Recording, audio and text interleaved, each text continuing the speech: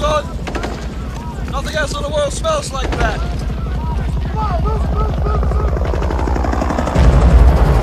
I love the smell of napalm in the morning. Good morning, Vietnam! Just like that, baby, we are live. Bam. We don't have any guests this morning at the moment. 10:63. TM Nerdy, how you doing? TM, I think you're babysitting a cat or something this weekend. I hope that's working out for you. We're at home today. Ben's at the shop. We get to chill. We're on vacation this week from work, which is awesome. Bam, baby. Digging it. It was a long night. I was up fucking late as fuck last night. Excuse my language. So I am beat to death. I hope I get some company today at church. It's always nice. If not, I don't know what we're going to do. Maybe I'll go on my phone and we'll go in my comic book room. Yeah, I'm going to definitely enjoy this vacation, but it's been far too long since I've had one. So looking forward to this. Staying at home, though, like I'm not going anywhere or anything, but staycations are always pretty good. I don't mind that at all.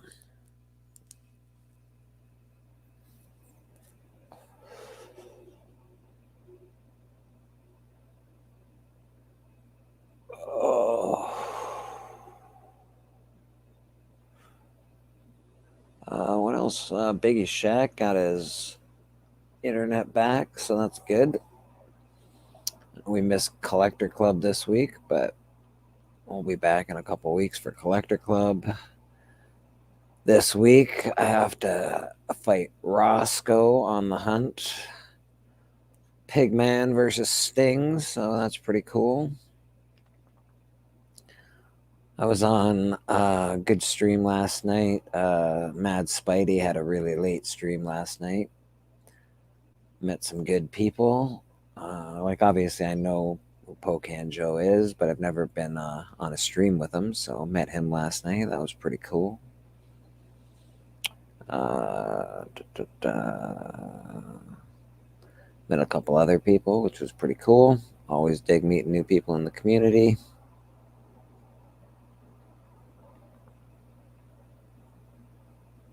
Can't remember his first name. Lemire or something. Great artist. Good art. Pretty cool. Haven't seen CJ on for a minute. Last Insomniac was a few nights ago.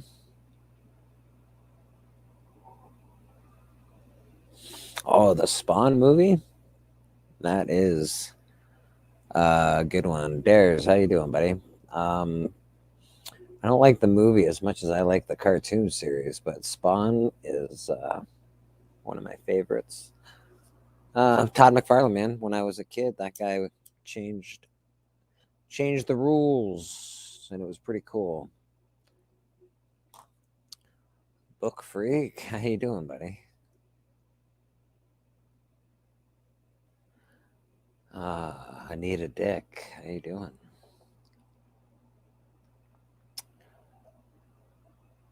Good morning to you, indeed.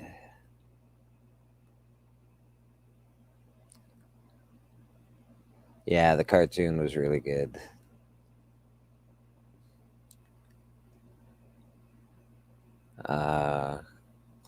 It's definitely, I watch it once in a while they have it on YouTube, so it's pretty easy to get. It's one of my favorites from back in the day.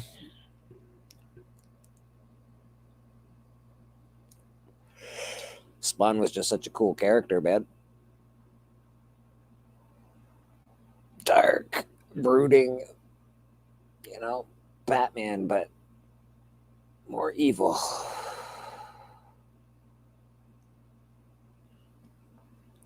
Tanya Hyde, that's a great name.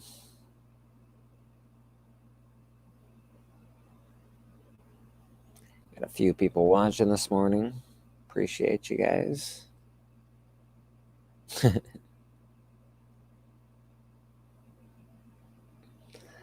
I don't know. I like Todd McFarlane. His whole documentary really is very inspiring. Um, I don't know if I could work for the guy though. He seems there's something about him that rubs me the wrong way as far as his personality goes. I'm not sure we'd get along, but I do like Todd McFarlane quite a bit. Good dude, Canadian boy. We appreciate that.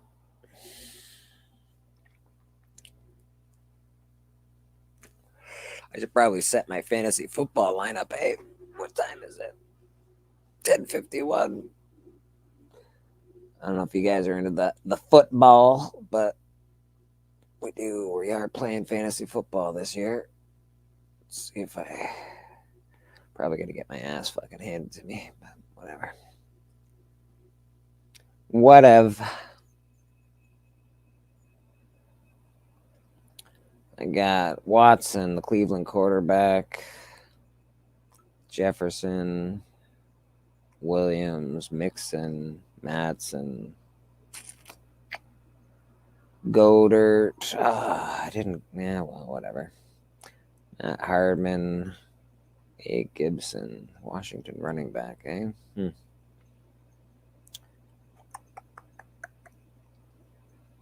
Shaheed. Nothing great this year. Ugh. Really don't have a great team at all. Good morning, Mastodon. How you doing, man? I hope you're well. Hey, 1063. Yeah, I could give you an update. I just gotta find out how many more books I got left to do, and then I will give you a estimation on time for you. Actually, I hope you're well this morning, brother.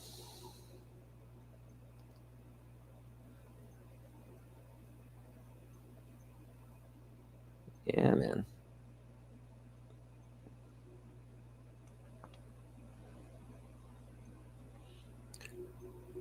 Yeah, it's a decent lineup. It's not my best year for picking, but it was a decent lineup. I hope I do well. I have won it once. I came in second once. We've got a pretty strong league, 12 guys. It's a no fucking joke league. There's cheating. There's a commissioner. It's hardcore, man. These guys really like their football, and I can dig it. I like the fun in it. Playing the fantasy football makes it a little more fun. You got no fucking running back. You need a running back. Jesus Christ.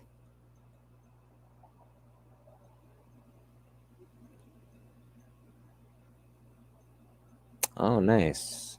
Are you sending them in yourself, 1060? Are you gonna be like you have a CGC uh, subscription? I'm guessing. I hope you're not using somebody else to send them in, like Niagara Falls Comics or something. Oh shit, there's a real football guy, motherfucker. Eh? John's Comics. How you doing, my friend? People are rolling on into church. Nobody has to be on time here. We just like to chill. Well, I usually have somebody to talk to, so nobody's hopped on yet, which is cool. I could dig that. Hopefully, they come sooner than later. I know we were up pretty late watching Mad Spidey and the Crew last night. That was pretty cool. Well, let's be honest, it wasn't good until I got on the show.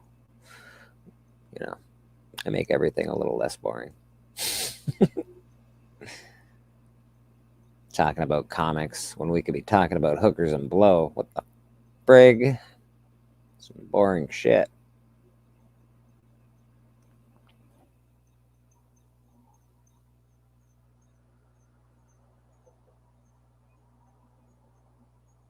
Yeah, man.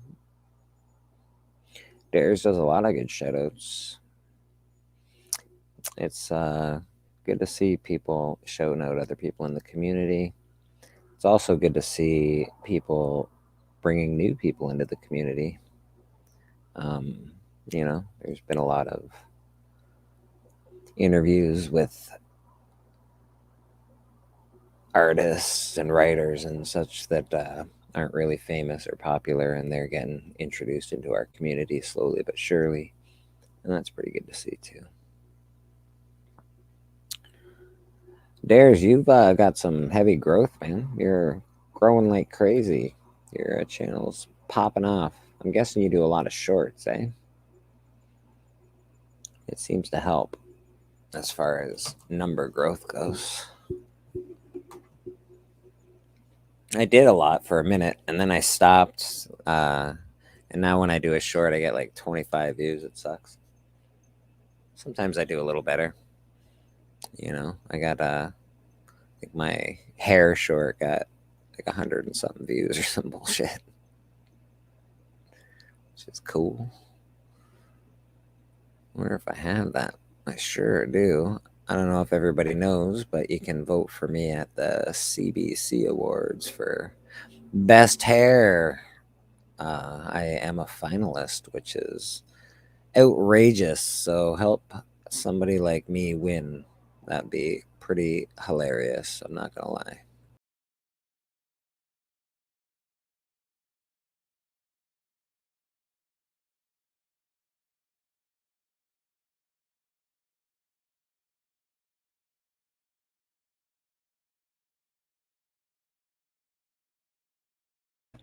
Beef it. How you doing, man? Yeah, that's about the time I got offline last night. Here it was 2:55 a.m. 3 o'clock. I think I stayed up till about 4:30, 5 o'clock. It was ridiculous. So we're dying. We're dying today. But I can nap after. I can do whatever the hell I want. I hope I don't have a nap where like I wake up in the next fucking universe. It's like Tuesday and like what the fuck just happened, man? I got to battle Roscoe on the hunt, and I have chosen for a cover battle black and white sketch variant covers. So hopefully everybody watches the hunt this Friday. Vote for Bleeker. I know Roscoe's a good dude, but you still got to vote Bleeker. Hey there, circumstances. How you doing, brother? Good to see you.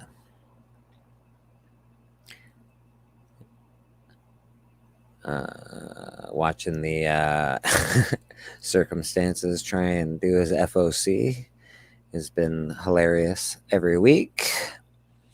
Nobody lets him do it, which is great. So keep that trend up, people.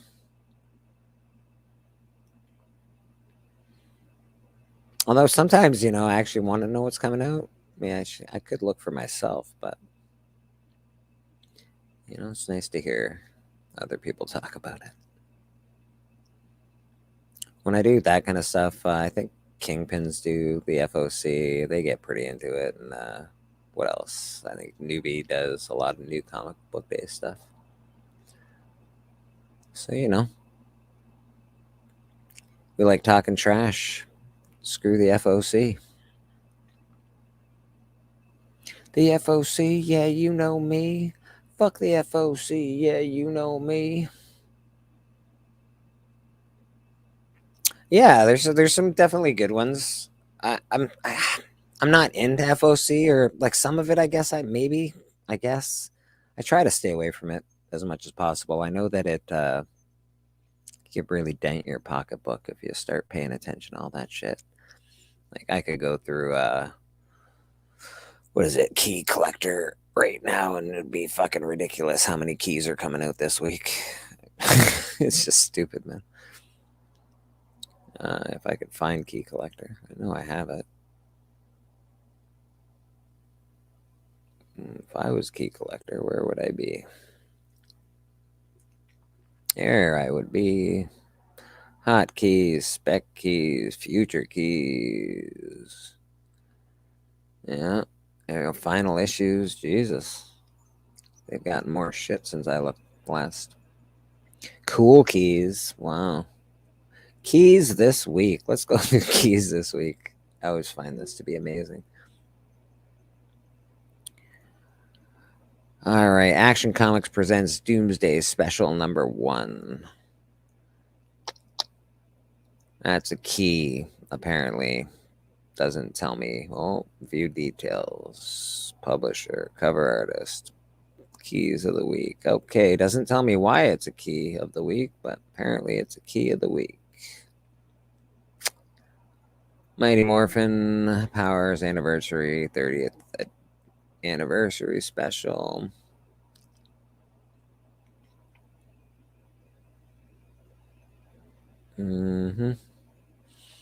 Does not tell me why it's a key of the week. Interesting.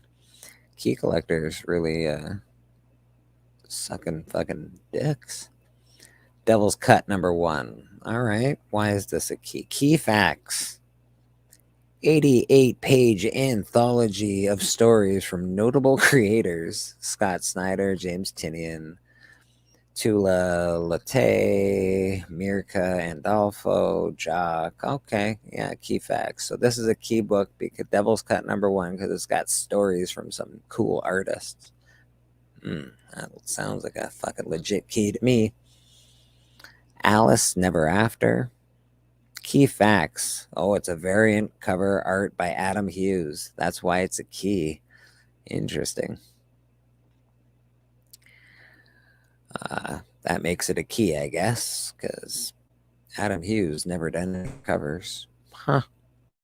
Ancient Enemies, The First Responder, number 1. Frank Miller presents. Interesting. I like Frank Miller. Trapped inside the hull. Key facts, by the way. Trapped inside the hull of an alien spacecraft for over 20 years, a firefighter is transformed into something greater and than and less than human as the first responder. Wow. Okay. It's really American. Good job, Frank. Benigno. Keith Benigno is at number 1, probably, I'm guessing. Yeah. The spirit of a long dead philosopher who takes up residence in Benigno's belly waits to emerge and guide him. So why is that a key fucking book? Why? Why? Dungeons and Dragons Saturday Morning Adventures. It's a one-shot summer special, people. That makes it a key. It's on the keys this week. First book from a new comic company. That's interesting. I hope they do well. Yeah, so I'm reading all these keys. It just makes no sense to me. My Little Pony, key facts, one-shot summer special. Plot holes, key facts, 5-issue limited series about a squad of fictional warriors who transport themselves into the pages of other books to save the plots in order to stop them from being destroyed. All right. I think I would have really liked that if I was 12 or something like that. That sounds like a fun story for a preteen me. One-shot summer special. A lot of keys that are one-shot summer specials. Apparently, that's why they're keys. Nort's Illustrated Swimsuit Edition. Interesting. Number 1. That's got a good cover, I guess. Variant cover by Pablo Villalobos. New this week. Night Terrors. Night's End. First appearance of Dr. Hate. Night Terrors people have been really talking about that. I didn't get any Night Terrors, but it sounds like it's pretty cool. Giant Size X-Men number 1. It's a reprint of Giant Size X-Men, which makes it a key, apparently. Good. Okay, good. Hulk number 3. First appearance in Death of Brother Deep. Oh, So it's his first appearance and death? Wow. Sounds like a really good character.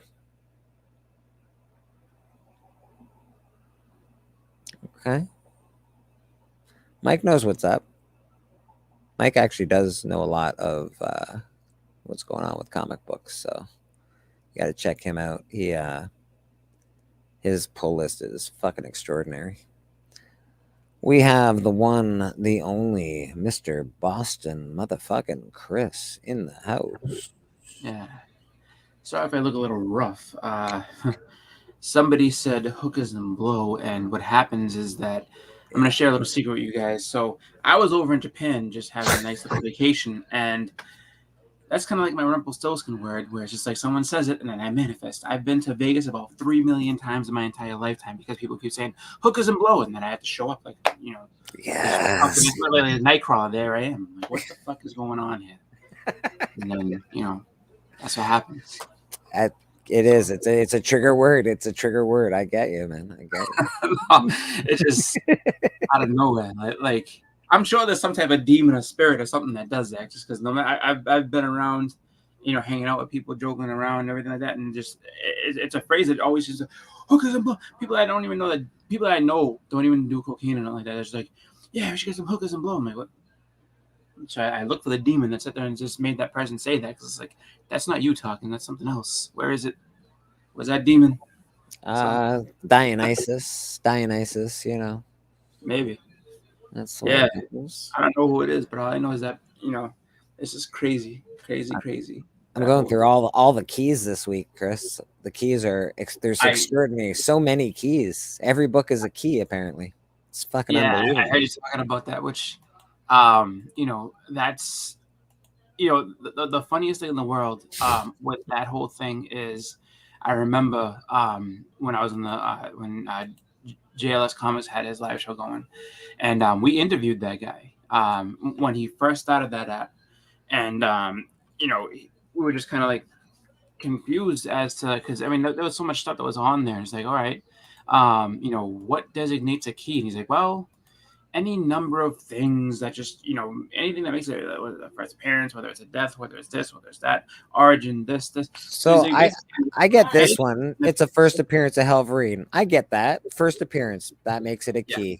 But when you go like variant art by Hughes, I'm like, well, like, is it his first fucking comic book? Is it like, why is that a fucking key? I don't get it, man. Well, see, here's the deal. See, now, when you look at that, right, there's all these different things that will, factor into it, just because you hear the name, Adam Hughes, Peach Momoko, Del Otto, was it Adi Granoff, any number of people's names that will come up, and that automatically jumps that value up, supposedly, because it's like, oh, it's a key now because, look at the artists on it. Oh, we have a Jim Lee variant. We have a Tom McFarlane. I understand that it jumps the value up because there's a well-known, or let's say a better artist in the industry on the book. I get that. That makes perfect sense to me. But don't call it a key. Don't call it a key. Trev, the shipping guru. How you doing, brother? Well, here's my question on that one now. Just because if you're gonna come out, all right, it can be a variant. That's fine. The question that I have is that, like, if it's reused art though, like if it's something that was like, drawn somewhere else and that you're just reusing it, because like I remember when they did that what was it? There was a Wolverine cover that McFarlane, did, and they're like, oh, it's just, McFarlane Wolverine and everything, and then you go back and you find out like it's actually not a cover that he drew specifically in that way. It was that he drew that, I guess, at one point, and it's on a Spider-Man cover. Like the Wolverine is on a Spider-Man cover, and I guess they were able to, whatever, in the 90s, go ahead and isolate just the Wolverine drawing that he did, and then put out the background. So now he's putting out the actual cover. It's kind of strange to me. I was like, okay, but that's Evils. I know the same as that you sat down and drew a new thing. Like, I know first published art is a key, Evils, but it's not like Hughes hasn't done any other covers. It's not his first published art. I just don't understand. Yeah, it's his first art on this comic series. That makes it a key. Like, I don't know. No, it's just one of those things where it's like, that people are gonna seems like a stretch. It seems like a bit of a stretch. So hold on, let me see which book this is. I to think I know what you're to talking get you to buy more So, comic books. about. Is this that the shouldn't Alan be After Never? Alice After Never? unless you Number love them, 2. of course. Buy what you love. I Read what you love. think I'm just looking at the new keys this week, and I'm like, all right. That's what it says on So, Key Collector, man. I'm just reading the app, bro. well, here's the funny part because like they also list non-key, so there's a bunch of stuff that they're just like, oh, I think that they've kind of changed how they show things. So there's a lot of stuff that's just on there, and like I'll say non-key next to it if it's not a key. So I think this is basically more or less This them is just showing. they got key facts on the bottom. So like, Yeah. like Knight's End is first appearance of Dr. Hate, Giant Size X-Men. The key facts are reprint of Giant Size X-Men #1. That's the key fact. I'm just saying that's why it's a key. The key Well, yeah, fact I mean- Hulk #3, first appearance and death of Brother Deep. Okay. Marvel Yeah. Age 1000. The key Wow, it's facts: just 1000. anthology of stories based on the classic eras of Marvel characters, includes a Marvel value stamp featuring Spider-Boy. Yeah. Key facts. No, well, that makes sense because I can understand that because it's a 1000 issue. But if you look next to it, like right now, it says non-key. So it's just like, No, it's ridiculous. even though that they're saying that, oh, like here's the reasons why it's significant. It's not actually a key. So I think this is more of just a page that tells you the books that came out. But I mean, to say that anything that came out this week is an actual key is kind of tough. Just because Well, I mean, I can it see just if there's came out. first appearance, like first appearance of Helverine. I guess that would be a Well, key. yes and no though. Just because small you key. can have the first appearance of Helverine, that's great. Who the fuck cares? You know what I mean? Is anyone really gonna give a shit Not about gonna lie, Helverine? I actually started care because I like Wolverine and Ghost Rider. I'm just like, what? There's gonna be a Wolverine Ghost Rider? That sounds fucking dope as fuck. Well, yeah, and you have to see if there's any traction with that, just because I mean, that's the thing. I don't care about the traction. That's why I'm getting it because I like the idea of Wolverine Ghost Rider. No, that's cool. I'm not getting a key. The debut. I'm not getting Ultimate Invasion. The debut of Kang armor. I'm just not interested in that.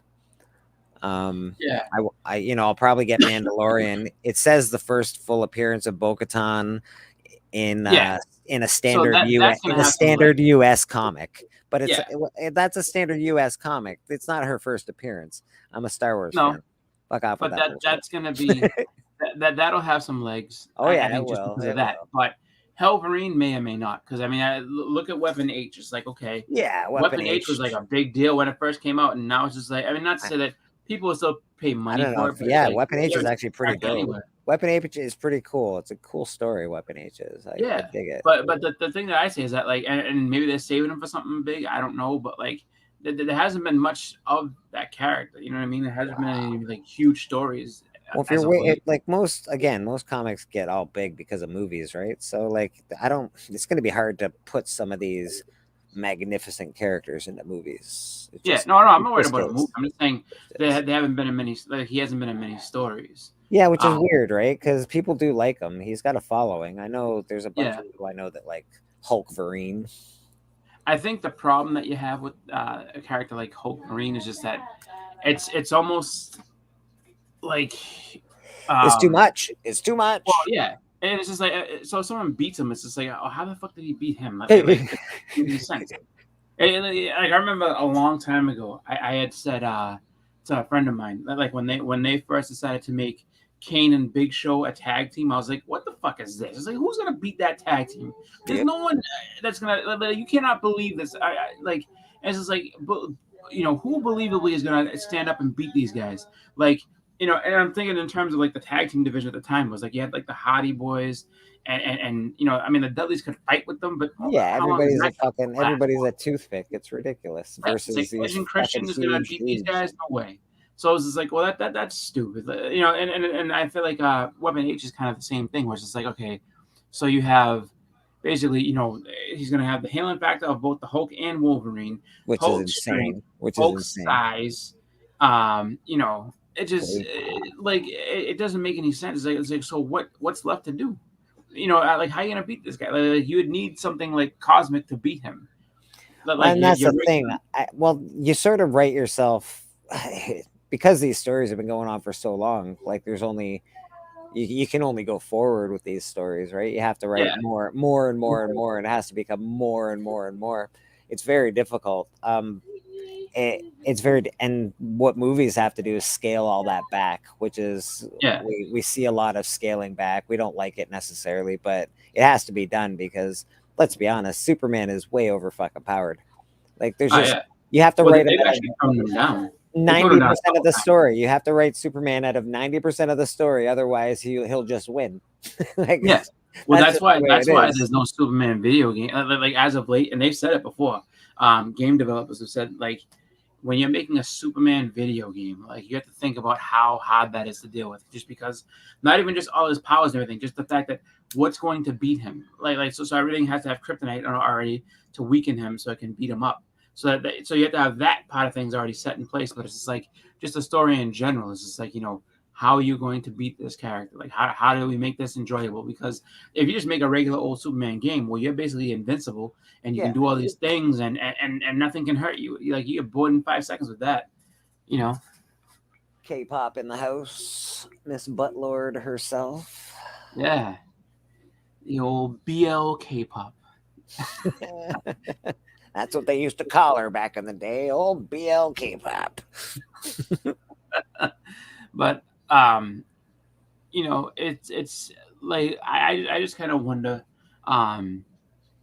with that. And then you know what you do? You know what He they kind does, of but Trev, he gets his ass beat all the time, except he always says that he holds back. And then, like, at the end of the fucking episode or the end of the comic or the end of the show, it's like, oh, yeah, well, I'm not going to hold back now. And then he beats the shit out of the guy that's been killing him the entire fucking show. Yeah. Well, that's why it was kind of cool when you heard that from when Dr. Octopus, switched bodies with Peter Parker, and he's like, whoa, he's like he's this strong, like what the fuck? Like he could have been killing us left and right. Like there's no way. Yeah. And he's like, I fought this guy many times. I've taken full, what I thought were full force punches to the face from this guy, and he wasn't even trying. It was like, oh, like that. That's what I mean. And that's the funny part, which is like, and that's what they end up doing. It's like, so Hulk Marine comes out and it's like, oh, Weapon H is this, and then all of a sudden you have something like Spider-Man knocking him out in one hit because it's like, I had to use all my strength, but I knocked him out in one hit. It's like, oh shit, okay. Yeah, and let's it's just be like honest. so then how strong is this one? You know what I mean? They asked Stanley who's the strongest superhero, and Stanley's answer was whoever the writer wants to win. So let's, of course. the people take away and add powers all the time, but like these superheroes, if they're so overpowered, there's nothing heroic about it. Like Batman says to Superman, you're not a hero. People are heroes. You're a fucking you're a man of steel that doesn't get hurt. How the fuck is that heroic? Well, that's the thing. It's just, and it's funny because like, what they did, I guess, to try to balance out Superman is they gave him a shit ton of weaknesses that like a lot of them you'd be like, really, like he can't handle magic. Like magic will whip his ass. It's like, Magic's really? a good one for Superman. Yeah, it's like magic beats the shit out of Superman, and it's just like, but then he's his own worst enemy with a lot of stuff too. Because like you look back, it's like, okay, so you mean to tell me that an evil businessman is his arch nemesis for all this time? It's like, yeah, Lex Luthor keeps robbing banks and shit and doing all this crazy stuff, and he's the guy that like Superman, no matter what, he can't manage to put him away because this dude's got so much money that he can just kind of get out of whatever legal trouble he gets into, and he's out there doing the same shit again. It's like he murdered 7 people outside. I just saw him do it. Yeah, but he got money. It's good. It's actually kind of funny to me, like, or it's just like that's where Superman has his thing, and some people are like, well, he's got all these big villains that come after him too. Yeah, but his main villain, like his main guy that gives him the most trouble, it's not Doomsday, it's not Darkseid, it's not any of those. It's Lex Luthor. Lex Luthor gives him the most trouble out of anybody. It's like literally a businessman. Lex is the man for sure. A businessman. And don't get me wrong, I actually like Superman. Superman is one of my favorite superheroes. I've liked him since I was a little kid, for Christ's sake. But he's all American, apple pie, fucking farm boy, kind of. He's too squeaky clean. That's his problem. It's just like That's like, I'm just talking that there are problems with Superman and Superman. Oh yeah, and the fact that he's so strong, that they made him so strong. Like they had to, they gave him so many different weaknesses, and then it's like, oh no, we had one kryptonite that would kill him. Now there's like 18 different kryptonites that do all types of different shit to him. One straight out kills him altogether. One makes him super powerful. One, what's it called? The green always has been his weakness and make him sick. What was it? Red just takes all his powers away. It's just Red makes him an asshole. Red makes him flick fucking peanuts into beers and shit. Just so many different things. It's like, it's really kind of funny, like looking at him in that way, because it's like, and really it's funny because like a lot of people, I think have the issue where it's like, yeah, he's a cool looking character. It's great to see him like really like go at something and be able to go strong at something else. But like, it's just so funny, and that's why, I always think that Stan Lee was onto something when he's just like, yeah, those guys are great, but you can't relate to them. You just can't. That's why Spider-Man is he's such an awesome character, because he is so fucking relatable, and they did a very good job taking him back to Miles Morales. I think Miles Morales, no matter what Superman issues incarnation come up, of Spider-Man, you can't really sit there and be like, well, his son is stronger than he is. His son certainly is stronger than he is. He takes dick. That takes a strong fucking man. He's just like, it's just so funny. Like, Superman has to change a tire. Like, oh shit. Like, you know what I mean? It's just like, why? You can fly. You don't gotta worry about nothing like crap. Like, what's his problem? Superman. I don't know. You want to see Superman have a really hard time until the end and then win. That's sort of the deal with Superman. But it's hard to do that. I think a lot of people like seeing him get his ass kicked. Well, yeah, he's got to have a hard time through the whole movie and then, win eventually. I like to see him lose. Like, I like to see him. Really? You want to see Superman? I never want to see Soups lose. Sometimes. Man. Soups is all right. I do. Sometimes like, this is cool. But, like, he's got to save the day. What's funny is I remember one of my favorite scenes of him getting the shit beat out of him was in Avengers versus the Justice League. The crossover that they had. Like, so they're just sitting there, and I think he like punched Thor. He hit Thor and like knocked him down, and it looked like he was like, Thor was out. He wasn't out. He was just hurt. And then like the whole Avengers is like, he hit Thor like that. Fuck. And it was just like you're not gonna hit Thor. And they all jumped him and they beat the shit out of him. Like the whole Avengers, even though a bunch of them probably couldn't hurt him at all, they all jumped and just started stomping the fuck out of him. I was like, that's great. That's amazing. He got jumped by the Avengers. Well, I don't know. You would think Thor would be really hard to knock the fuck out. He's fucking goddamn. He's a god, for Christ's sake. Yeah. Well, you know what the problem is that like, and I can understand.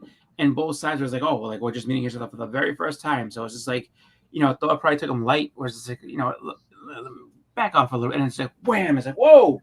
Okay. And now he's all the way over there, and he's just like, the fuck happened here? And then Hercules and all them was like, oh, what? You just gonna punch Thor in the face? And heroes are super toxic as well. They all want to fight each other. They want to fight each other. When they first meet each other, it's always a fight. It's never a, hey man, fuck, you're really good at being a superhero. Hey, so are you, bro? You're an awesome superhero too. No, they just want to kick the shit out of each other. That's one of the things that always cracks me up. It's just like there's so many, like you figure, you watch, if you just looking at comic book covers, it's like there's so many of them where it's like, heroes are wanting to beat the shit out of each other, and it's like you guys are on the same team, like each other, like not even just on the same team, like this and that, like Tony Stark knows Captain America, Tony Stark and Steve Rogers know each other. They've been to each other's houses and shit, and this dude's still gonna walk up and punch him in the mouth. He's got his phone number, for fuck's sake, and they're still fighting. Jesus Christ, guys, come on. And it's just like, whoa, wait a minute. It's just like, oh, Hawkeye's got a problem with with Hank Pym. It's just like, and they're sitting there beating each other up. It's like, how does this work for teamwork? It's like, all right, you know what? When Grim Reaper comes back, we're gonna kick his ass. But after that, I'm knocking you out. It's like, what is this? Wow, like, Hank really, everybody should have a problem with Hank Pym. Didn't he kick the shit out of his wife or some bullshit? Like, yeah, he beat her Hank up. Pym's not a great dude. He's not a great dude. Yeah, there's a few comics like that where he just kind of gets mad and beats her up. But then, actually, one of the there's another one that's funny. Like Reed Richards did a similar thing, but it was because Not Reed. Tell me not Reed. Reed didn't beat up fucking Invisible well, Girl. it's different. It's a different circumstance. Okay, Reed, all right. like, Well, because circumstances. Was it her fault? What was she wearing? No, she was possessed by malice, and she was just being, and well, she was like just basically she was not killing, but she was beating the shit out of the Fantastic Four. You gotta fight her. And Reed just being an asshole. He's like, he's like, he's like, what do you think you are? He's like, you're just nothing. He's like, you're nothing but a little woman. He's like, what can you do? And he lays into her, talking shit to her or whatever.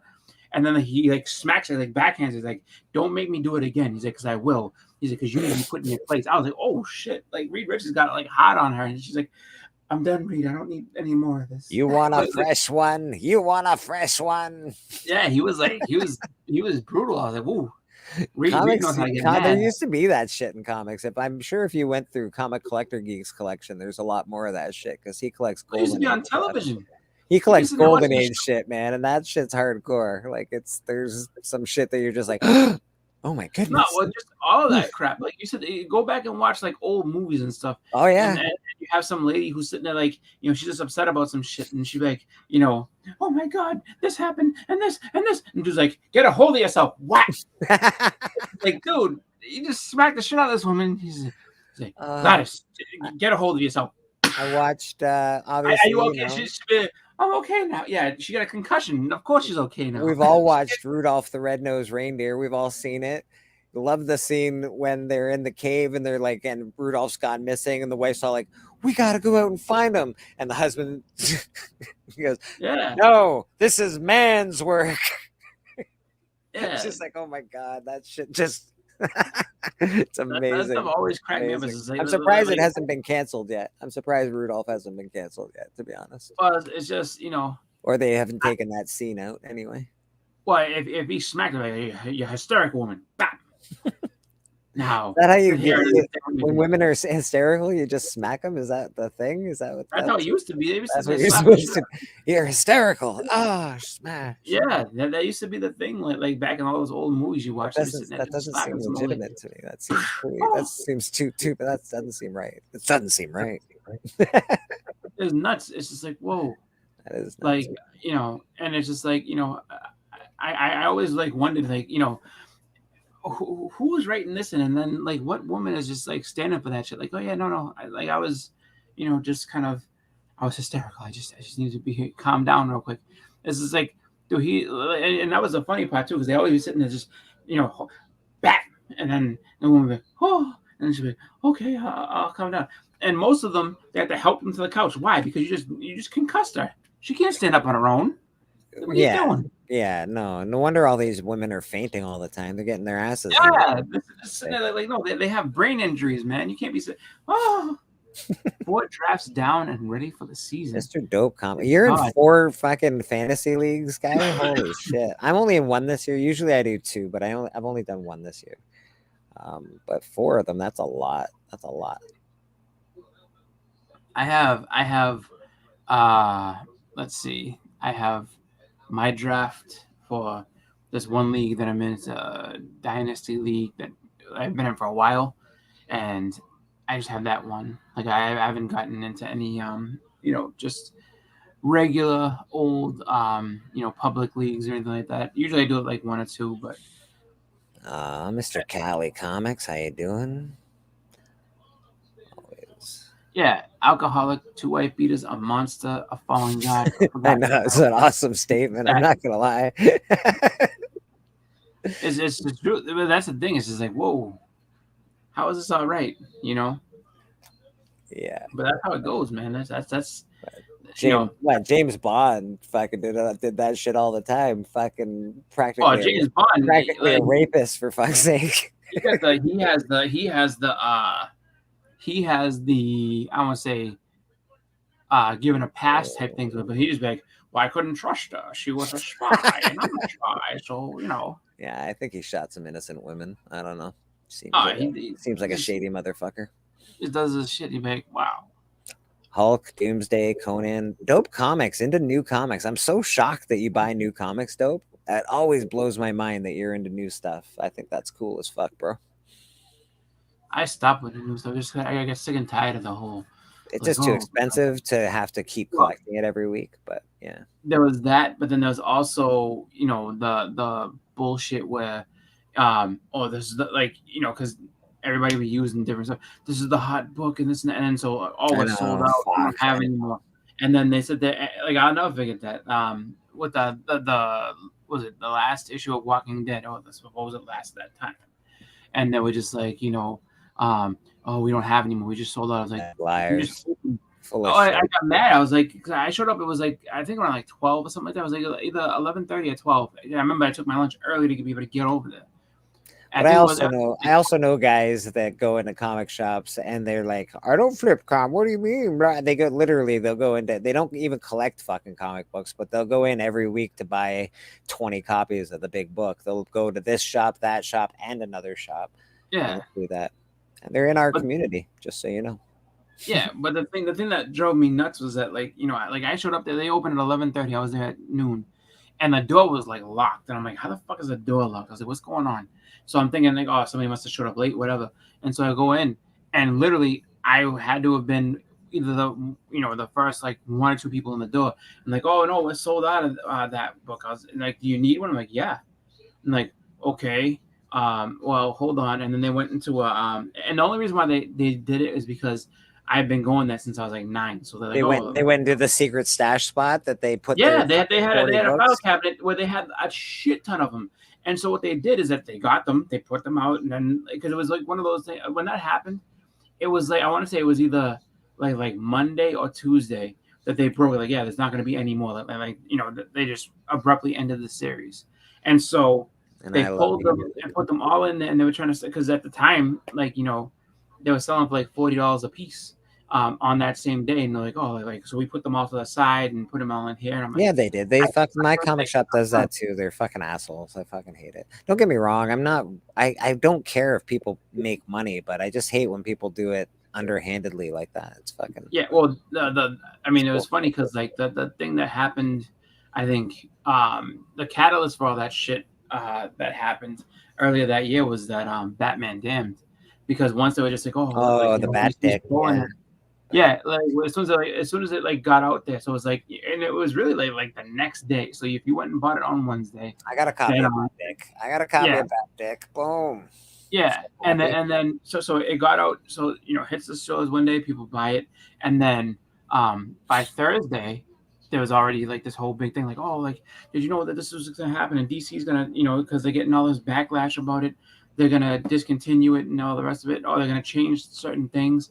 And then like people just was like, oh, and then there was a guy, I guess, who was talking about his shop, and he's like, yeah, he's like, shop owners heard about it, and he's like, oh, he's like, heard Fuck about that, the DC. Double down on that shit. Show two dicks next time. Show Bat Dick and Robin Dick. Boom. But he was like, like, I guess the guy was like, yeah, he's like, he's like, oh, what about it? What's going on? And he's like, oh, like they're gonna, it's controversial. They're gonna pull it and reprint it and everything. And then the guy walked up to the shelf, took it all off, and was just like, gotta go make some money. And they priced them all for like $100 or something like that. Like the next day, and it was just like, and I mean, and that's what happened though. Everybody, who had one, that bought it that time, all about it. They sold them instantly. They made their money. So I didn't sell mine. I like my Bat Dick. No, I didn't either. Like I still have it. I've tried them. Nobody really wants it, which is fine.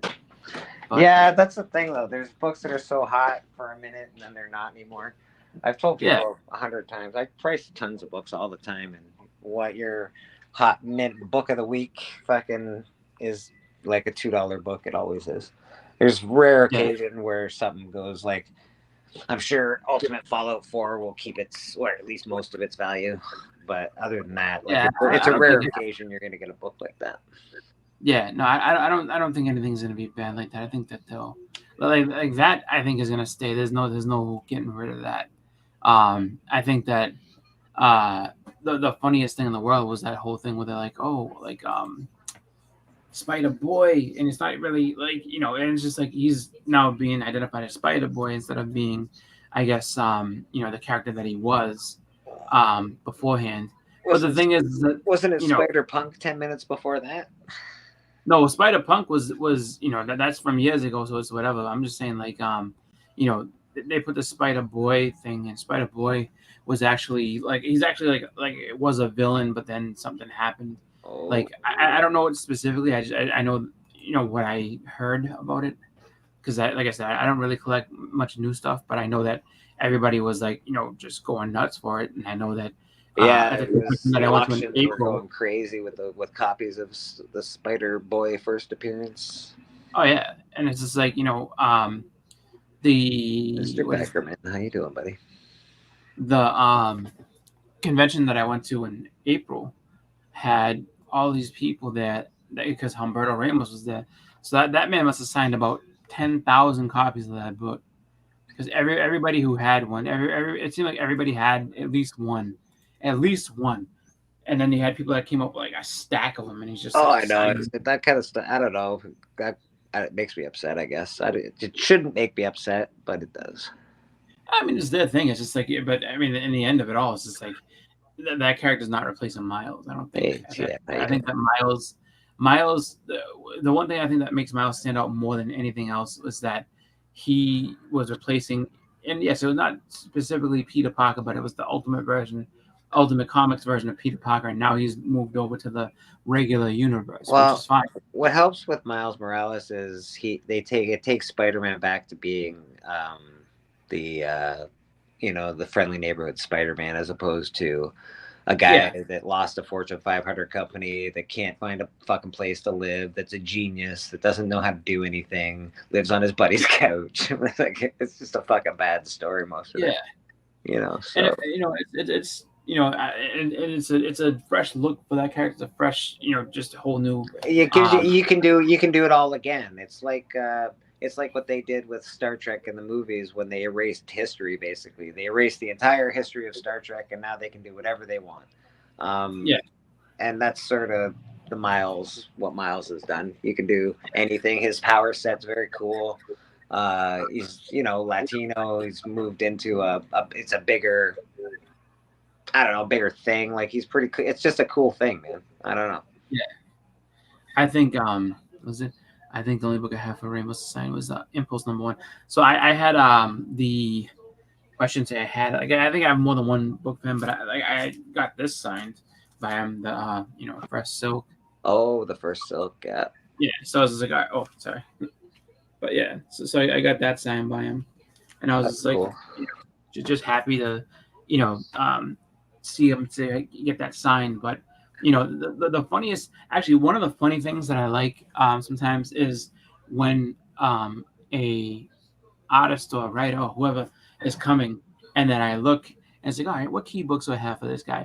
And it's like, I have no keys, but I have a bunch of stuff that this person's worked on that's not key at all. That always cracks me up, because it's like, wow. So it's just like, out of every book that this person's ever done, I have all the stuff I have a bunch of things that nobody would care about or even want, which actually sometimes makes me kind of think about it, where it's like, you know what? I look at that and it's just like, for the most part, especially if it's in the same series, it's like, so this is just a really good story. And, all the big stuff that this guy worked on, I don't have. But this one story here is probably, just a great story to have. And it's just fun to be able to sit there and say, all right, so this is probably, even though it's not his most appreciated, this is probably, this person's best work. Joe in the house, how you doing, brother? I don't know, man. Yeah, I like that shit. I can dig that. I find myself following more and more writers, as opposed to and artists, of course, as opposed to comic titles. Mr. Biggie Shack in the house. What up, buddy? What remark did you get? What character did do the remark for you? We gotta give Biggie Shack his proper intro. I gotta get one for you, made Chris, by the way. But let's give Biggie. Big Biggie. Biggie. Biggie. Big Biggie. Boogie. There he is, in the flesh. That's right. Go ahead, Chris. What the fuck are you saying? What's going on, man? Oh no, I was asking Beckerman who it was that he got for remark from Humberto Ramos. Oh, Beckerman. Oh, Craven remark. That's cool. Remark, that's cool. I don't get a lot of remarks because it's like I'm cheap, but I do get signatures. Well, you know what's funny is that you can. I mean, for what you can get a remark for and a signature for is getting to be kind of close. So it's just like it's almost one of those things where it's like, you know, I kind of wonder sometimes where it's just like, you know, even though traditionally you'd be like, oh, I want to get the sign, but it's just like I usually think that usually if they give you a remark, they usually tend to sign it too. So that might be the little hack. Just be like, hey, would you mind doing like a little remark on this one? Because I think they end up signing it for free just to make sure that, like, you know, everybody knows it's them. But I was trying to go find that Amazing Annual one that Beckerman AOK'd Mad Spidey, but I didn't see it on his Instagram, so I was probably going to ask. Yeah, I heard later, that. Yeah, that was that's an awesome AOK, man. Yeah, Beckerman's a fucking maniac. Well, if you got the first Hercules Beckerman, I'd love that. Yeah. So yeah, that's cool when artists do that for you. I like remarks. I just I don't know if you saw my post when I was at my con. It was expensive to get signatures, man. It was like $45, $50. Some people charged $60. And I was like, what the fuck? Yeah. The only person that didn't charge very much money was fucking Phil from The Simpsons. He $5. $5. You know what I missed out on? I had to give him more money to, like, I was like, here, take 10, please, because $5 seems way too fucking cheap. So, you know what's funny is I didn't realize, I should have asked why Jim Balint's line was so long. Because I'm like, why is his line so long? At Terrificon, he was doing free sketches for everybody. Like, $100 for a signature, Evils? Jesus, fuck. Who are you getting to sign your books, God? That's fucking insane. No, maybe he's talking about the remark. Oh, yeah, I don't get remarks, man. I don't do remarks. There's very few signatures I would want. Like Kubert, Kirby, Ditko. Like, there's signatures I want now. Like I would take any signature. Yeah, I would take any signature. Like, signatures are cool, but like to physically pay for, it would have to be like one of the fucking greatest there are, you know. Ramita would be nice. You have to have a seance for that. Yeah, exactly, right? Like it's really actually really sad. We're losing quite a bit of the old guard for sure in the last little while. Oh yeah. It's been pretty depressing in the comic book world. Well, I say the hardest thing too with all that is that if you're trying to buy a signed book that was from one of those guys that's passed on, it's gonna cost you an arm and a leg. Doesn't really matter.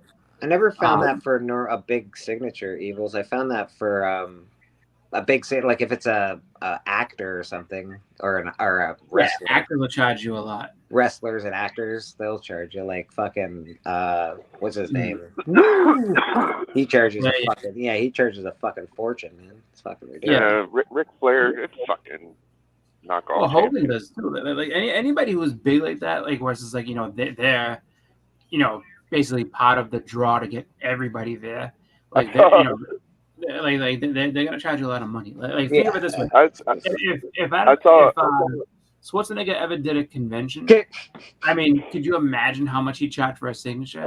He's gonna charge you at least $500. Well, first he never would though. That's not his. You never know. Like he could I don't think I've ever seen fucking former governor for Christ's sake. He doesn't have to do that shit. He's probably banging some maid. Oh yeah, he's stupid rich. He fucked a Kennedy. Come on. Yeah. It's just like, I mean, because it's definitely people like, you know, I mean, you could easily get him to go in and be like, oh yeah, you know, Schwarzenegger's coming. It's like, holy shit! Like Beckerman's the minimum is going to be $500 to come in and sign anything. Schwarzenegger. You know who charges a lot too? The Hulk there, fucking. Ferrigno. He's a fucking douchebag as well. I heard he's a nice guy. He's not a nice guy. Not when it comes to money and signatures. I'll tell you that. He might not have been nice to you, but he's probably all right. He did a convention and he charged $500. Wow. That's amazing. See, and What it's a just like, prick. how would you like I just know that for a fact, like, and that's going to be such a hard signature to get because you know it's going to be limited, the amount of signatures he's going to do. You have to probably pre-buy it, make sure that you're there specifically within that. Like that would be such a headache to get a signature from someone. Yeah, sometimes I wonder what kind of jobs you people have in this community. $500, everyone's a jet setter. People can go wherever the fuck they want. What the fuck are you guys doing for a living? Fuck's sake. I'm sorry, Bleak. You're just, you was used to hanging out with me and a few other guys, and we're all poor now. You're actually, people have money, dude. Like, there's actual people out there with money. Yeah, I guess I'm just one of the fucking not money people. No, Yeah, it is. I can admire people's signatures from afar, but it's just not gonna happen. Like there's people that I would love to have met, like Peter Cullen. I had the chance to meet him at the Boston show, this last one, but he wanted $200 a signature. I was like, dude, that's way too much money. Maybe Lou just didn't like being in Canada. Maybe he was just upset he was in Canada. Maybe. I'm totally fine with just getting the comics. Like I don't fucking care if I get signatures. It's nice to have signatures of people that like that really, like, I don't know, shaped your fucking childhood and shit, man. Like I would have loved to have Conroy's signature on my Batman Adventures #1. That would be pretty fucking awesome. I don't have it, and I'm never gonna get it. What is it? Well, the way I see that too is that if it's something that you really want, I mean, you can find it because people will sell signed books like that. Like, it's just I've got mine signed by Templeton. I might be able to trade it and pay a little bit of money. I would say that something like that, like if it's somebody who's not alive anymore, like you can do that. The only thing I would say is that you'd have to, you have to probably go for a graded one, which is going to cost you some money. So it's just like it just, to me, I would say, how much is that signature really worth to you? Like how much you willing to pay for a lot? Because Batman, Batman. It's like it's that shaped fucking half my fucking beliefs in comic books. The Batman, Superman. Well, that's the thing. It's like it depends because Christopher Reeves. Holy fuck, that would be on a Superman book. That would be fucking amazing. Well, the only signature I would need is a Biggie one. Well, Biggie said he would want a Kirby signature, right? The only signature. Well, yeah, Kirby. I mean, I got Hulk Hogan. I got Hulk Hogan and Shaq, but I'm Biggie Shaq. So the immortal Biggie Shaq, immortal Hogan, Shaq. I just don't have Biggie. Well, that's the thing, though. Is like, so you could probably find, like, if you looked on eBay or wherever, you could probably find a Kirby signed comic somewhere. It's just I don't doubt that I might not have one. Like, I have enough Kirby books. There might be one inside of them. I don't know. I don't. I just hold on to that. I just think that I would like to have one. Yeah, but I'm sure that there's a limit on how much you would pay for one. You know what I mean? Even if it was something where, let's say, you find a graded book, it's signed by Kirby, and it's just like, okay, there's got to be like a range where it's like I can't go ahead and pay like let's say it was like $3,000. I can't pay $3,000 for that. Like $3,000? No. Well, I would. My range would be like $200, $100. That's about as far as I go for a signature. I would just get a really cool Kirby book instead. So the question too that comes up too is, I mean, if you just want the signatures, you can get something on as like later work that no one cares about. And it's like, all right, yeah, $200 for this Jack Kirby signed, book, no problem. At least now you have a signature Kirby. It's not on a book that maybe you would want it to be on, but at least you have it.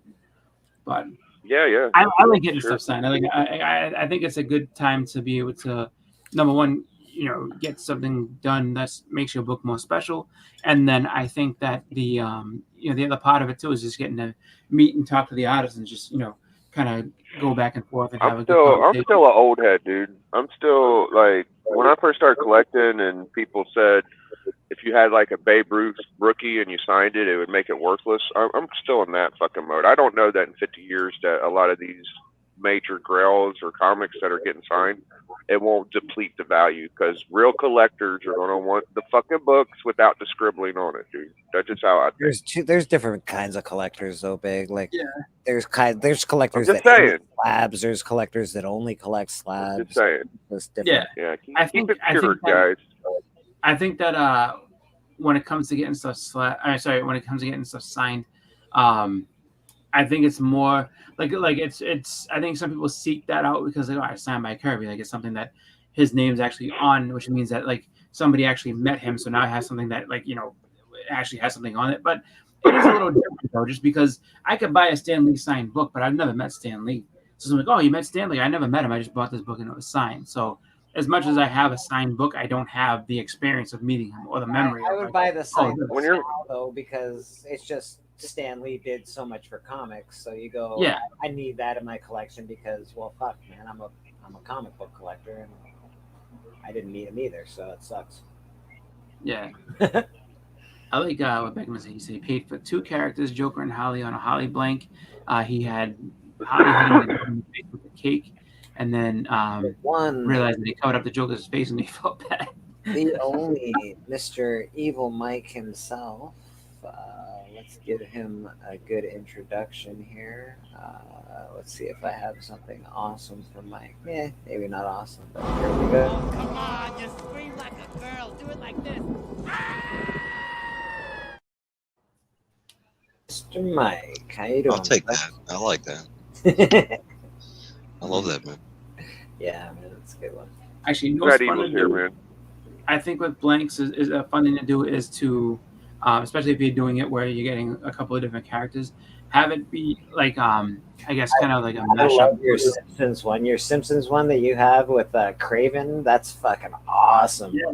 That's And then the Electro. yeah, What I think is cool. What I think is cool is just like because I started thinking about that. Like, what if you had like a homage cover done of something else? So like, let's say like the Joker and Holly one, right? Like, let's say you did like X-Men 137, where it's like, what was it, 136 or 137, whatever one it is, where you have like Cyclops and he's all battle torn, and then you have Jean Grey, and then kind of fighting standing next to each other. And it's just like, how cool would that be to have Joker and Holly in that same way? Like that'd be kind of cool. I like doing stuff like that. they did a good mashup on Between the Lines. Everybody, I'm sure you watched Between the Lines, where they did your favorite superhero character as a wrestler, and some of those were fucking awesome. Oh. Some of those were fucking awesome. You mean something? You mean something like this? Yeah, let me make you big there, buddy. What is it? Oh, there you go. Yes, something like that's so fucking dope. That's so cool. That's my idea for anything Savage.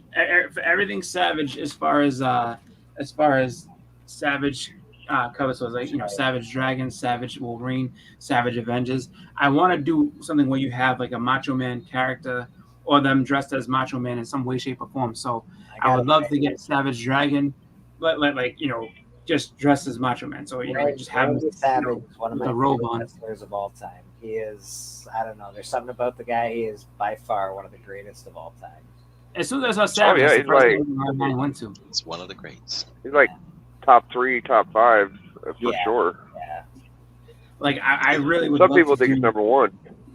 It's up there. I still put Hogan on top up there. for me. Hogan's got to be on top. Nice. He's my childhood. That guy was a hero, bro. I would love to do. I think the whole what's it called, the Savage Avengers, but and do like it's just a splash. So it's it'd probably be like Savage Avengers is a great story. It's fucking. Let me tell you. Cap. Let me tell you. Let me tell you about. Oh, I'm sorry, boss. I thought you were done. You just said Savage Avengers. You're going to say No, I something was gonna else? say. Sorry, I just want to do something where it's just like it'd have to be Cap on the front of it, but you'd have like a Randy Savage Thor version, Randy Savage Captain America, and whoever else. Okay, and then I it's see, just I gonna see be. what you're doing, I see And it's gonna be, and I would have what's it called? I would have to have what's it, Captain America, like, oh yeah, symbol or something like that. Like that'd be awesome. America's ass, baby. Oh yeah. All right. Let me tell you the I heard a Ric Flair story about Hogan. Okay, so Ric Flair said, "Oh, I'm traveling the world. I went to, I don't know where the fuck he said. It was like Sing Sing or fucking Europe or some bullshit, right?" And he's like, "I'm traveling the world. You know, Hogan's is around 85 or 86. He's the world champ for WWF." And Ric Flair comes home and talks to his dad in Minneapolis. And his dad's like, "So how's it going there, son?" He says, "Oh, what do you mean, how's it going? I'm the world champ. I just flew in from China. Da, da, da, da, da." He'd say, "Yeah, that's funny because all my friends, they don't know you. All they talk about Hulk Hogan." He said, "Champ of what?" Yeah. It's like, you're world champion. Nobody knows you. It's Hulk Hogan, dude. It's a fact. That's a fact. Fuck Flair, man. I don't know. He was. I get tired. Everybody always like, "Oh, Flair's the real greatest world wrestling champion." Shit, even Flair's dad didn't believe that. Flair wasn't my time of wrestling. By the time Flair got to the WWF or E or whatever the fuck it was at the time, he wasn't. He was not in shape like he used to be. He wasn't. He was just.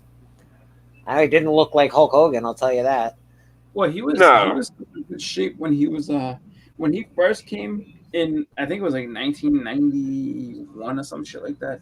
Like he was in good shape and everything. It was different, and it was tough because it was like you had Ann and Tully Anderson come over first, and they had left WCW. They came over. They were gonna, they were the Brain Busters, and it didn't quite work just because it's like, everybody knew them as, oh, like these two guys are from the Four Horsemen, and then you had Flair come over and like, all right, so Flair's like, but it's like he didn't have anybody else really with him. Like he didn't have a Four Horsemen like group, so it's just like it didn't quite work the same. I mean, he did have good feuds, he did have good matches and everything, but it was like, he was out of place. Oh, he's not a bad wrestler. His talent, yeah. There's no denying he has the wrestling talent. He just for me it was that time right there, the biggest guy in his picture when he started NWO and all that. That's when you could, like, for me it was the first time where you could actually see the age start to set in with Hogan. But yeah. I mean, it didn't take away. I mean, because honestly, and because I've been, probably like y'all, a fan of Hogan since I was a kid.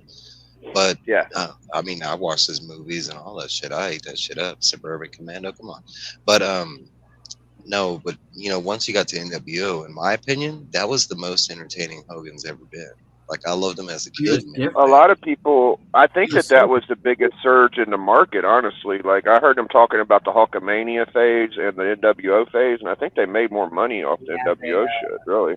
I want to say they did because... We have another guest in the back, people. Because that shit went crazy. Fancy guest in the back. What up, Bob? Wake up. Welcome to the Insomniac Comic Book Theater. I think, CJ? What's up, CJ? That was such a big sell. Like, because from the minute they first put it on, you couldn't get it, and then once you could, everybody in them. I mean, once you could get it, you saw on the when you'd watch on Nitro or whatever, like the whole crowd was like just the black and white shirts. Like everybody. Oh yeah, NWO was huge. NWO. You talk about merchandising. I mean, there's never been a time, and this is 43 years. I've never seen the amount of merchandising that was in stores, and not talking about like like at the stadium, but I mean NWO, that whole era. I mean, you could find merchandise for it everywhere. I mean, I want to say the closest they got to it maybe was recently with the whole Wyatt family thing. We got guests popping in all over the fucking place. We got Mr. Bring him in. Mr. Ninja Turtles himself. Fucking who baby. Listen, guys, I didn't jump out for long. I just got home, so I just wanted to come on and tell you guys, Ric Flair sucked. Who sucked? Woo! He sucked. He just sucked. Ric Flair. Ric Flair does suck. Ric Flair does suck. I'm not gonna lie. Hogan. The only reason people say like Flair is even close to being the greatest? Because Hogan's a Journey. humble dude and says that's his favorite wrestler. But go ahead. You went to the bar last night, and you're just getting home now, Journey? Yeah, I gotta go get some sleep. I'll talk about it later. Oh my! I really want to hear that. Good night. Sweet I think dreams. it's a holiday week. Shit. All right, guys, have a good stream. I'll night. catch you guys later. Good night, buddy. I love you, buddy. See you, man. Sleep well. More of a Midnight Express guy. I love Midnight Express, man. That's a fucking great movie. Oh, the Midnight Express. Yeah. The Midnight Express had. Maybe you're talking about wrestling, but that's a great movie. No. The I'm more of a Rock and Roll Express fan, actually. Really excellent. Rock and Roll The was Midnight my Express shit. is so much better. So much What? better. The Midnight. As the a Midnight tag Express team? was amazing. Absolutely. As a tag team. Absolutely. 100%. Who? They were so much better than You know who was better, though? Which The one was Rockers. better than either? Which The one was Rockers better were than the either, best. bro? Rockers? Nah. No, What the fuck y'all talking about? Give me a reference of what era this So was. the Midnight Express was Beautiful Midnight Bobby Express. and Sweet Stan Lane. Right, I mean, right. Where you're going from, and I but like, honestly don't and know. they had an amazing feud with the Rock and Roll. I'll say that much. I like the Heart What was the other Foundation, team? so that's just. I know the The Heart Rock and Roll Foundation. Yeah, Express, see, me the and Rock Mike and Roll are the same level here. I like the Nation of Domination. Yeah, What was no, it? the- Neidhart Nation was fucking- Domination. Now, if you said Harlem Yeah, I Heat, know I that. could go for that. Nation Harlem of Heat was a Domination, good they were tag pretty team. good. They Oh, were- no, I like them as a tag team. I thought they talking about groups. My bad. Yeah, no, I think Oh, the yeah. best. I think the best tag team Okay. that I would say the best tag team that I've ever seen, I would say is probably the Steiner brothers. Like I think the Steiner Steiners brothers are good. absolutely the best. Yeah, they were good. I like the Steiner brothers. Now, it's either Scott, I Steiners love or Scott Legion of Steiner. Doom for me. Yeah, those Yeah, two were Legion good. of Doom was actually Legion of really Doom. good too. But Biggie, I thought can the you Steiners were- read I the thought comments were a on the little bit screen, better. Big? I think the Steiners were a little bit more athletic. That's what they had on them. I mean, you couldn't. What I would say made the Legion of Doom or Road Warriors so great. I could was roll that Terry they Funk had before thinking- Flair. I was thinking Road Warriors. I would take Road Terry Warriors Funk over were Flair. awesome, dude. Road and Warriors Dusty were Rhodes. cool. But I also liked Axe and Smash. I loved Demolition, man. They were. Oh, fucking Demolition cool. was great. Demolition was great, but the one thing I'll say about Demolition, as much as I loved, they had the best theme song easily of all time. When that music I hit, like that was their amazing. outfits. But I was an outfit guy. Like they had some cool ass outfits. the difference that between them and the Road Warriors was that. And it was one of the unfortunate things that happened because everyone's like, "Oh, I want to see the dream match." The Road Warriors versus Demolition, and you got to see how just Yeah. Demolition wasn't as tough as those guys, and you knew it right away. It was instant. You could tell, like just because that's the one thing I will say about the Road Warriors, that they had instant believability. It didn't matter who they were in the ring against, you knew that they could beat the shit out of the guy sitting across from them. Every single More than likely. Yeah. ME Comics in the house. How you doing, ME? Fucking chilling. The edge I give to the Steiner brothers was that they were more athletic. Like they were very strong. They were, and they were legit wrestlers. They were both legit college wrestlers. Now, whoa. Who? The Legion of Doom were legit college wrestlers. I didn't know that. Steiner brothers. Oh, the Steiner brothers. Steiners. Yeah. Oh. The Steiner brothers went to they went to the University of Michigan. Like they're like legitimate. Oh yeah, for wrestlers. sure. Yeah. But I did see the Hogan interview on Rogan. It was it's really cringy to watch him talk, man. It's hard to watch him in an interview because he's lying for like 99% of it. There's a lot of stuff. Oh come on, man. Come on. Where'd he lie on the Rogan?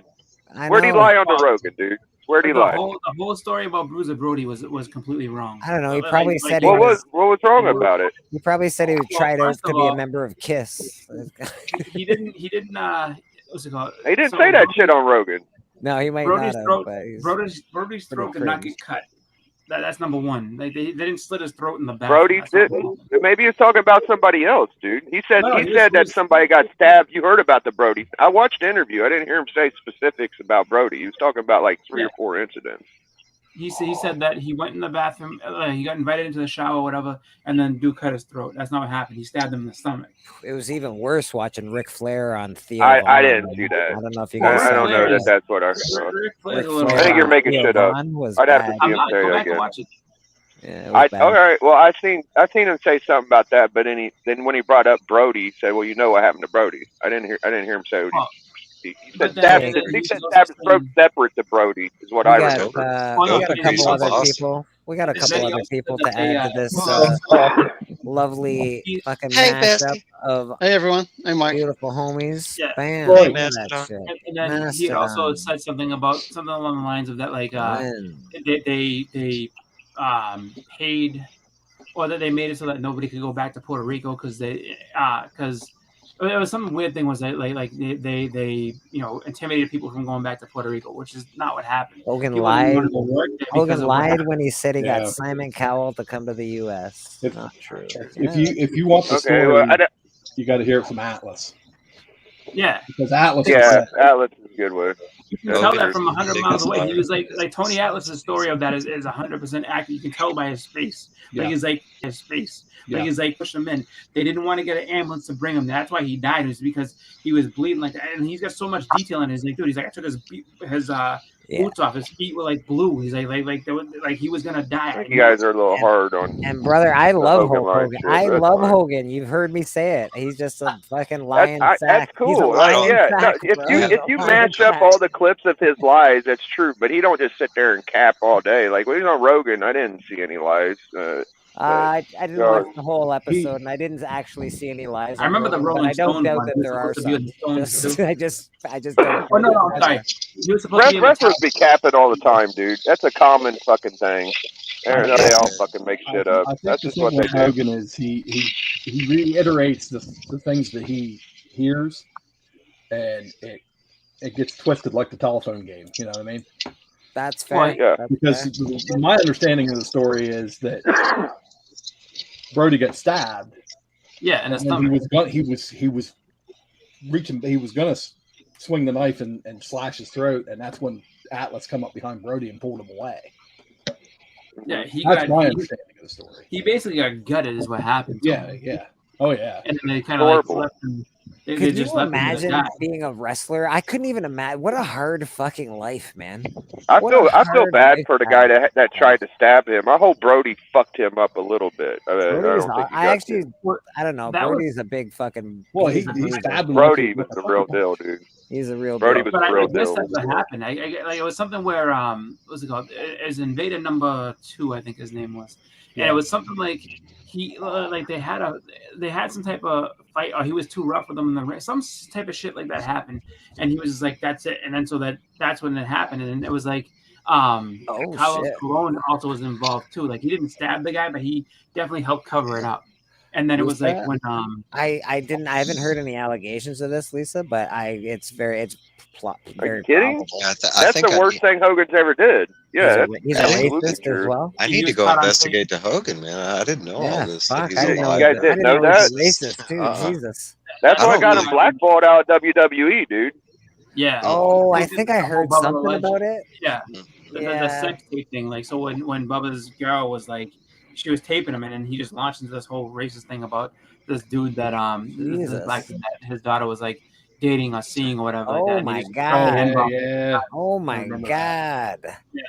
Yeah. Well, I mean, he didn't know he was getting filmed, but I'm you sorry know. that that's I'm now. Yeah, that's fucking terrible. I didn't know. Have you ever heard what Teddy Long said about fucking Ric Flair? Like, Yes. we ain't got it Oh my documented, God, but dude, people that was say so shit. brutal. That was brutal as hell the way what he talked about. Ric Like Flair, what? Yeah. I don't abide Ric by Flair dropped- fucking racism. People that can't include other people, like fuck off. Bigotry. You can have opinions, man, but don't be a fucking. And douche. then we ain't gonna like any of these wrestlers because all them '80s guys did the same shit, bro. That's they all too did bad. it, dude. That's fucking too bad. It's just the truth, dude. They were all that way, man. That's too It bad. was the way of the time back then, man.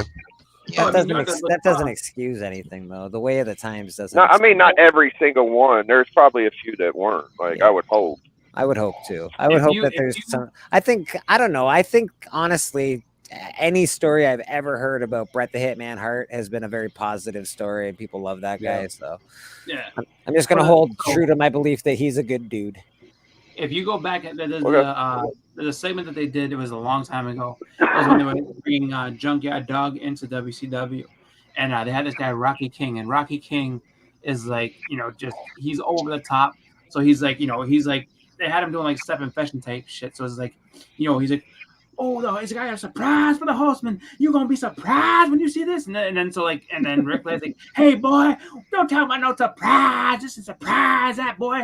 Like you used to be bringing my bags or whatever. I was like, oh fuck. But you go back and watch it now. Like as a kid, I was just like, okay, you watch it now, it's just like, holy shit. Like they were just sitting there. I mean, it was bad. Like Rocky King's character was bad enough. But then, fuck off.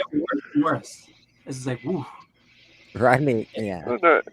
After I said such nice things about Beckerman last night, look at this guy. Golly. Yeah. I mean, you was there, Bleeker. What nice? I was saying nice shit about one. You were saying nice things about Beckerman.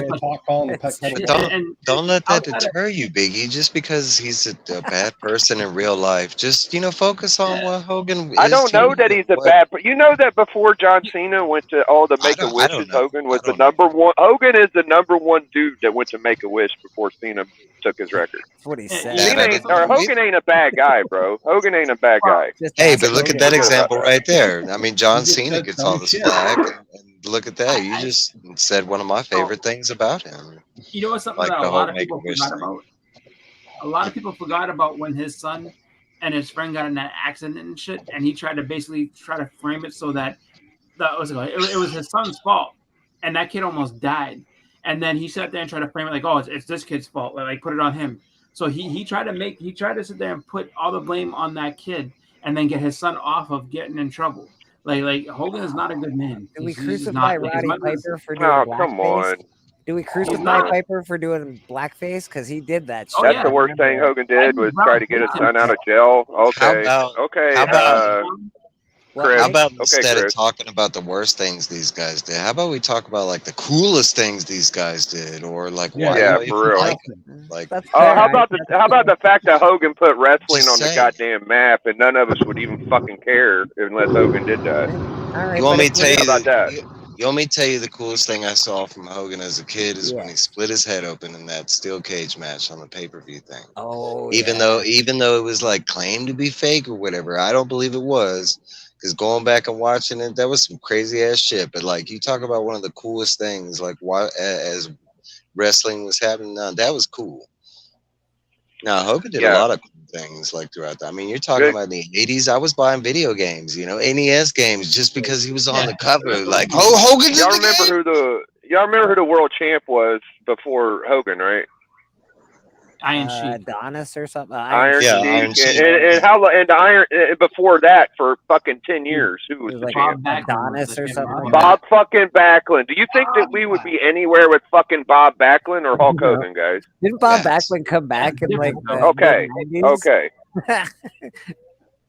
I mean, all right, just because he's a horrible guy, but look what he did for everybody. Yeah, but that's doesn't mean anything, though. just because he did good. I don't know, man. Yeah, like his stage character was great. Like, I agreed, he was my hero as a fucking 10-year-old boy. He was my hero. It doesn't change that. Like, I don't see them Bob Backlund shirts. Now, not so much. The chair swings, I remember that. That was, I want to say that was like the first time I saw that as a kid was Hogan going under the stage and pulling out a chair. Slamming a chair, and then greatest chair shots in history. His locks. Greatest chair shots. Best chair shots there are. Biggie. Him going up against Andre the Giant. You're talking about as a Why kid, do I always got to overcompensate for my boy because everybody hates him? You know what? Fuck y'all, man. Hey, you don't like Hogan, then, Biggie. Okay. See, I don't know the real. See, that's the thing. Don't meet your heroes. Yeah, all people are fucked up. I mean, so the more you learn about them, you go find some shit that you don't like. He's in a different tax bracket than me. I don't give a shit. I'm just a fan of his work. Stick to what you love. Like, bro, okay, who in here hasn't heard the R. Kelly story? But guess what? I'm still rocking his music. Yeah, R. Kelly's shit. I don't need to text the motherfucker. You know what I'm saying? Like, I don't need it. I do listen to Thriller every Halloween. I listen to Thriller every Halloween. Nobody better nobody, dude. How about Scott Hall or fucking Jimmy Fly Snuka? We ain't fans of those guys. They fucking murdered somebody. They murdered people, guys. Yeah, Dude, that guy's a I've piece met of Jimmy shit. Snuka. I personally met him. Me and my What's sister met him. worse, saying your son shouldn't be in prison or fucking murdering How you somebody? doing? I mean, one of my favorite wrestlers in like history was Chris Benoit, and if you don't know how that story Oh, ended, yeah. I mean, Yeah. you talk about like it's hard to go back and watch him after the outcome. If we're talking Chris Benoit, though, that guy also had like a huge brain trauma. Like he had CTE. I didn't know all that. Though Yeah, it wasn't he had like a lot of It wasn't a lazy move. Leg He had drop a is shit, right? I phenomenal. knew it after. I knew it after the fact, but that wasn't like, during that time of wrestling, they might have like talked about his medical stuff like once or twice, but it wasn't something they advertised all the time. That was the same thing with like Daniel Bryan learning all his like spinal injury crap when That's he why a quit the lot of the first stuff time. changed after the fact. I'm Yeah. also super surprised every time Hogan, and again, I got to take it with a grain of salt, but that guy's had a lot of surgeries, according to him, like he's got a fucking is what ton I of back surgeries and all sorts You of don't shit. have to just because you like somebody and it turned out to be kind of a shitty human being. You can apologize for him. You can like it's no problem. It's No, just like they didn't you're not do. responsible for what they did. Hey, It's man, The just- only it's thing just- I saw on that, the only thing I saw in the Rogan video I thought was a little suspect was the whole shit he was saying about him being addicted to fentanyl. I'm like, really? Isn't That was the fentanyl- weird thing I noticed. Isn't fentanyl new? How's he addicted It's to not, it? I don't think it's new. I think New it's is just a getting drug. it's getting a new spotlight on it. New And I is think- new is an illegal drug, but a prescribed drug, Yeah. it's been around for a long time. Yeah, like, I wouldn't say that that's not, I mean, I can see that happen, and that's As the far important thing as- with anybody that is any athlete that Yeah, goes any through prescription, stuff. any prescription type Fentanyl's drug can terrible. easily. I mean, you're talking about that's why, like, I mean, I don't, when it comes to why they're under the prescription counter. type drugs, most people can't, because it's a medical thing. You can't fight that Yeah. addiction kind of thing. Yeah. What happened to It's back like in the day? Codone and Back in the day when there was just Yep. regular drugs, like I don't know. Looks like I picked the wrong week to quit amphetamines. But that's the thing. One of my favorite all scenes those in the movie. things, all those things happen, and they're just, it's tough. But it's just really when it comes to those prescriptions, that like I think that people don't respect how strong those actually really are, and it's just like and a lot of people look down on people who get hooked on them. It's just like if you needed to take it to live, and then now it's just like you build up the dependence. It's tough. It's tough to get off of it, especially when you can get more of it and you don't have to worry about it. Like you can. addiction's Like if you have a the beast. prescription, you're great. Any way you keep look it at it, any of us sitting here, I mean, we all battle a form of addiction, whether you want to admit it or not. It could be in a caffeine form. It could be, I mean, no, we all struggle with addiction. I'm addicted to Reese's Pieces. Yeah, Right. yeah. Addiction is a real addiction. But yeah. addiction it can be a real sickness. Some people have it Yes. bad, man. Some people can be really born with it. Maybe it's hereditary. I don't really know where like that kind of addiction comes from, but there is Mine's a bleak real. as hell. Well, that's because I have amazing hair, buddy. Like Yeah. everything. I mean, it's got a and lot I of think factors. that's true of a lot of things, even if it's not. Let's say it's not necessarily even like chemical or anything like that. Like it's not like some people are just self-destructive. Like that's that's just what they do, and it's just like for them it's just like they have whatever issues going on that they just can't really exist. Even if things are going great, it's just like nope, this is not working. I need this chaos. I need to feel this way. You think comic collecting it doesn't have something to do with addiction? You think like needing all of the books? I need all of the books. Yep. Oh yeah, Depends on it's how you definitely go obsessive into it. to an extent. There's an Yeah. obsessive, addictive quality to it, man. That's just the way it is. And then there's also and you mask it with a lot of other Moderation. things too, where it's like you have the obsession part of it, and then it's like now this is the competitive part of it, where it's like I can see what you have. Well, I want to get this book because you don't have it. You know what I mean? Oh, yeah. Like there's a lot of that. It could be I think it's a little different. The comparison, it's more like definitely. compulsiveness versus like addictiveness, because no one's going to sit here and be like, I can't live without a comic, True. or I'll I die. think the comic shop is- I mean, we're talking about different types of addictions, but in I mean, relative to each other, yeah, addiction. I mean is- that That's in any form, any hobby you have. You're going to spend money in the hobby, you know, and that some of us have that theory that the hobby should fund itself, or some of us don't, you know. But I mean, you're going to put money into your hobby. Why? Because it's something you're passionate about, or that should be, you know, or Oh there's my other God. devious reasons. You could be using that to propel yourself, or you could be, you know. Yeah. But you're going to put money into it, so you can't really count Cool. that as an addiction. I would say, And like gambling, you know, I would Oh say, yeah. you know, you can. Where'd that go? Do you think? Don't you think that comic collecting is a lot like gambling? Because I don't think people Not exactly. Yes, I think it depends on how you look at it. Exactly. Referenced a lot. Comics are referenced with the equal value Yes, they as are. far as dollars. You know, Yes, they are. Yes, they are. me and a lot of other people like Dope was saying, I love all comics. That's me. I Yes. love all comics. I And don't I look at love my that. comic. I don't look at my comics and this has a $5.99 price tag or this has a $100 price tag. That's not. You've No. heard me ask the question before. If comics went to zero value today, would you still love what you had in your collection? Yes. It's important. Now, if the answer is the opposite, like, oh, I'm stuck with all this stuff I can't sell, none of this stuff is worth money. That's like I wanted to comment earlier. A simple fact, like that Batman Damned book. If y'all would like a little FYI, but the magazine format books do not count the same as comics. Yes, they're keys, but guess what?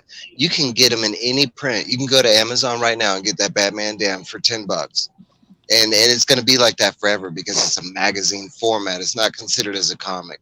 So all that rush to get that first appearance of Batman's penis like went for nothing because you can literally go on a massive like magazine site and get it at price. Like no, and that all those magazine formats were intended to be like that. So not knowing books isn't going to help in your spec game either, you know, like no, like you should collect it because it's a passion. Because like that Batman Damned is a key that I would like, but for the weirdest reasons, I want it because it is the first appearance of Batman's penis. You know what I'm saying? Well, yeah, that's exactly why I want it. There's no other reason to want it. I don't even want to look at it. I just want to know that I have it in my. Hey, that's the first time that it was witnessed. You know, I got Batman's penis just in had the a magazine. thought in my head.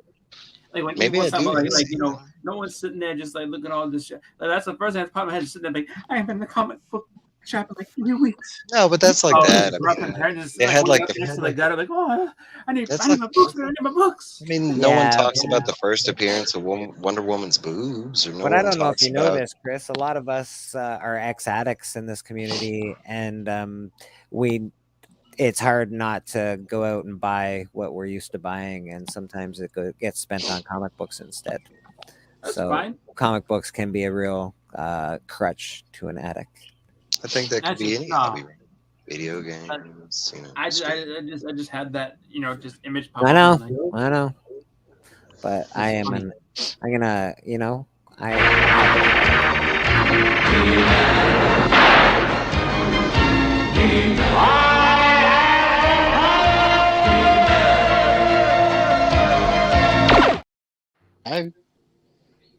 There's a lot of major keys that have dipped down to where they might as well be damn near worthless, honestly.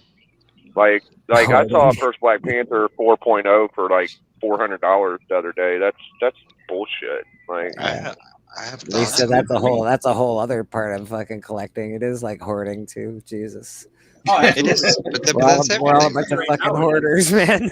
Action figures, you know. I know it's bad. It's bad. Look It's at fucking behind bad. Glenn. Glenn's a movie collector and all that stuff behind the movies. You know, I mean, he's literally technically, he's everything. literally got Blockbuster Video's whole stock behind him, like how it used to be back in the day. You go to a video store, and there used to be a place where you could sit there and be like, I just want to watch this movie once or whatever.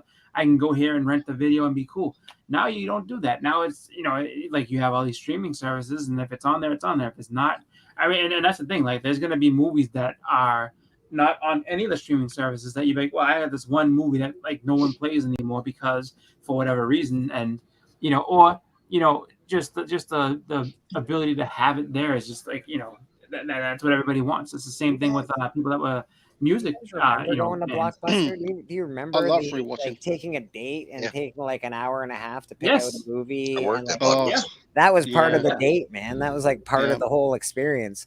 I feel You like know about that. like a VHS or like a movie shop could still work today. I feel like it could still work if it was like, you know, like one shop in a million miles, I guess. But Oh, That yeah. was Would you there is be that one last renting Blockbuster. VHS right now? um, Would you be going to a store and renting VHS? no, maybe Do you DVDs or have Blu-rays. Do you Blue's, have a VHS player?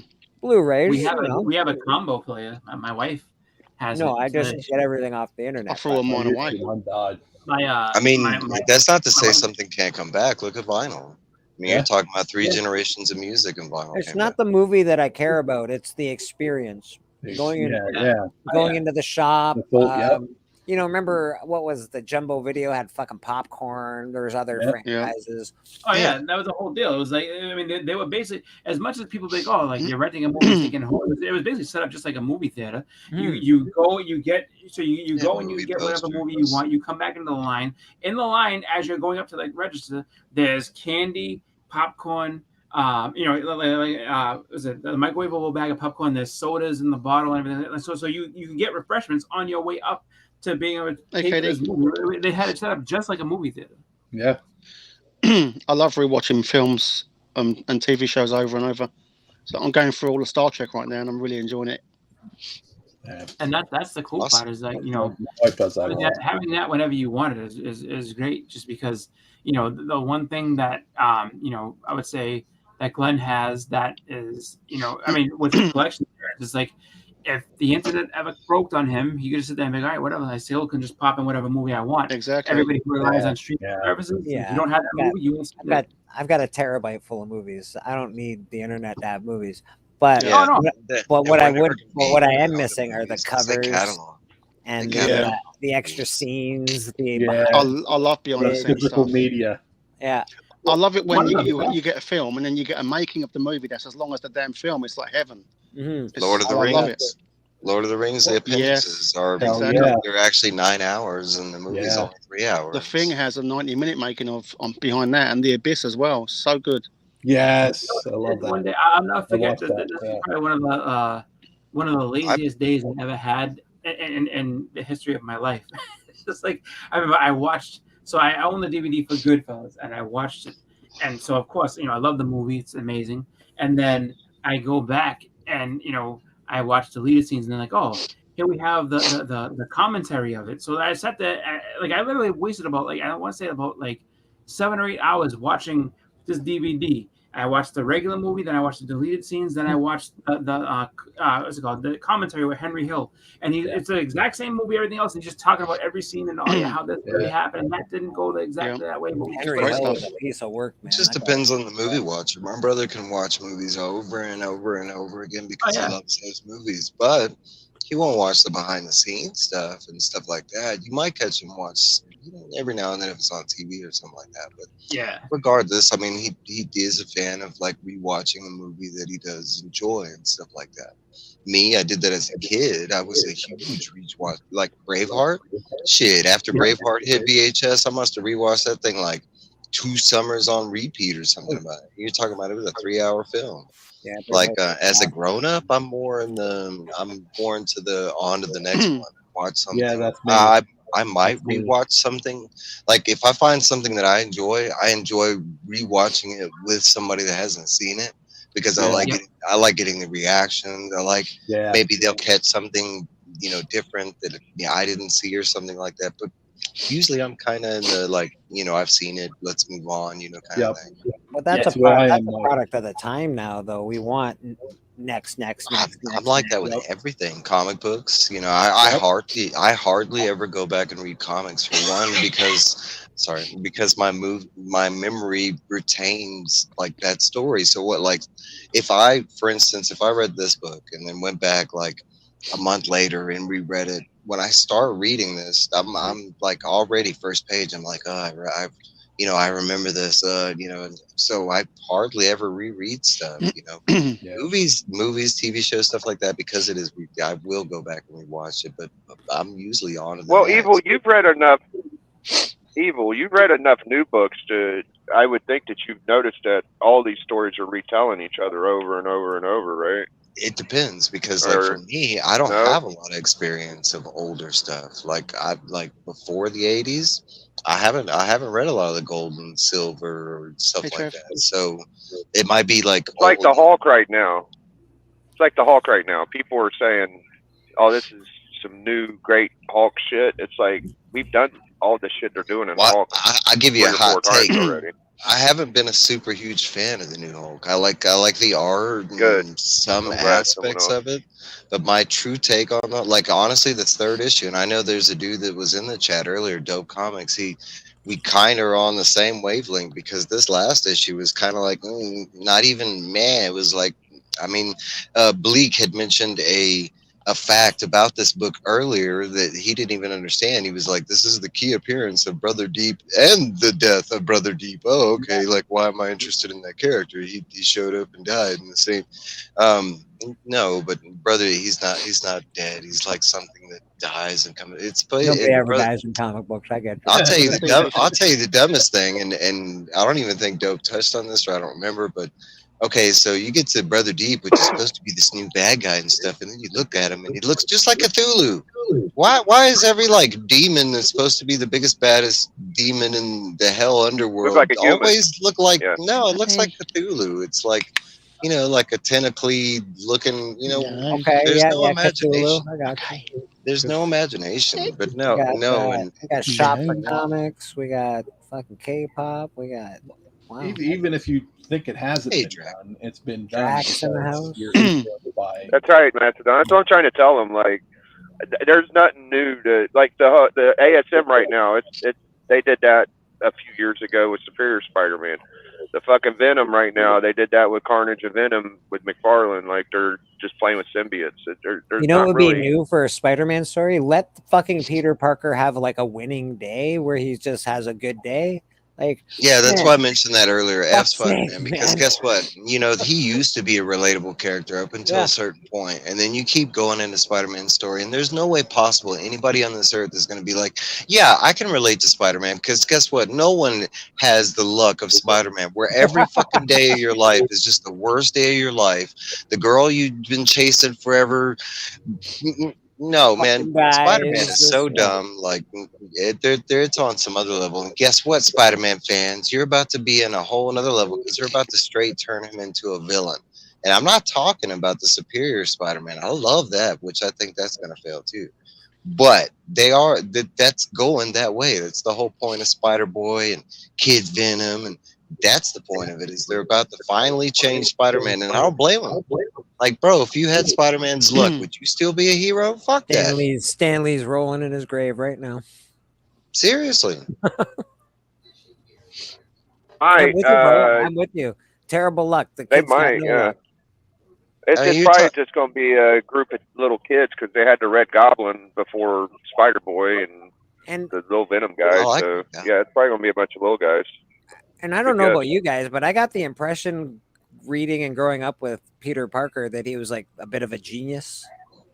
Yep. Like, no, that's all there. That's what y'all are wrong at. He is a little more successful now. Like, he does have a company. I think he finally did get like one doctor. Didn't he run it into the ground and he's sleeping on his buddy's couch? I'm pretty sure. That's like a whole storyline. That was the last volume. It was this whole Beyond company that was all set up just to mess with Ben Reilly. They just got rid of alcohol and Demon in the Bottle and replaced it with depression. That's all they did. Basically. All right.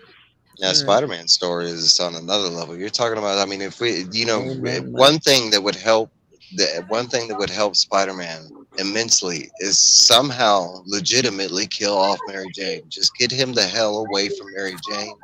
It's so stupid after 60 years. Like, the whole storyline, if you know any part of it, no, it's dumb. Like, and that's a lot of like the whole storyline in Spider-Man is him and MJ. They're not even a lot together. of the original story. I mean, even like what is original because they copy Greek mythological history too. Like, that's a little bit of everything. DC, Marvel. Back door was open. I used to think like some of the DC stuff before the Marvel family boom with Fantastic Four. That might have been original, but they copied shit from mythological stories and Bible stories and shit. So It's like I don't know what's original. Wonder Woman. There's nothing original. Well, there are, you know, that's okay. So I can pinpoint some indies that have, you know, done some new things, and just because that's true. That's the one thing about indies is some of it is original. I would say like that. Yeah. Chroma actually made like color into a character. Like it was a physical character in the book. Nightwing has done some interesting stuff this whole run. You know, Nightwing's been good since what, like 85 or 80? Yeah, something like that. One or something like that. It's whenever we got that new artist, we're not only getting new art, but we're getting, like, and I'm not a Nightwing fan, and it's still a well-written story. It's a good story. Mm-hmm. I tried to read Nightwing once, and I wasn't into it. Oh, it's really good right now. No, but I agree with you, Biggie. I mean, especially if let's say you've been reading all the 80 years of comics, and you do have a vast knowledge of I mean, yes, eventually, you know, the unoriginality has to disappear at some point. Oh, dude, it's everywhere, bro. I rarely see anything original. I mean, I don't read everything new, but I've just gotten used to the fact that I've seen it before. More than likely, if I open up a comic book, only time I get like genuinely surprised is like when I read an old Superman comic or Batman, whenever they didn't have canon and they didn't have continuity and they just did whatever they wanted. Like that's why I like them books so much, because they were just winging it. That's one thing that was stated earlier that like gets confused, but like none of as far as in DC, but none of the heroes that like, if you have any kind of media knowledge on, or if you have any kind of like just vast past knowledge on the heroes, they're not the same. You know, like the saying Batman's a billionaire. Nope, he's not. He doesn't even own his own company. Doesn't live in Wayne Manor. Alfred's not around anymore. Superman's like Superman being that ultimate strongest. Nope, he has other members on the Justice League that are stronger levels than him. The second he met Naomi knocked him out in one punch. And Trevin mentioned earlier, there's a ton of other heroes that have done the same thing. They've kind of toned down, but not only that, but they've changed the main dynamics of these heroes. They're not the same. You know, I actually like Batman Future State because he lost all his money, and I thought that was a really interesting. They've kept it like that since, you know. Yeah. I mean, he's a millionaire at this point. Catwoman got most of his money back, but yeah. I mean, that's like any knowledge on Joker. Currently, there's two Jokers running around. There's a clone, and there's a. I don't know if you know this, but there's 3 Jokers. There's, you know, that's a thing. No, they got killed off, and that was a thing. And then that's like saying, you know, the continuity. Like Glenn was asking me a question the other day: was DC Metal, the event, considered main continuity? And the answer is yes, because of that event. At the end of that event, what Batman Who Laughs did made everything continuity. There is no such thing as an Elseworld DC story anymore. Even the Elseworld stories that you knew of from the past, it's all continuity now. Yeah. And how they explained it is just different multiverses and different Earths. Yeah. And Marvel did the same thing. They've recently. I haven't gotten into the Flash. I like at the end of Future State Flash how the wall was broken, and when they went, like, I thought that was a really cool plot line for DC moving forward. I thought that was pretty cool. They've done a bunch of events since then, but they've kept most of it continuity-wise. Even the Black Label stuff, it doesn't feel like it's continuity, but it's more along the lines of when did it happen or where. Black Label is my favorite for DC. They're great. Cheeky. No, but I do like that norm isn't there anymore for almost all characters. That's like Wolverine. He's not the same. Spider-Man, he's not the same. Jesus, John. Like the Black Death. Nobody wants that shit, John. That's no good, buddy. I hope you're okay. Yeah. Plague. We don't want goddamn. Nobody wants. Stay away from everybody if you got the plague, John. That's not great for you, bro. Yeah, something that killed half of Europe. No, thank you. Yeah, man. Maybe he's talking about the drink. Maybe he had like. Maybe he's drinking really good whiskey. Yeah. Have some straight vodka. You'll be fine, John. You'll be fine. Of course, maybe things would go better this time around if they're not bleeding people to death. With fucking leeches. We have learned. Yeah, well, we sure have. I don't know what we learned, but we learned something. No, but I do like that about comics. It's not all the same and stuff. You know, the norms that are there. Just like Thor. I mean, what he's going through right now, like what he went through recently, and I know Big E and all that with Thor. Like, Thor's one of my favorite characters, man. I like Thor a lot. I've always liked Thor books. I got a thing for Thor books. I don't know why. that's like some characters right now are going through transition. You got the whole Miss Marvel becoming like a mutant. You got, Loki. They're doing his transition right now. I think in both different books, he's shown up as male and female recently. Like, they got like all kind of stuff going on. Okay, John, I'm really sorry you had COVID, bro. That sucks. Yeah, it sucks. Is it making a fucking? Is it making a comeback? I thought that. Oh, I know Bueller. They must have got it together because I know Travis had it too. You guys were all making out, weren't you, motherfucker? Slob on my knob. Slobber on each other. It's like fucking mono. Yeah. Stop making out, bro. Why'd you think I was stereo? Mono goes to stereo. Yeah. Yeah. Mono. That was the big thing in school. That's cool. Yeah, stereo. Stop guessing the girls, they used to say. Yeah, mono Like was mono was dangerous too. Something like if you get hit when you have mono, you could die. It could rupture or something. There's some weird. Yeah, it's something like mono's fucked up. I never got mono. I had it when I was like teenager, and I want to say I felt like a really bad version of the flu. That's because you're a slut, Mike. You fucking whore. Nothing's changed. I played high school ball with guys. They weren't even allowed to practice. I had to miss school. I remember that part. It was like a week or something like that. I was sexy voice. That's what did it. A sexy voice draws in all the women. Maybe. I didn't have this voice back then. I was like, hey, going through all that shit. You're Jerry Lewis? Yeah. Well, Mike. What was that? I'll tell you a little secret. When I was growing up, I had like such a good voice. I sang a lot, and then I hit puberty, and that all changed. I couldn't be in the same. That's like Homer Simpson. Yeah, pretty much. Yeah. I had that experience. It wasn't fun. Yeah, well, the whole Rock and Roll Express versus Midnight Express, dude.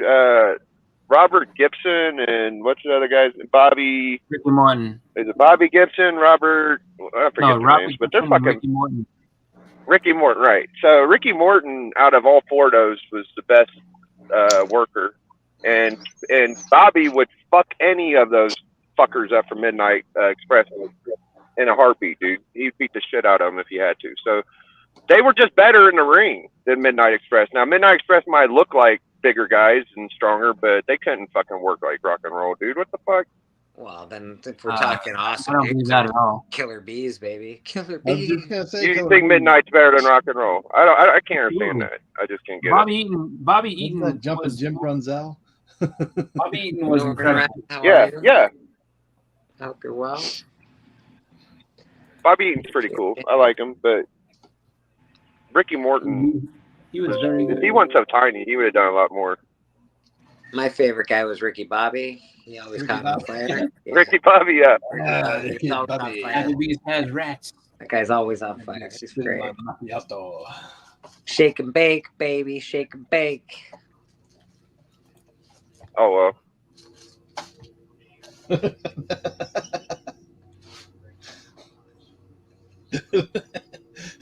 Oh, that's how I feel about it. I wonder who that did go, actually. He Yeah, he usually just dropped out. he Don't hops get- on, he hops He's off, all- and he hops back on. Maybe his phone or his something wasn't working. Maybe he got family stuff going on. Who knows? I was going to say something to Huda and Chris. I was really glad to see that Waka Flocka hit 1,000. He made a video, but you couldn't comment on it whenever I watched it. But congratulations to Waka, and that was really nice, y'all, to help him get over 1,000. I've been thinking about that guy getting there. That's Yeah, a he's been key. That's trying a forever. key of the week. It's a key, yeah. Yeah, Okay, it's all so the it is a story. key, but the only reason it's a key really is because it's the first comic book from that company. Like it's a brand new comic book company. But I Okay. mean, it's one that'll probably stick around because everybody, all those artists that were attached to all the variants, they're the creators of this company. It's basically like a new image kind of thing. Entropy in Comics, how are you? But that Adam Hughes was Yeah, a mate. like one in store secret variant or whatever. That was the special reason why Adams Hughes is featured on the key list. But the only reason Yeah. it's a key is just because it's a new comic from a new company. Yeah, you have to understand my making fun of that though. Like it's I do. when every comic is considered a key, it's fucking ridiculous. Yeah, I got their reasons. No, but I get your. There's always something in a book. That was like the Marvel 1000. That one really shouldn't be up there. I mean, Yeah. because it's not really the 1,000th issue. They just gave it that title. Yeah, It's not. like they're It's just not the first one with that 1,000 title. and when But and I like all of these things as tools. I like Key Collector. I like Cover Price. I like all I of this don't. bullshit.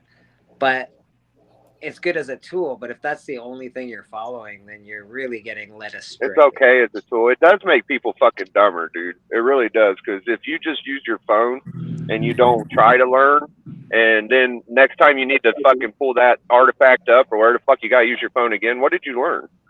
Like if you're dependent on your phone, it's making you dumber than actually learning, dude. In my opinion, that's how I feel. I don't subscribe to that necessarily, but I understand what you're saying. I think phones are great, and I appreciate the fact that I could look up anything I want. I don't need to have a huge education to go. They're How fun, do they do yeah. that? Let me look up that on YouTube. I think that's. I guess the way you explained it is a good learning or whatever. That's not it's just a bad. good tool to have in your like if you A need. tool, I like, don't. Yeah. you can go through it, you can check it out, but if you don't know stuff like that you like, or that if you don't know it in your head, you should know things other than having. Yeah. Well, I've never used it myself because I'm a fucking hater like that. If I don't sign up to something, then I just don't use it. So, I have to use it because I have to know what's going on because I sell comic books, so I have to use it because I have to know what's hot, what's not, what the fuck's happening. I'm gonna put this out. There's nothing wrong with using any tool in the toolbox. It's just more on preference. But I'm with Biggie. I never really use those apps or anything. But that I'm not like doing it in a hater kind of thing. Now whatnot maybe, whatnot. Like I don't use the auction sites and that kind of thing because I'll give the hated column. No, but the like Key Collector and stuff like that. Like it's been more along the lines I don't have the space for it on my phone, or I don't want to pay for the subscription, or blah blah blah. Like that's not the same because out on it. I like to, especially if I buy a box of comics that I know nothing. I think I don't read everything. I think it's a tool like a crutch. Sorry, go ahead. But when you don't read everything, it's nice to know. Well, I do read a lot, and I you read fucking everything, Mike. I know but, you do. But there are certain more than I do, Evil. But okay, but there are certain things I don't retain, and that's like key appearances, or because like I have a vast DC knowledge, but if you ask me what's the first appearance of like Green Lantern, I wouldn't be able to tell you. What's the first appearance of Doomsday, a villain that I highly love, I would be able to tell you. Like I know these from the Death of Superman series, but what specific issue? I'd have to cheat and go look it up. Like what is the first Green Lantern? Isn't it? It's all American. yeah. It's like all American. You'll be fine. Some all I do American remember, of course, because they come up all the time. You know the whole, Wolverine 180 and 181. No, there are some that just pop up a lot, so that's there. But like, I mean, I could retain the information from a key appearance of stuff I'm reading, and it might stay there like a couple months, and then after that, I'd have to go like look it up or something. Doomsday's Man is still 18, Noreen. Only reason I know is because I dream about getting these books. Like Showcase 22 is currently on my list, but that's not even the real first Green Lantern. That's just the Green Lantern that most people know, Hal Jordan. But Biggie, so the first Green Lantern, Golden. When you look up books, you don't use Key Collector or Cover Price or anything. But absolutely not. When you go, I want the first. Do you like just type that in the internet? First I appearance. just go to eBay. Yeah, I'll Google it or whoever? eBay it if I'm really confused. If I'm really confused, but more than likely, I fight myself to even use my phone to look it up. Like if I don't know, it's like maybe I shouldn't know, you know. But I've learned so much shit. I've talked about eBay before. I fucking hate Damn you eBay for not because everybody uses eBay to price their books, and nobody in person takes off the the extra 20% that you put on a book on eBay to pay all the expenses. So everybody's like, "Oh, this is what eBay says." I'm like, "Well, I'm buying it off of you as personally, man. I shouldn't be." I'm not even so sure that the fucking people that run Key Collector app are hardcore comic guys, because a lot of the shit that they put up as keys, they'll miss the other keynotes part of the book that's even more important than that. So, you know, Sometimes I've spotted out like false information, like because there are sometimes they've noted a key like this is the first appearance of this villain and he really appeared in like an earlier series, or that was actually happening a lot during like 2020 and 2022. when it was the second Werewolf by Night, they referred to it as the first Darkhold, and I was on Discovery Base, and the guy that was in touch with those guys saw me saying, "That's the second Werewolf by Night. Nobody gives a fuck about Darkhold." Like, why would you do that? And then they made it the second werewolf appearance, because that's the main key to it. They're fucking crazy, bro. Can I just say to Aaron that Superman 17 is Doomsday's hand in the earth, so that ain't an appearance. That's his arm. Man of Steel 18 is 75, the first right? appearance. No, Man of Steel 17 is 75. the arm, and Man of Steel 18 is Doomsday's first appearance. 80. Okay. 18. What's 75? 18. 18. Oh, 18. And 75 is the death. 55. Right death. We all know it. Yeah. Nah, there was one that they bugged me with, but it was like the first appearance of Keepsake, which was one of my favorite new villains. But like for a long time, they had it stated that he was like issue 3 of Harley Quinn or something like that. He originally appeared like early on, and I think it was right there in issue 1. He wasn't. No, but sometimes they. I'll give you another reason why I don't. I'll give you another reason why I don't like key apps, dude. Because just put yourself in this scenario, right? You're walking into a shop. You got 5 people around you. They all got phones and key apps. Is my audio fucked up? Because I'm hearing some reverb. Anyways, okay. So you go in a shop. 5 people. 4 of them have to use key app. 1 of them know what the fuck they're doing and just start digging and find the book. I've been in scenarios where I've been in that, and I've found shit before people that have to look it up. So it's just good to know it off the top of your head instead of having to dig in your dumbass phone. Personally, I see that a lot, and I like that. But I don't know a lot of that information. Like, I just go and dig. Like, and I know covers. Like, I don't remember first appearances and stuff like that. But that's like, if you showed me, like, you know, like, can you spot Spider-Man's first appearance? I'd definitely be able to spot his first cover. Or if I like, you know, Black Panther, or basically any character, I'd be able to spot what their first cover would be, you know, what their, you know, what that comic looked like or whatever. But as far as remembering it, like, you know, what the book's title, what number it is, this and that, I'd have to look it up. But I don't do that. I just go in there and dig. I usually go to the back. For some reason, every comic book shop I've ever been to, in the back of every bin, that's where people seem to put keys or stuff that they thought they were gonna hide. Well, that's just because people. That's where the books are that people are too lazy to go look for them, and sometimes they haven't been picked through. So that's very true.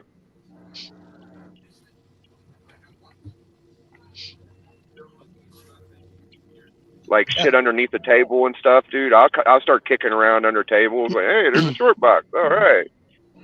I don't fault people for using a tool though. Like for instance, when I see those people digging that are using the app, have at it, dude. Yeah, have at it. Yeah. If it helps, I'm not mad at them. And if anything, it's a good tool, but you should look and laugh and be like, my superior knowledge beats your well, no, I don't. Yeah, I just want to like point out that a lot of the people that like are big on the app, like I don't know how good that's for their memory, but if that's what they like, that's fine. I don't feel like I'm smarter than anybody. I just, you know, I see the downfalls and the up things. My You whole know? thing is I wouldn't get stuck on one of those apps. You know, if there's like multiple and there are, I would use, you know, all that to your advantage. You know, if you're one of those type of people, some people are. You know? Yeah, man. Like, but I'm of the opinion that it's an advantage. I get that having knowledge is better, but it's a great advantage to have that shit in your pocket. That's yeah. You know. But you go pick your books and then you check the app. You don't. Sure. I pick books based on what I like. I don't pick books based on that's a key, that's a key, that's a key. That's not how I buy comic books. Not for myself, anyway. Me too. Yeah, I agree. I usually if I have my phone out because I'm looking at my want list. Yeah. I use the key app books or minor keys to get the ones I actually want. So. Yeah. All There's the a lot of keys. minor keys that I know fuck all about, you know. oh, who that said all of them are keys? Who that's right then?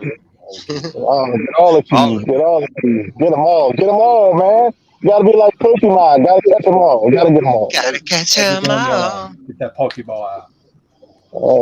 I'm just messing around. You collect what you love what you collect. That's all. Amen, brother. Amen. Agreed. Don't let nobody tell you what to do with your money.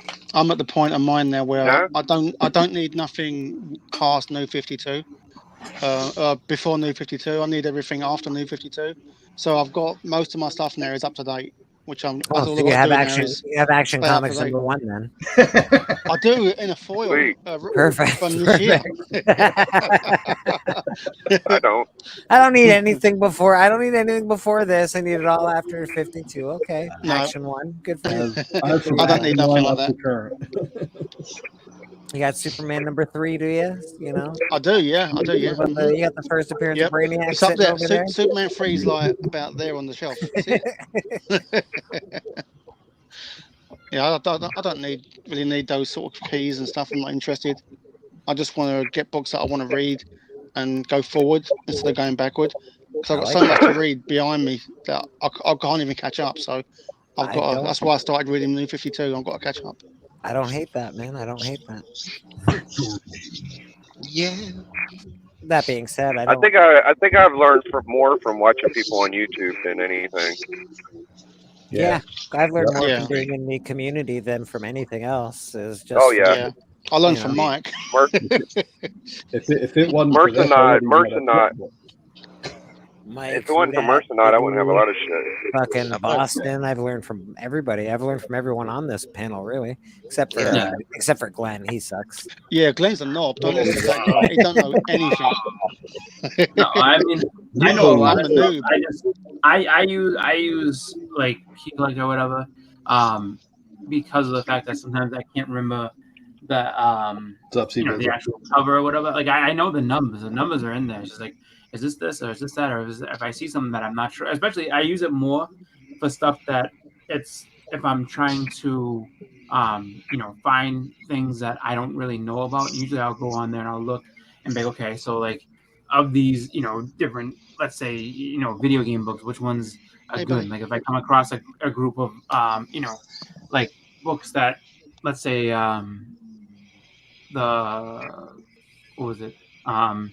something like Mortal Kombat, and it's like I don't really know which Mortal Kombat books are the best ones to get. Okay, let me see these. All right, so this is what these ones look like. Perfect. Like I know these are the ones I should get. But I know a lot off the top of my head. I just use it just to be like, okay, like is this the book that I thought it was? Oh yeah, it is. All right, cool. Let me get that. Like, coaching and slouching, hanging out. Coaching and slouching. Chris, I've got a question for you. Yeah. About half hour ago, when your camera was off, how did you do that female voice? It was so impressive. Got jokes early in the morning. Trev likes Superman. Good for you, Trev. I like Superman. That was either my sister or my mom. Dope has a bunch of them Supermen that we're joking about. Like he probably does have a Superman 3. You've got a Superman 3 for sure. Fucking maniac. Fucking dope. That's way out. Yeah, Doug was talking about the leg drop. He actually sent me a Hulk Hogan signed boot, even though he don't like the move. Like he must like it a little bit. I like 3 packs of Marlboro. I use CLZ a lot just because that's how I catalog my collection. So it's like I Yeah. use that to help myself out for not buying the same comic a million times. Because Same with me. I used to do that all the time. I mean, I do it much less now than I did before. Like now, if I do it, it's deliberate. I used to do it by accident, and I'd end up having like 5 of the same book, and I'm like, what the fuck? I don't need this anymore. We got Why do I keep 14 buying people hanging out with us, man. Holy shit. everybody. Look at You all know, you. Easy, huh? I want to see you. You want to see me. Anyway, what matters is we're here. That guy's horny. Best new channel of 2023. I don't care what the votes say. Hey, what happened? Who dat? What'd you say? Hanging out. What are you doing, Who dat? Where are you going? What's up? Oh, I'm driving in the hood. I'll see y'all while I'm at. I just gotta make sure I got my pistol with me. Yeah. Don't fucking forget that shit, bro. I had to walk around my neighborhood at 1 o'clock last night, and it was fucking dangerous, man. Not so great. I would love to walk in your neighborhood, Bleak, and be like, and somebody like, "Hey man, what you doing out?" I said, "Bitch, I'm from the wall," and they'd be like, "Oh shit, them motherfucking killer people out there." They're not gonna fuck with you, Who dat? You're black, bro. They're afraid. They're like, "Fuck, I ain't gonna fuck with that guy. He black." Is that you walking home from work, Bleak? Every night you got to go through the dangerous areas. Yes, sir. Yes, sir. Oh shit! It's a wonderful. I'll have to come over and be your fat bodyguard. It's a beautiful day in the neighborhood. The neighborhood. Well, they weren't dangerous until Bleeker started walking on them. Remember that, Glenn. Oh shit! Dangerous until Bleak started pulling out his key collector. That's the ultimate comment. Yeah. All right. Somebody's dying. But he just like, robbed. Like all I hear is wah, wah. I was like, that place is getting robbed right now. Like, why was it by Biggie? I think. Jesus. Don't do it, baby. Don't I'm gonna wait until the robbery's over. He goes, "Oh, I gotta go." Yeah, like don't do it, Biggie. Don't do it, man. That's the Wayne commenter. Stay online. We'll help you. John Bream Superman is my favorite. Yeah, I'll give you that. It's pretty good. I like the news story that just happened where he goes to Apocalypse. Yeah, Aaron, I love John It's Byrne. very good. It's very good. Yeah, I got to catch up. I'm so far behind. Well, Superman's again. It's hard to write for Superman. It's hard. Superman's not an easy character. And He's a great character. But he's not an there's a few characters like that on both sides of the spectrum, I would say, because to me, Thor, nowadays, Thor would be hard to write. You know what I mean? Like, Yeah, I think it just depends. Yeah, because I've listened to some interviews, like Tom King was talking about, he didn't want to write certain characters, for one, because he didn't have a passion for those characters, or two, he just felt like what you were talking about, like too OP, or something like that. He couldn't, his imagination couldn't put him into an interesting story. I think it exactly. Gets a hold of him, kind of thing. It would depend on who got a hold of him. It's hard, but again, it's harder to put Superman in an interesting story because he's so fantastical. I'll let you in on a little secret. Doesn't have any flaws. Superman just started. I think it's 3 issues in. It's been phenomenal. Oh yeah, Superman's been really good right now. Superman's very good. Yeah, he's also writing Hulk, but his Hulk has been okay so far. Yeah, I heard you. I'm shocked because a lot of people are like Hulk 3. Oh my god, man! First 2 issues of Hulk were really good. This third one, it was a lot smaller of an issue because of the whole John Romita. 3 pages are devoted to the John Romita thing, so it's a lot smaller of an issue. But it just was kind of a meh issue, I guess. I don't know. Okay. Well, I guess some issues are meh. Hopefully it gets better. Yeah, nothing wrong with that. Right? There's always a filler issue or two, although the first 3 issues there shouldn't be much filler going on there. I'd like to get Supergirl on filler. Right now in DC, I would say there's a golden age of Superman. They're kind of focused on Superman right now. So I mean, if you have any kind of interest or passion for Superman, it's a good time. I love Superman, bro. Superman again. It's the same reason. Obviously, I don't love Hulk Hogan like I did when I was a kid, but it's the same reason I love Hulk Hogan, man. He was a superhero. Superman is the superhero. Yeah. Spider-Man. I wore Spider-Man pajamas because he was the guy. That's just those are the heroes that I really, really love because I loved them when I was a kid. Yeah, Me Bret Hart's my personally, favorite. I got to say. and Glenn knows this. I'm not a big Superman fan. I'm a Batman fan. But I mean, it's not just the one series. Action Comics has been good. There's a Superman Lost side story, which honestly, in my opinion, that's the best one. Just the dynamic of that story. It's more like Superman with PTSD. It's crazy. Yeah, I've collected it since about 2020. It's been pretty good, man. Trev, forgive me, Mike. You know?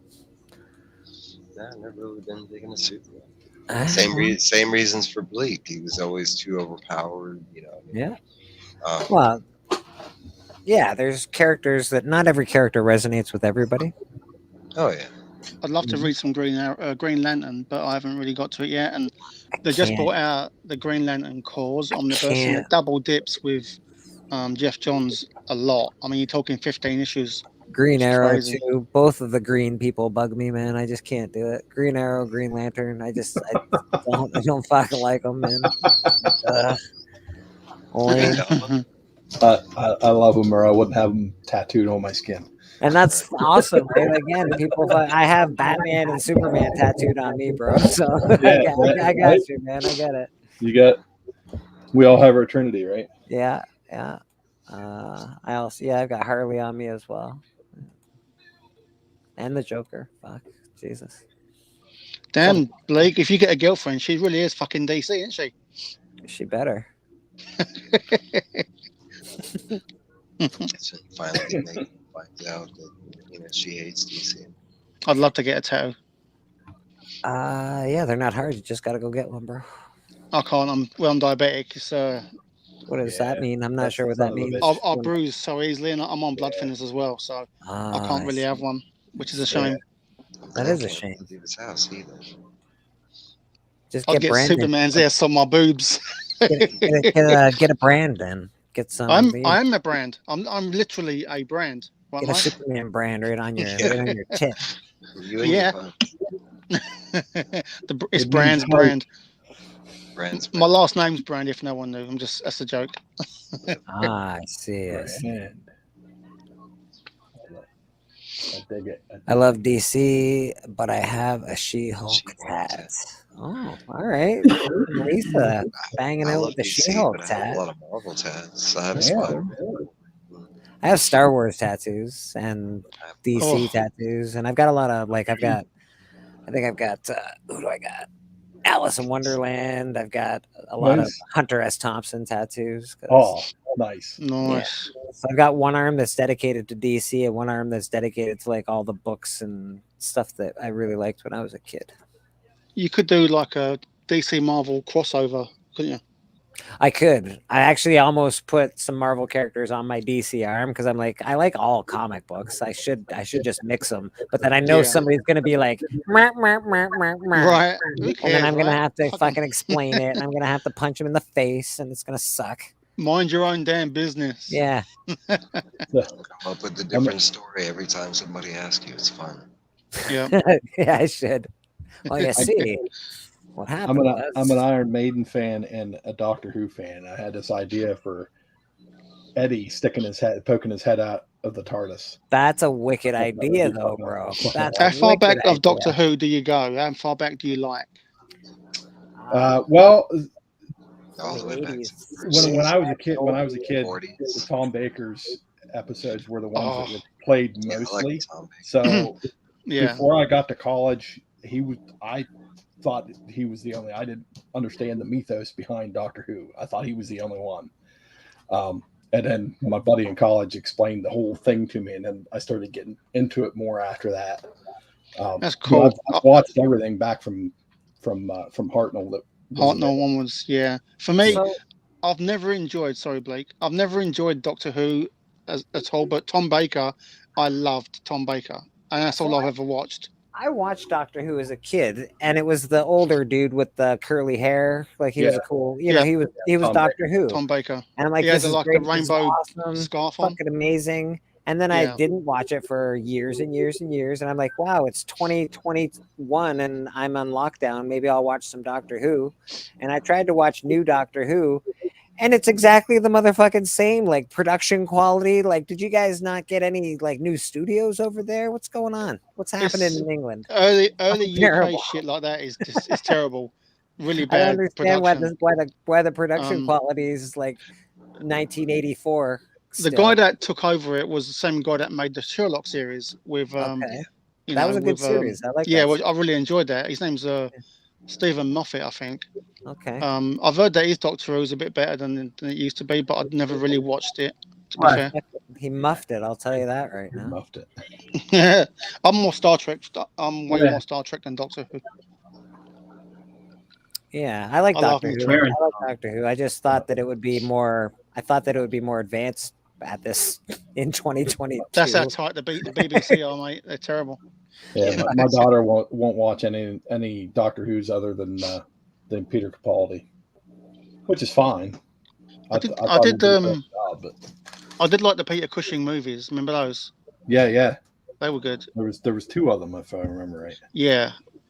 I couldn't get into Doctor Who until my later years. It had always been there, being a sci-fi fan. But for some reason, I think it was the whole like not understanding of what it was. Just the television food looked kind of dumb. Which is funny because now I love the TARDIS. But my favorite book of all time is fucking Hitchhiker's Guide to the Galaxy, bro. I grew up on. I never got into that. Ever. I grew up on that. Hitchhikers is fucking awesome. Never enjoyed it. I would love to see an updated TV show of that. I know where it is. Red Dwarf is fun. They've been trying. They've tried it. The movie was okay. It was okay as far as the movie goes. It was okay. It's funny how you guys like Hitchhikers, but maybe I can't stand it. And I'm the Brit. It's like, damn. It's not one of my top sci-fi things. Like when how do I get Glenn out of here? How do I do You've had many reasons to do so, buddy. I do love Bret Hart though. He's my favourite, so that counts, right? All right. Yeah. And Superman. You got a little forgiven. And you got a little forgiveness. Tron. That's my sci-fi. Acceptable for me. Anyway. Yeah, that's pretty good. And you do think that the death metal Batman he's fucking a direct ripoff of Judge Death. So. Oh, of course. Yeah. And absolutely. Don't forget Darth Vader. We love Darth Vader. He's a what's it called? He's like Frankenstein from like the three little fucking Robin things. Those are like the little things that Frankenstein has, and it's on an Iron Man issue. And then it's 100% Judge Death. Oh, he's pure he's even like he looks. He's even skinny like him. Yeah, it's like you might as well have just taken him off the page and just put black on. You're like, I don't know. Should we put maybe a mask on him or something? Maybe it was Scott Snyder and Greg Capullo honestly telling us that they wanted to write for Judge Death. And they were like, we're just doing Batman Who Laughs. And the worst part, I love Snyder and Capullo, especially when they're together. I think that's one of my favorites. They're a dynamic team, man. I'm loving the New 52 run. First time reading it right now. New 52 issues. Batman is awesome. It's so good. We Are Demons. It was great. No, they're going tomorrow. Yeah, Trev, I like that tenant. Really? Capullo's, I forget what his first book is, but it's coming soon. I heard that. Capullo used to work on fucking Spawn, for fuck's sake. Like, yeah. He still does, fuck's sake. Hardly. He had a nice run on X-Force back in the day. I got a Capullo Spawn 314 or something like that, and it's a 1 in 25 or 1 in 100 or something stupid. But it's a awesome Capullo cover. I think it's been like 20 years since he's been back in Marvel. I think that's the big deal. Yeah, he's a DC guy, man. He's a DC guy. Yeah. Scott Snyder, he's not going back. He just started that new book you were talking about, The Devil's Cut. No. Yeah, The Devil's Cut. It's a key. Yeah. Maybe Capullo's going to do Fantastic Four Who Laughs. Fuck off. Did I say that out loud? Shit, fuck. that was my outside voice. Fuck. Oh, that's right. Capullo's doing Spider-Man. Yeah, that's right. Finally, doing Spider-Man? getting away from Romita Jr. What did Snyder do? What did he work on at Marvel? Capullo started with X-Force. Oh, okay, interesting. Yeah. I didn't know that. Yep. Immortal Shaq is What, it's backstage. Snyder? I don't know. Biggie. Can't you see? Sometimes your words just hypnotize me. Yeah, Norrin, I got him to sign my X-Force 15. My introduction to great freaking cover. For some reason there it is. Bam. There you go, Big. Yo, yeah, I'm on Big as Shaq. I know the my favorite, not my favorite, but the Capullo Grail I know of is the Dime Press. I think it's issue 6. Like a first cover, maybe first ever Hellboy. That's a big Capullo book, dude. That's like you're talking $1,000 for a low grade Raw. I didn't even know he did Hellboy. That's crazy. Yeah, I got the guy. What is it, Mike Magnola or whatever the fuck that did Hellboy? Yeah, Mike Magnola. Yeah, well, I got a cover of his that he did Conan, and it's the worst fucking cover I've ever fucking seen. And I like Hellboy. I like his art. I'm just like, Mike, stay away from Conan, Mike. Stop it. I think you did that last week, didn't you? That one. Yeah, it's fucking terrible. It's terrible. I'm gonna buy you a second copy. Conan? I love the new Conan. He looks like sick or something. He looks like a sick Neanderthal. It's fucking. Conan or no, that's that Dope Mike was talking Magnolia. about Conan. He's not doing the art inside the book. That's just the variant. That's a variant cover, yeah. Yeah. He's not doing the art inside the book. He looks like a sick fucking, like literally a Neanderthal, like big thick forehead. And so, what the fuck did you do? It's like Rob Della Torre who's doing the art. What is it on that book that there's a big shout out on the back that one of our community members is on or some bullshit? That's the first one with Gary B. The second one had it also had like I guess you can say shout outs. It was just people that had reviewed the book and it was their reviews. But this week it was look at that. Just different people. Mickey Mouse toy. Low grade raw is what I see in the mirror every morning. Yeah, that's fair. You know, if you guys got any comic books in, haven't seen any. Okay, thank you. Go to Walmart, Biggie. Where are you at? I've been hearing people from Goodwill say they've had comics here. Oh yeah, they get comics at Goodwill, bro. They get comics at Goodwill. They got books like a bug, but I've gotten books at Goodwill.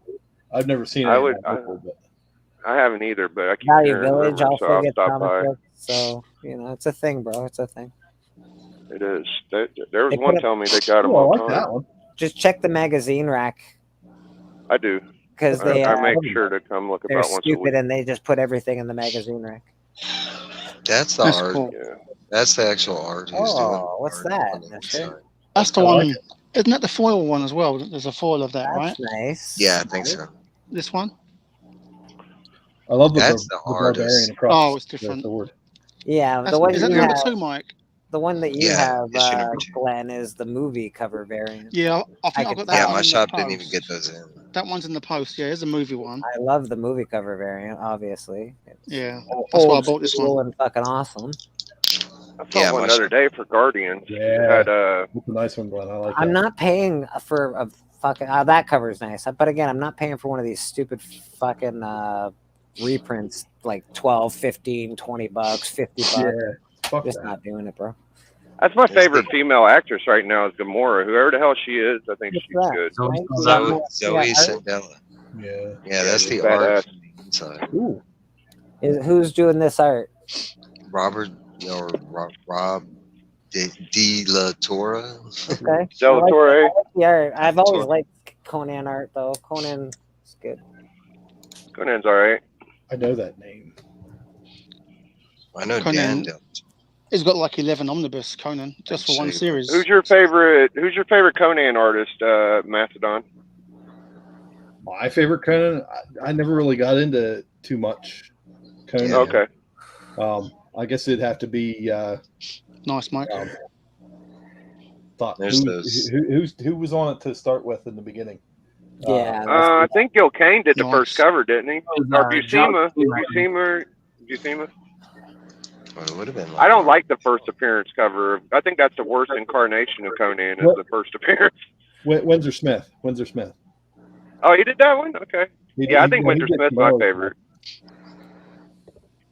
Yeah, the Elric stuff when Conan, like, what number is it? I don't fucking know. 13. Frank Frazetta did Conan art as well. Let's not forget some of the fucking greats here. I actually kind of like Neil Adams' cover the most. The magazine cover. Yeah, like let's speak on like the Savage Sword of Conan. Fuck. With Earl Norham and Frazetta those covers were brilliant, man. Those were brilliant. Don't get me wrong, I like the other covers too. But, I like the first Elric. I love Todd McFarlane, but I don't think his cover is the best Conan cover of all. But I do have a couple copies of it, but it's still pretty cool. I don't even know if I've ever seen it. I didn't know Todd did it. I can't ever find it when I look for it. I can't remember which number it was either at the moment off the top of my head, but I know he did a cover for Conan. It's fucking awesome, but it's not like the best Conan cover or anything. It's no Frazetta, I'll tell you that. I know that name, Roberto Delasor. Those painted covers were just beautiful, though, man. Yes, I think anytime you get a good painted cover, they're freaking awesome. Yeah, and in the book it just says Rob. It just says Rob Delasor. I sold all my cool Conan shit. I had to get something else. I can't remember what it was, but no, it says Roberto. I'm sorry, Roberto. Thunderbolt.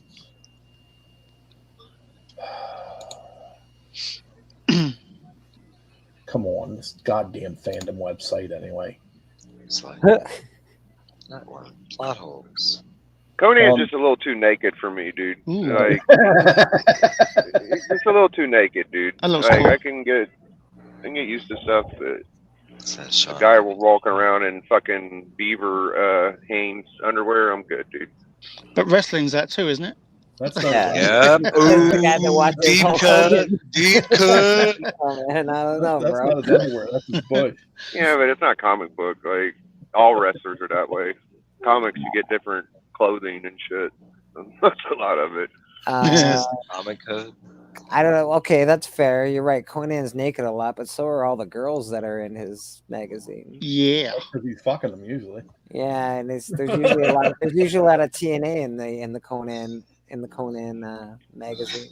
I don't. My dick don't get hard when I look at a fucking drawing of a girl. I like pussy. So hot Marge Simpson doesn't get you going. Nah, not really. No. Homer? You wouldn't want to be running your fingers through her tall blue hair. I'll be all right. What if the carpets match the drapes, man? Her nice fucking, her blue, beautiful, I don't know. I think they all got jaundice. Trail. I don't want jaundice. Right. I'm a baby.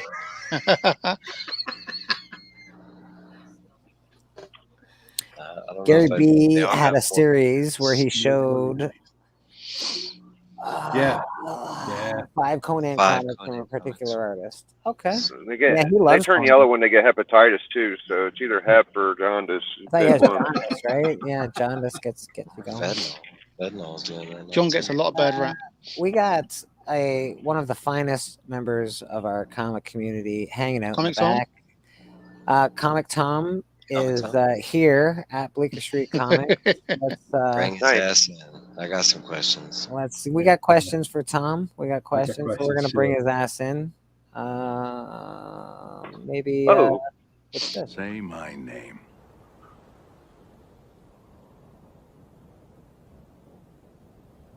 Comic Tom. You're goddamn right. God, you're goddamn right. Mr. Hialeah Comics himself. Oh, I got to get the hell out. Oh, man, it's not Comic Tom. I'm out. What's up, half human? What's up, half human? So, Comic Tom, when did you change your name to Hialeah? What?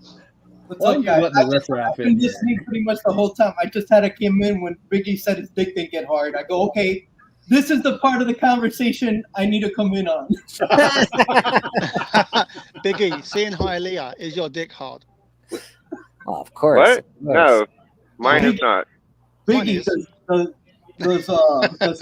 I bet you Kirby gets your dick hard and long, huh? Kirby does it for you, right? That's Joe Kubert. Joe Kubert. Oh, Joey Joe Long. Kubert's a good game. If you had a piece of original Jack Kirby art in your hands, would it get you home? Mike's I don't voice get it doing that the way. overlay. There you go. Biggie is a fucking goddamn saint. He doesn't fucking think like that, people. He's not a perverted motherfucker His like the mind's rest not in of the us. gutter. Sinners. No, he thinks on his way of thinking is, does it get me hard? If it doesn't, then it's not. It's got to be physical. It's got to be physical. Doesn't get me hard. I'm not buying it, bro. I'm not buying it. Don't like it. I'm in a pretty nice restaurant, or I'd be saying some stuff. Oh, man. Oh, so he's limited. All right. So he can't say certain stuff, right? Let's do it. Yeah, we could just batter Biggie right now, and he can't say shit. Is that what's Who's happening? got questions? Who's got questions? Come on.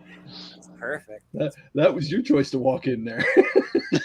Oh, damn, Trent. Trev's asking if you can get hard, Biggie. Jesus. Holy shit! This is like personal information. Biggie, what are you eating? What you ordered? He's a big softy. Don't let him fool you. Yeah, he is a big softy. Biggie's has to hold his fucking P's and Q's right now. He's gonna go to the toilet. All of us. Yeah. Yell at all. He walks out of that restaurant. He's gonna unleash. Yeah, he's fucking unleash. We're all gonna get shacked. Yeah, we're all getting fucked over as soon as he gets out of there. Let's see. What are you eating, Biggie? Are you at a Subway? I'm at the river. Side of the river. Eating vagina in there? Let's go. He's at the river. Nice. Great name, bro. Great name, the river. That's good. The river, Is that what eh? it's called? The river? Rib for your That's what I pleasure. need to check out. I feel like that sounds pretty delicious. I could use a river or two. Fuck yeah. What are you gonna get, Biggie? What you getting? Probably ribs is my guess. I'm just guessing. Yeah. I was thinking Probably ribs. You would think, right? But you should They never even know. sell. If they sell it's a ribs. place I in the would get river the and you get chicken. chicken, I'll fucking thinking beat the the same shit out of you right No, now. I If would you get the chicken, but I'm beating you up. not eating it. It's my girlfriend, so she's They getting sell ripped. ribbed condoms there too. You don't go to a They No, give look it how to they you cook as this a stuff, though. For real, check this out. They're just out there cooking it up. That's the kitchen. That's like Oh, nice. going to Yeah. Swiss Yeah. Chalet and getting the hot beef Yeah. sandwich. Stop it. They got like an old original football helmet. Can y'all still? I can't hardly tell what I'm pointing the camera at. But Here, that's let me Glenn make you Prenzel. big. Let me make you big. Glenn Prenzel. Nice. It's an original That leather helmet. football helmet where they just put like a scarf over their head, you know. And you got Ken Anderson over here, Bengals, you know. This doesn't look like a Cool stuff. restaurant, baby. It looks like somebody's fucking house. I could tell you more about it later. Pretty cool. What's happening in there? Did you just Yeah. go to your neighbor's house for ribs? No, it's, Scioto River. I think I'm getting skipped over. I gotta. Oh, get him, big. Be Don't more- get skipped yeah. over. It's like a barbecue shack. Say, don't you know who I am? I'm the immortal motherfucking Biggie Shack. I'm at church right now. People I'm a are getting preacher. tips before Biggie. Serve me, motherfucker. I'm a bishop at the Bleeker Street Church. Looks like a pool house. God Yeah, damn. it really does. Looks like a pool house. Big guy ever get out that way, I'm gonna stop there. Fuck yeah. That's a nice Check looking out the point. pool house. That's actually really my kind of joint. It looks like exactly where I Oh, fucking stopped oh, to yeah. eat. You know why? Because I'm poor. Poor, motherfucker. Poor. Man, barbecue's good. That's a neat looking building too.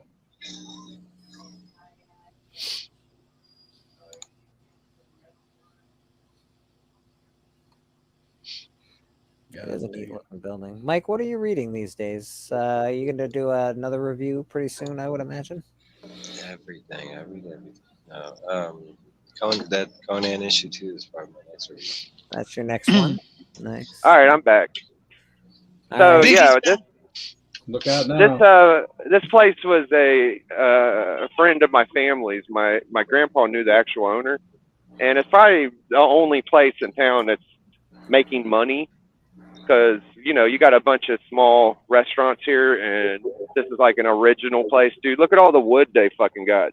They do wood burning barbecue, and their barbecue is delicious. The sauce, fucking really good. I don't like the ribs; they're a little dry, but the chicken is really good.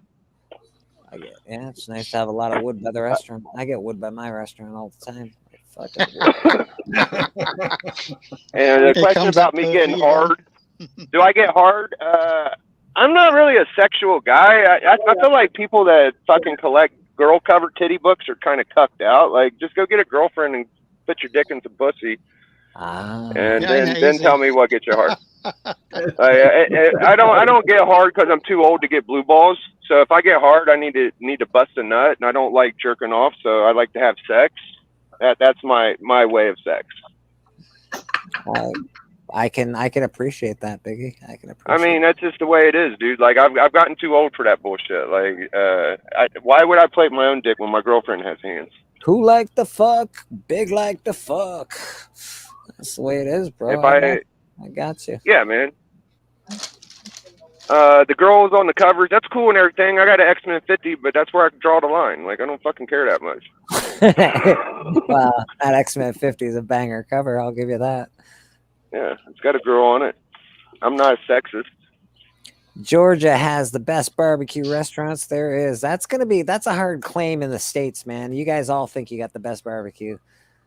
A lot of people do. Texas thinks they got the best barbecue. Georgia's got the best barbecue. Tell me where the real best barbecue is, people. Same with New I wouldn't know, dude. When someone says that, it's like, have you been to every barbecue place in the country?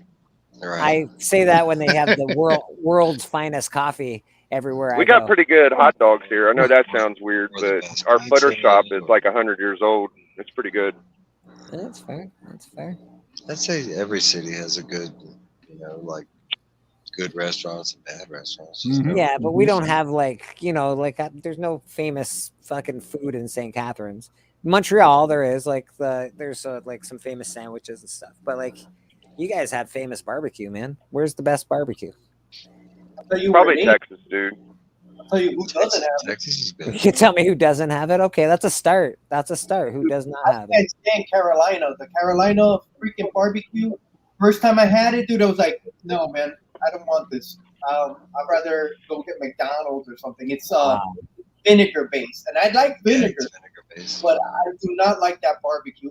Carolina, you shit the bed, motherfuckers. You fucked with my friend, and he doesn't like your shit. Yeah, I think it's just like pizza, it depends on where you go, it depends on the taste, because they all use a little different, It's like Texas. Texas has the best. It's hard to find a place that cooks good food consistently. That's why that River place is so good. It's because it's scratch and it tastes good. Like you're just gonna have to pay extra to get it. Well, but Norin says he drove a semi-truck for 10 years in every state. He probably has a good idea of where the best barbecue is. So Georgia, best barbecue. Nice. All right, Norin. I'll believe you, bro. enough. I don't have any reason not to believe you. So, well, only reason Texas would lose is because they like the rub. I see them say Texas style is rub. Rub's okay, but I just right, 'cause there's a wet and there's a dry, right? There's a wet. I like barbecue. wet, yeah. Okay, I prefer a wet as well. I like a wet. Keep your New York pizza. Blake likes lube on his food.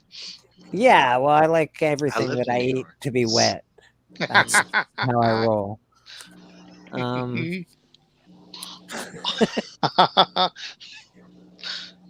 Dude, as far as pizza goes, dude, I know New York with their pizza, but you could get New York pizza pretty much anywhere in the States. The first time I went to Chicago and I had that the deep dish at Illuminati's, that was like moment for food.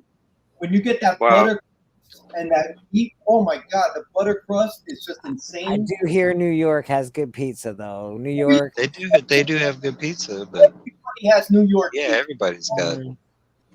Everybody has. The only thing I'd say New York had was you could find pizza everywhere. That's not so there was just more of it. There's more it's okay. It was almost on every corner, and usually 2 or 3 restaurants. But not only that, they had a lot of restaurants. You can find hot dogs. You can find but that I loved about New York. But I mean, I was expecting it to be something that tastes unlike anywhere. I mean, we had a New York style place in Texas, and it tasted just like the stuff you could get in New York. Lisa and K-pop, they're gonna hit up some Bro, pizza, girls' Lisa, night out. I've heard that comment. It's got to be the New York water, dude. I've never heard anything good about fucking New York water, bro. Right. That's an argument I do not fucking agree with at all. You can Maybe get maybe it's the shit in the New York water that fucking makes it taste so good. Florida. You don't know. Pizza like in 10 places within fucking 10 minutes from me. Tap water is a big no-no. I'm with Hialeah. Any tap water is garbage. He's absolutely correct. And Aaron, I would agree with you that pizza in Italy probably is good and better and blah, blah, blah. But I'll tell you what, it's different. Like, if you ever see their pizza, the way they make it, the way it looks, the ingredients, not all, everything. I love pizza so much. I like thin and I don't like paper thin, but I like thin and fucking thick, dude. Like I could go for either one. I can't really pick which one I like more, dude. I'm actually gonna I really have can't. to. I'm gonna have to go with Trev here. John's from Bleeker Street Comics is the best pizza in the country. Sorry guys, it's on Bleeker Street. It's got to be the best. You know, the shit I like is when you get like that good Romano that's like a powdery kind of cheese and inside of the mozzarella and the fucking whatever the fuck. It's like that shit makes it good too.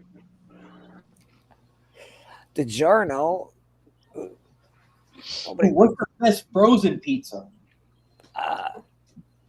Delicio School here in pizzas? Canada. I don't know if you guys have Delicio over there. It's all right.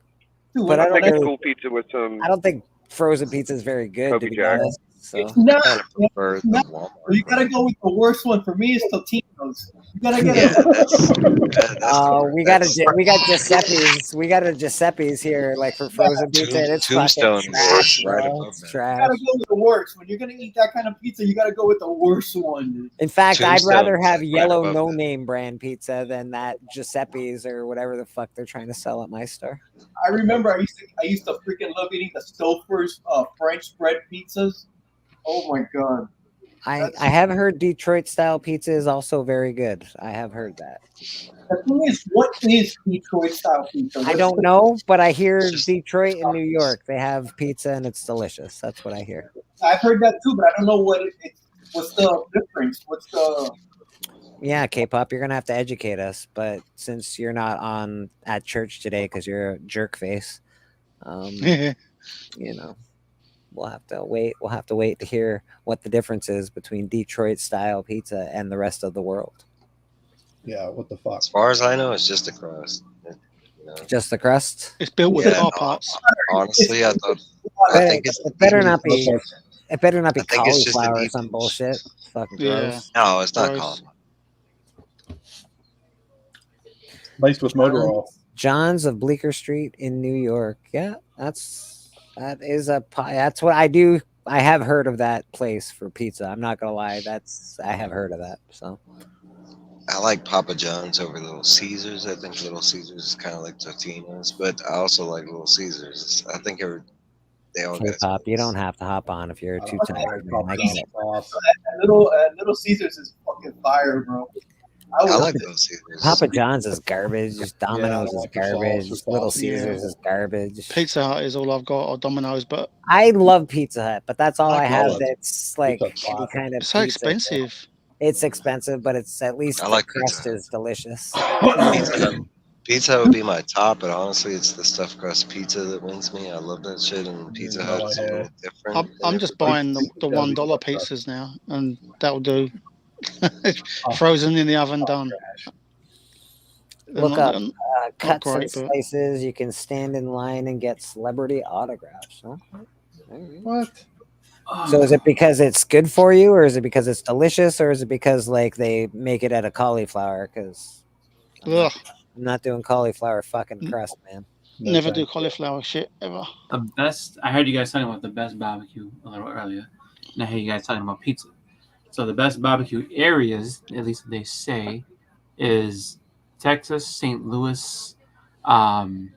There's Carolina, Tennessee, specifically Memphis, and Memphis does good, man. I want to say, I think Georgia's supposed to have good barbecue. but it's concentrated in like a couple of different spots. Well, we already got that the best barbecues in Georgia. I think Norn Rad said he's truck driven. He's done his research. We're gonna give it to Norn Rad. Georgia is the best. Georgia is the best place. I've never had. We appreciate all your work, Norn. I think that when it comes to it, though, it's just like it's kind of funny because everybody has like there's good spots all over the place. We hired him years ago. He's been doing that research for years. It's been a work in progress. He did a great job. Man on the street. Yeah, man on the street. So, right there. The man on the street. Oddly enough, I from what I've experienced and what I know, I've heard from a lot of different people, and from experience, I think the best pizza comes from Connecticut. Connecticut? Where the fuck? How did they even get in the race? They have if you ever go to Mohegan Sun, there's a place called Pepe's Pizza, and it was owned and operated by a man named Frank Pepe, and he made the initial one. The original one I think is in New London, Connecticut, and then in that area there's like Mystic Pizza, which I guess is really good.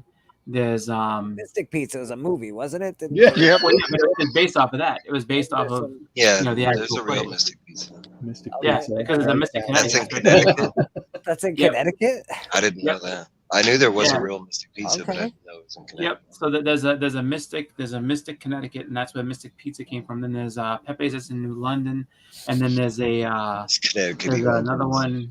I forget what the other one's called. I think it's called Sally's Up. Norin's getting his fucking barbecue on now. Good job, buddy. Hey, Lisa, that's what I've heard. That's what I've heard is like, Connecticut's the best one. I've had Pepe's. Pepe's is very good. I actually really enjoy Pepe's. I of course, New York. Is Connecticut even a place? I've heard a lot. I've heard a lot of and in there. Whether or not the originators of those pizzas came from New York or New Jersey or whatever that area is, I guess like in terms of pizza, like if you went on like a pizza run of Connecticut, I guess that's supposed to be where the top stuff is, but I don't know, because I tend to think that Boston has a very good pizza scene, but I can honestly say that I think that Pepe's is the best I've ever had. I've heard things about Boston pizza as well. I haven't heard bad things about Boston pizza. Boston has never been at the top of the list. You always hear New York. You always hear Detroit. Well, that's what I was gonna say. Yeah, New York and Detroit styles of pizza is very. Yeah, different. you always hear Then that. you have Chicago with the deep dish. So it's just like it's very. It's really kind of a. What I'm looking for is one pizza Crush that your enemies. will. See them driven before you, and hear the lamentation of their women.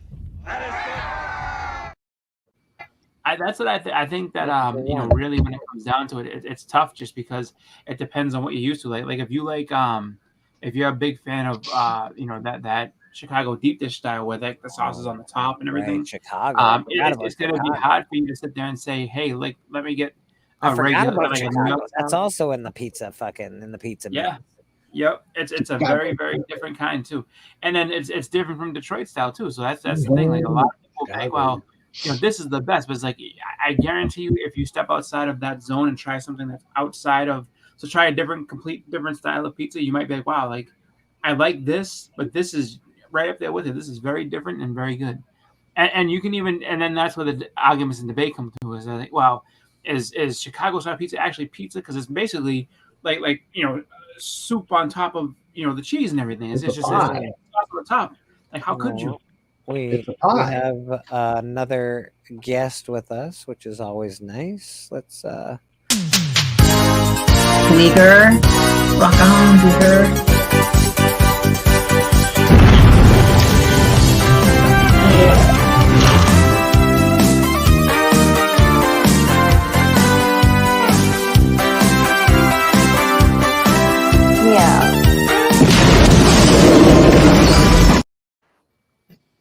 We actually actually need her in this for this debate because she can speak on Detroit stuff. My camera working? Hello? It is. No.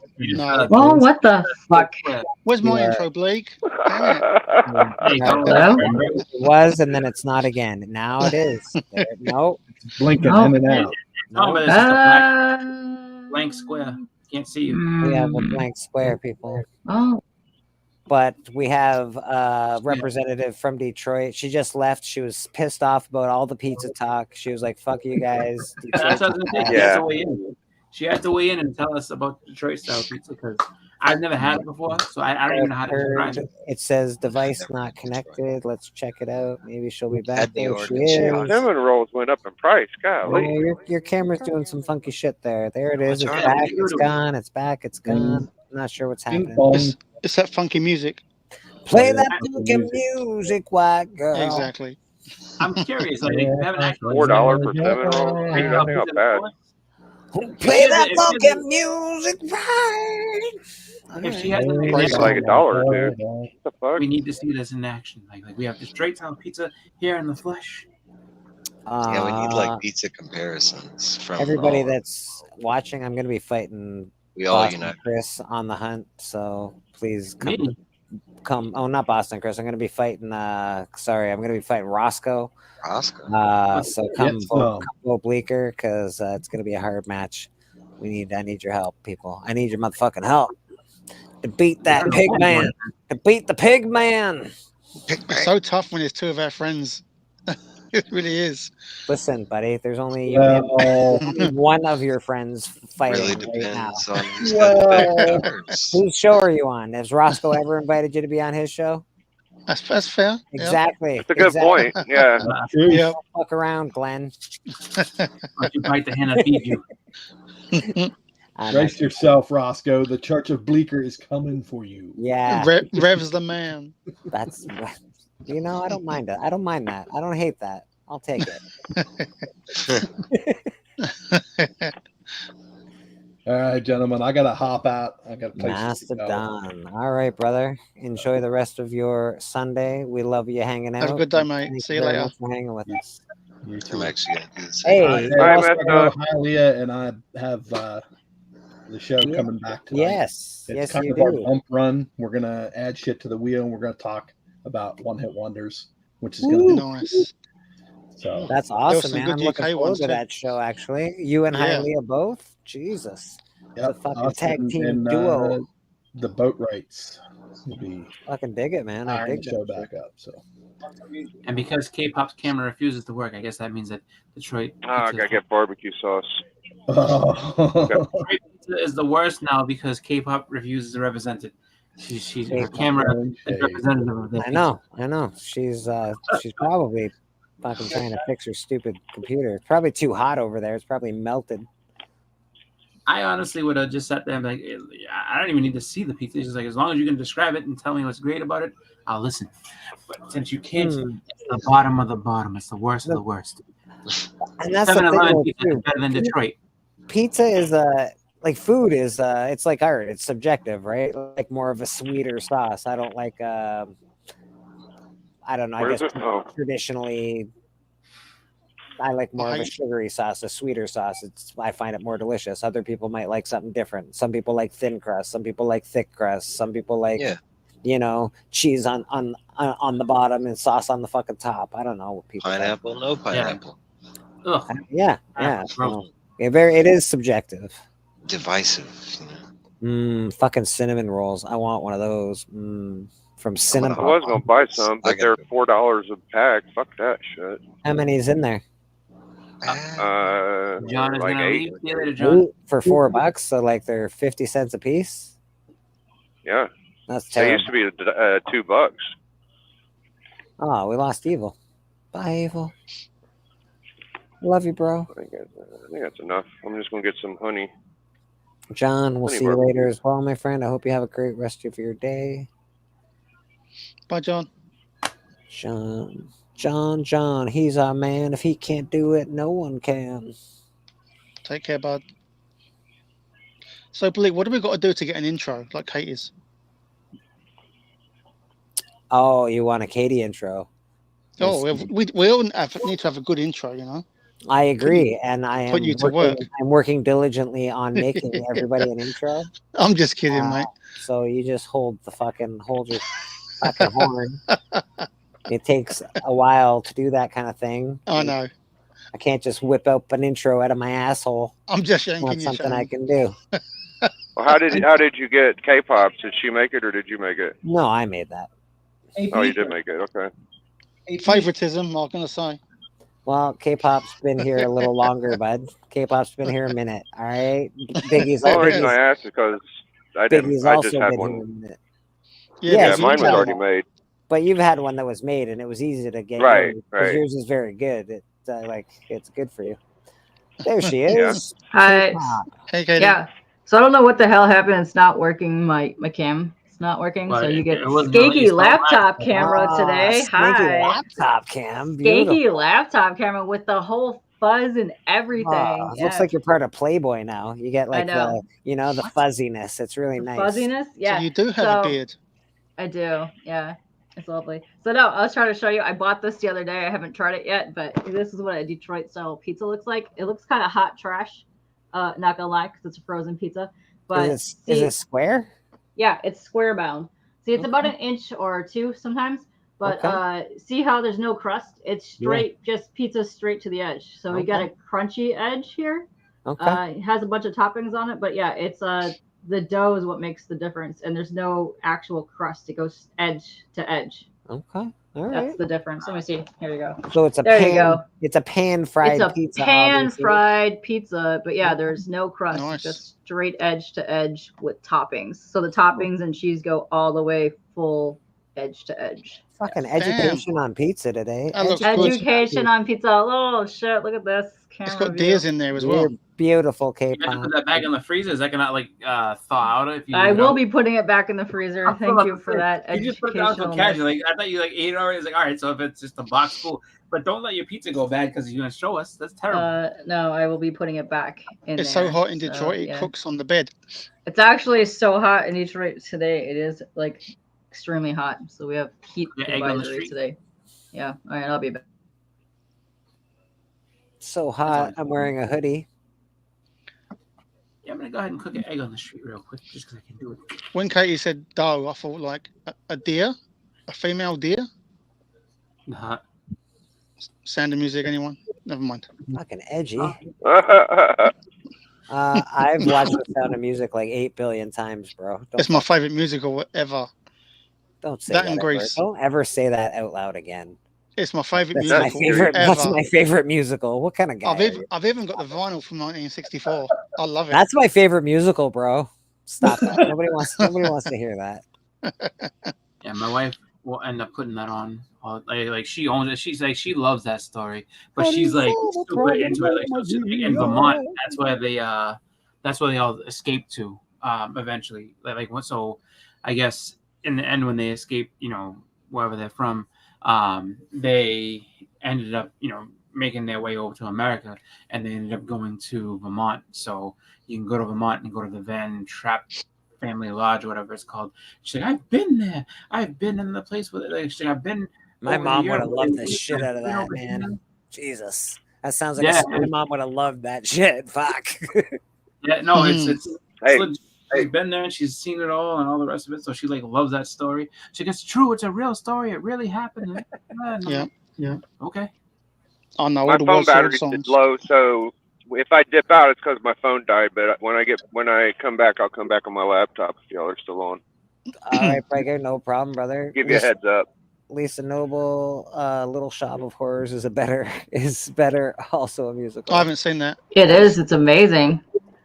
Steve Martin has the most glorious song of all time because he's a dentist. I haven't seen I kind of like Mamma Mia. Like I know that's a corny movie, I but love Mamma Mia. it's pretty good.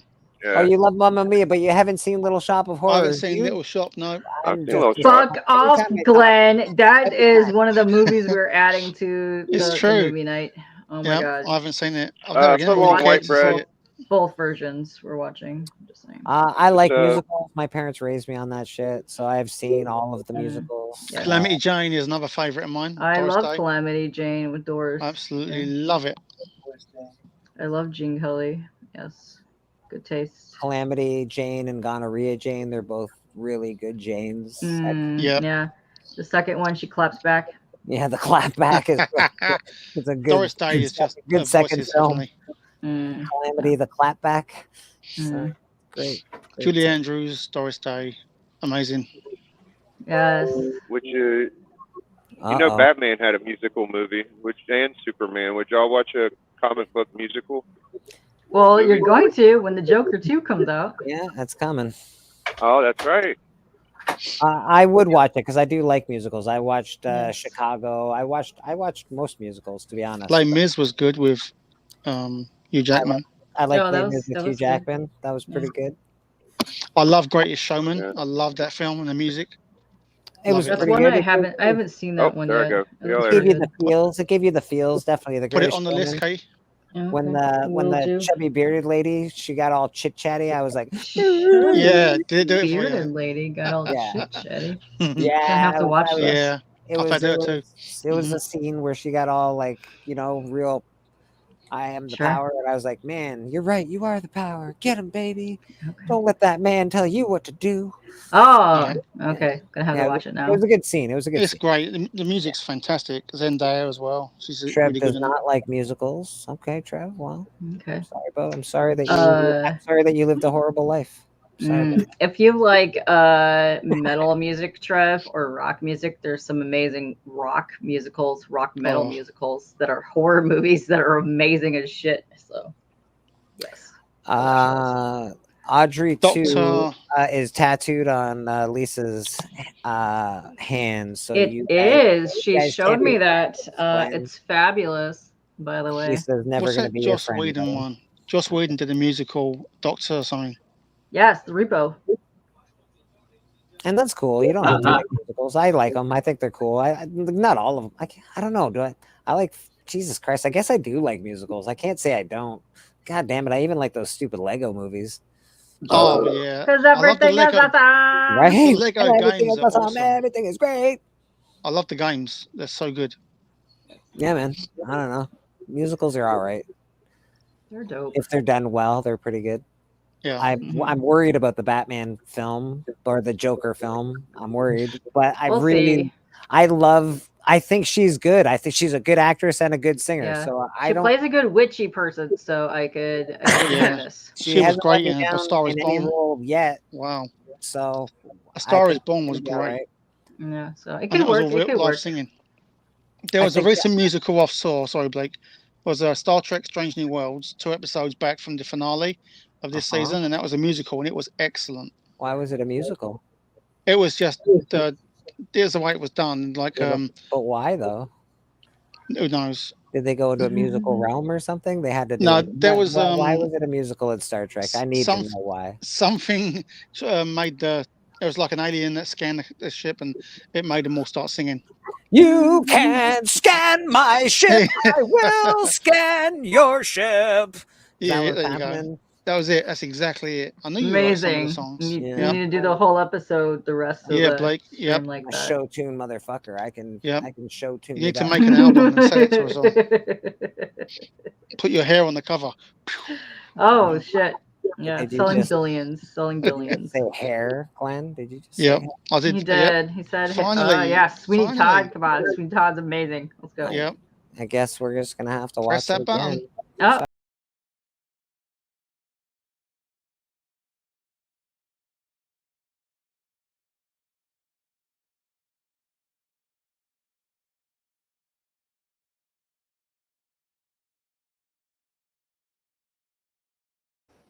I think that's awesome. Makes me laugh every time I see it. It's great.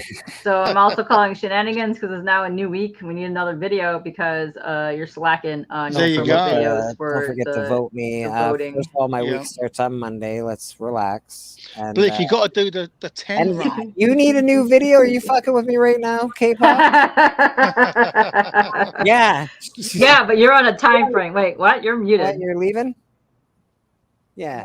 You're okay, Oh, you're muted. all You right. Okay. Bye. Bye, See ya. Bye. Bye, Leah. Oh shit. I love you. Now I'm even more. love you. Now I'm even more Blake, grainy. You Fuck. got to run towards the camera like in 10 with Oh. Bo Derek. Slow down Oh, and move your shit. hair like this. You know, Yeah, there's a new one.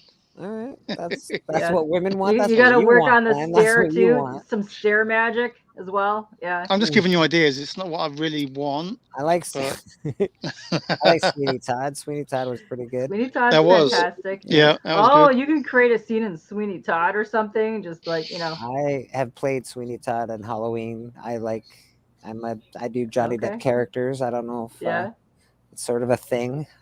People have compared me to Johnny Depp for a long time. You look like Johnny Depp. I wonder why. Yeah. I'm like, I don't, but I don't see any resemblance whatsoever. Me neither. I don't either. I honestly really don't. But funny. It's weird how there was an old Sweeney Todd song in the UK. I don't know if you guys knew it, but it was when I was a kid. I know a couple of lines. It was like, I'm Sweeney Todd the barber, an evil soul I harbour. I run a little business, cutting hair and other things. I've got a tiny racket, although I make a packet. I can't remember the last few words, and it says cutting it fine, bump, bump. Cutting it fine. That's it. That's all I remember. Was a masterpiece. Meat pies. Yes. Cutting it fine. That's meat it. pies. Meat pies. That's the one. Yes. I actually have something to show off. All right. Finally. Yes. Finally. Yeah. Finally, you get a show off. So this book is kind of extra special to me. Yeah. Extra special book. Oh, it's all grainy as bullshit, but that's okay because it works because it fits with the theme. This one's extra special to me because I had these guys on my show and we got them funded during my show, and it was amazing because I ordered one of the sketch covers, and I really resonated with these guys and the people on there, and so my theme was just Friday the 13th and run with it, and this is what I got. I got Friday the 13th, Jason playing with, this is Glenn. And they're playing Nintendo. What? And I got the character here, and he says, keep an eye on Glenn. He cheats. Whoa! Oh my God. Yeah, that's so crazy. If you read the book, these two end characters are in here. And then if you watch my stream, we actually bring this up because he actually says Glenn cheats all the time in the book. I remember that. He put that in there. So yeah, I'm so excited about this. Yes. That's fantastic. Cool. Yes, I adore it. Nice. I enjoy this so much. So this is my favorite thing. I love it so much. Mastodon, I actually saw your commercial for your upcoming series, and I thought it was awesome. It was like a promo. It was fucking cool. Yeah, it looked really good. Great job on that, by the way. Very, very, very fucking cool. So yeah, man. When's that coming back? That's Mastodon. September, I believe. Well, we are in September, but when is it coming back? It's coming back soon. Yeah, so I'm excited about that. Yeah, him and they're gonna do. They've added another thing to the wheel or something like one-hit wonders or something. So yeah. Also, let me know when that is so that we can do our own channel lineup. You, JD, Phil, Church on Sunday. Well, yeah, we can do a little thing. Yeah, I know JD is streaming right now. I was in there a little bit, but I like to obviously show people out and show other things that go out on Sundays, and things that I've watched, things that I'm gonna watch. So yeah, please let us know what time you're on. And I know K-pop's got a show tonight at 8. I do, which I'm not prepared for whatsoever. That is not which happens every time for you. Yeah, that really sounds a lot like normal. I'm not sure if you're aware of that, but tonight at 8. Well, fuck. Tonight at 8 is his first show. You got what, 6 hours? There you go. Prepare. Oh, that clashes with Katie's show. What do you have to do to prepare? Do you have to like research the people, or? I have to make thumbnails and descriptions and background shit and all kinds of stuff. I have to shower rewind and get ready. Yes. You guys are voting, Trev, on the CBC Awards. Don't forget, best hair, buddy. When does that thing end? The votes? December. Oh, so we've got ages in. Okay. Yes. Yeah, I voted already. So we should all do it at the same time, Katie, like you said before. Uncanny Kyle Waka just hit 1,000 subscribers. He did, yeah. Yep. I hit 100 the other day. Woo! You did. That's exciting. Yeah. It's been really hard for me ever since 340. It's like gone at a snail's pace, man. I'm catching up to you. I know. You're up there. I'm catching up now. I'm getting up there. 340, it just died, man. It was like merp, merp, merp. I get one. You gotta get out there. So I said, you gotta go do your saucy hair vids. I stopped doing shorts. Is what happened. You know, You gotta get out there and do your hair vids. Just saying, get out there. Spread your hair love all over the place. Yeah. I think if people aren't paying attention to me, then obviously I'm a piece of shit and I suck. Wait, that's enough of that shit. Oh. You do not suck and you're not a piece of shit. You don't know if I suck, Glenn. Isn't that the whole reason you like me? Damn. I'm disappointed now. Damn it. Chris just hit 400. Nice. That's awesome. Way to go. Nice. Chris, congratulations. Send some of that, rub some of that luck off on me, bud. Yeah. Oh, what do you want to write? What do you rub want off to Blake? rub off on you? You never mind. This is a A-B conversation. You can see your way out of it. Fine. I'll just take my grainy ass out of here. Never. We love you too much, K-pop. You know, you're on. You did some whack comics recently as well, didn't you, K-pop? I did, yes. Oh fuck! I got to take a picture and send it to him for my promo for my other thing that I did for him. Berserker. He wants you with the Berserker. Yes. He wants. I know. I had to do the same fucking. I have a shit ton actually because I went nuts with that because I was hooked on the shiny ripped ab covers. I know, man. They were awesome. They were wicked. They were so sexy. So I bought a whole bunch off of MF Stuntman. So he teases about me to this really day. Good. Like the first one was actually a good story. It just sort of crapped out, but I need to finish the rest of it. After number 6, it got 4, okay maybe? again. After number 6, it got okay again. People give it crap, but I don't mind Berserker. I got to finish the rest of it, but yeah, no, I collected them all except for maybe like the last 2 issues, and I got to go back and get it so I can finish reading it. But yeah. Welcome back, Nora. No, I collect them all. I was going really hard on those, and I guess Stuntman will give me shit to this day about buying all the shiny ripped ab covers. Did you say Norrin was back? Took that from me. Stole that from me. Killed that from me! People keep asking if I'm back, and I haven't really had an answer. But now, I'm thinking I'm back. I still haven't seen number 4. I haven't seen it either, so we can add that to the list because they just added that on something. So. It's pretty good. It's not bad. Again, nothing's ever going to beat number 1, but number 1's the worst because the dog dies, and I hate that. I hate it. Well, but it's still the best because it's the best movie. I hate if any animals die in a film. I just but I'm sorry, buddy. It's so sad, but I still like the film a lot. It's great. Okay. Yeah.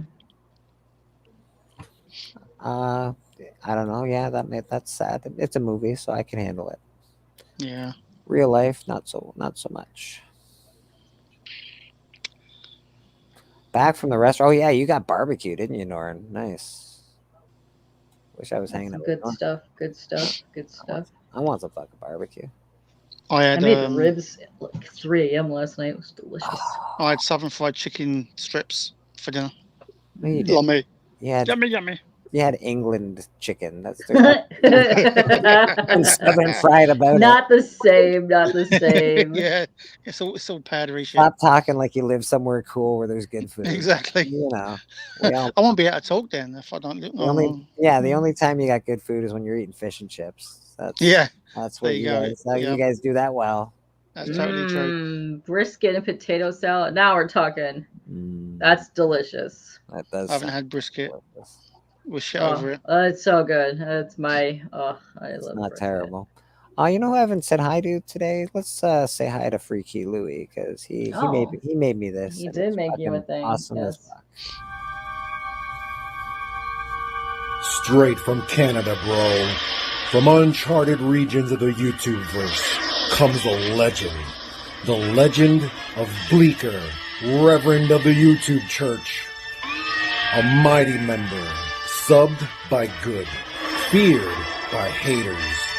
As Bleeker's legend grew, peace settled across the YouTube stream.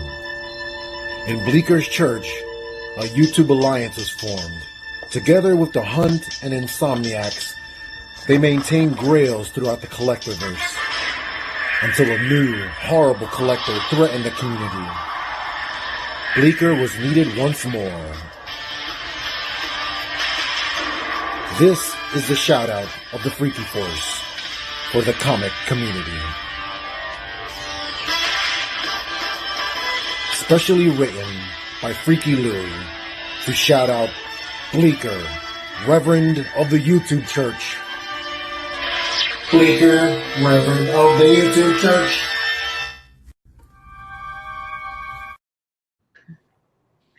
Can we just take a moment to give a shout out to Shop, who really nailed your glorious locks in the hair of the Voltron. That was amazing. Awesome.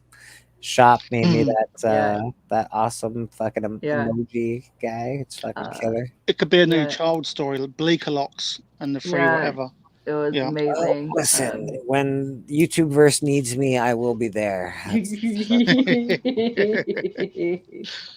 Together, we form an alliance. We've got Boston. We've got K-pop. We've got Glider. You know, like it's a strong alliance. It is a strong alliance, yes. And I am very glad of the avatar that he made for me. Because I have the most sauciest avatar of all time for that. And nothing but skin, baby. Nothing but it's skin. literally got no clothes and hair. It's amazing. It has no clothes and just hair. So what are you, Medusa? That was Witchblade. or Witch Babe. Yeah. Mr. Who Dat Motherfucking Comics. Boom. You didn't see where my request was to come back to the John Wick video. Oh, I'm remove sorry, him and buddy. then bring it back. Yep, he's gonna get removed. Sorry. Oh, you fail, Mr. I am producer galore thing. Hey, I don't know about galore, Your but thing. I am pretty amazing. Yeah. You are. You know. Mm-hmm. See if I can't find it. Okay. I have a lot of stupid things in here now. Yeah. Yeah. So you know, it takes a minute to be like, where to find it. Okay. Hmm. That's you, Glenn. It takes a minute for you to find it. I haven't found it yet. That's the problem. It's small, bro.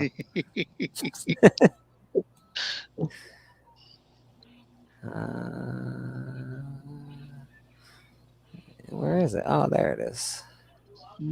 Took that from me. Stole that from me. Killed that from me! People keep asking if I'm back, and I haven't really had an answer. But now, I'm thinking I'm back.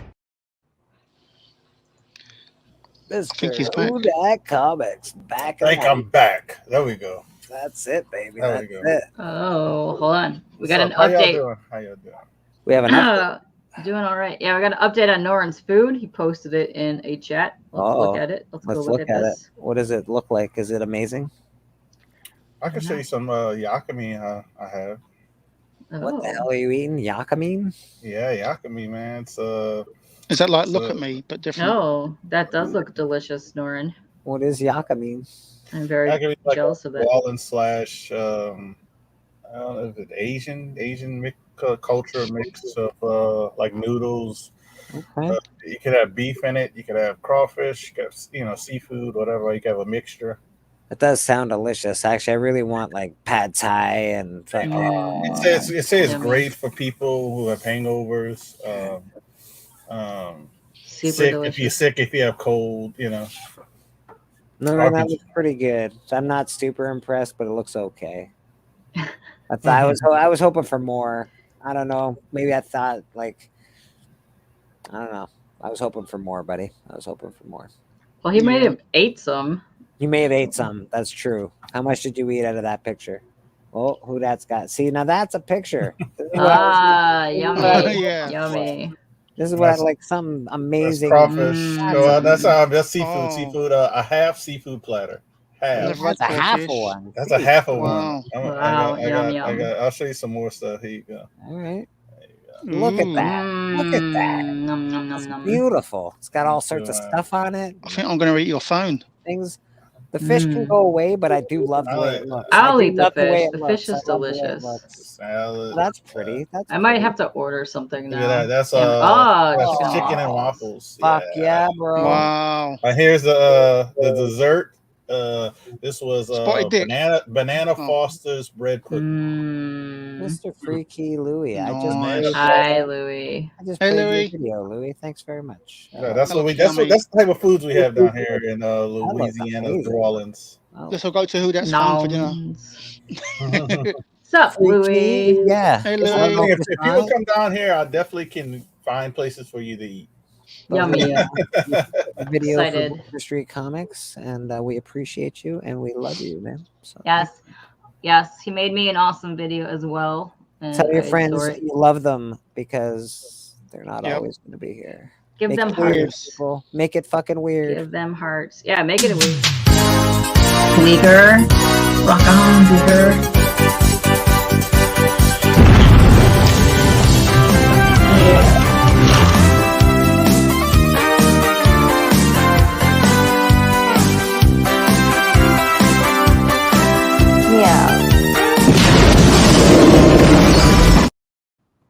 Blake, you know what would make that even weirder? Put the song on it.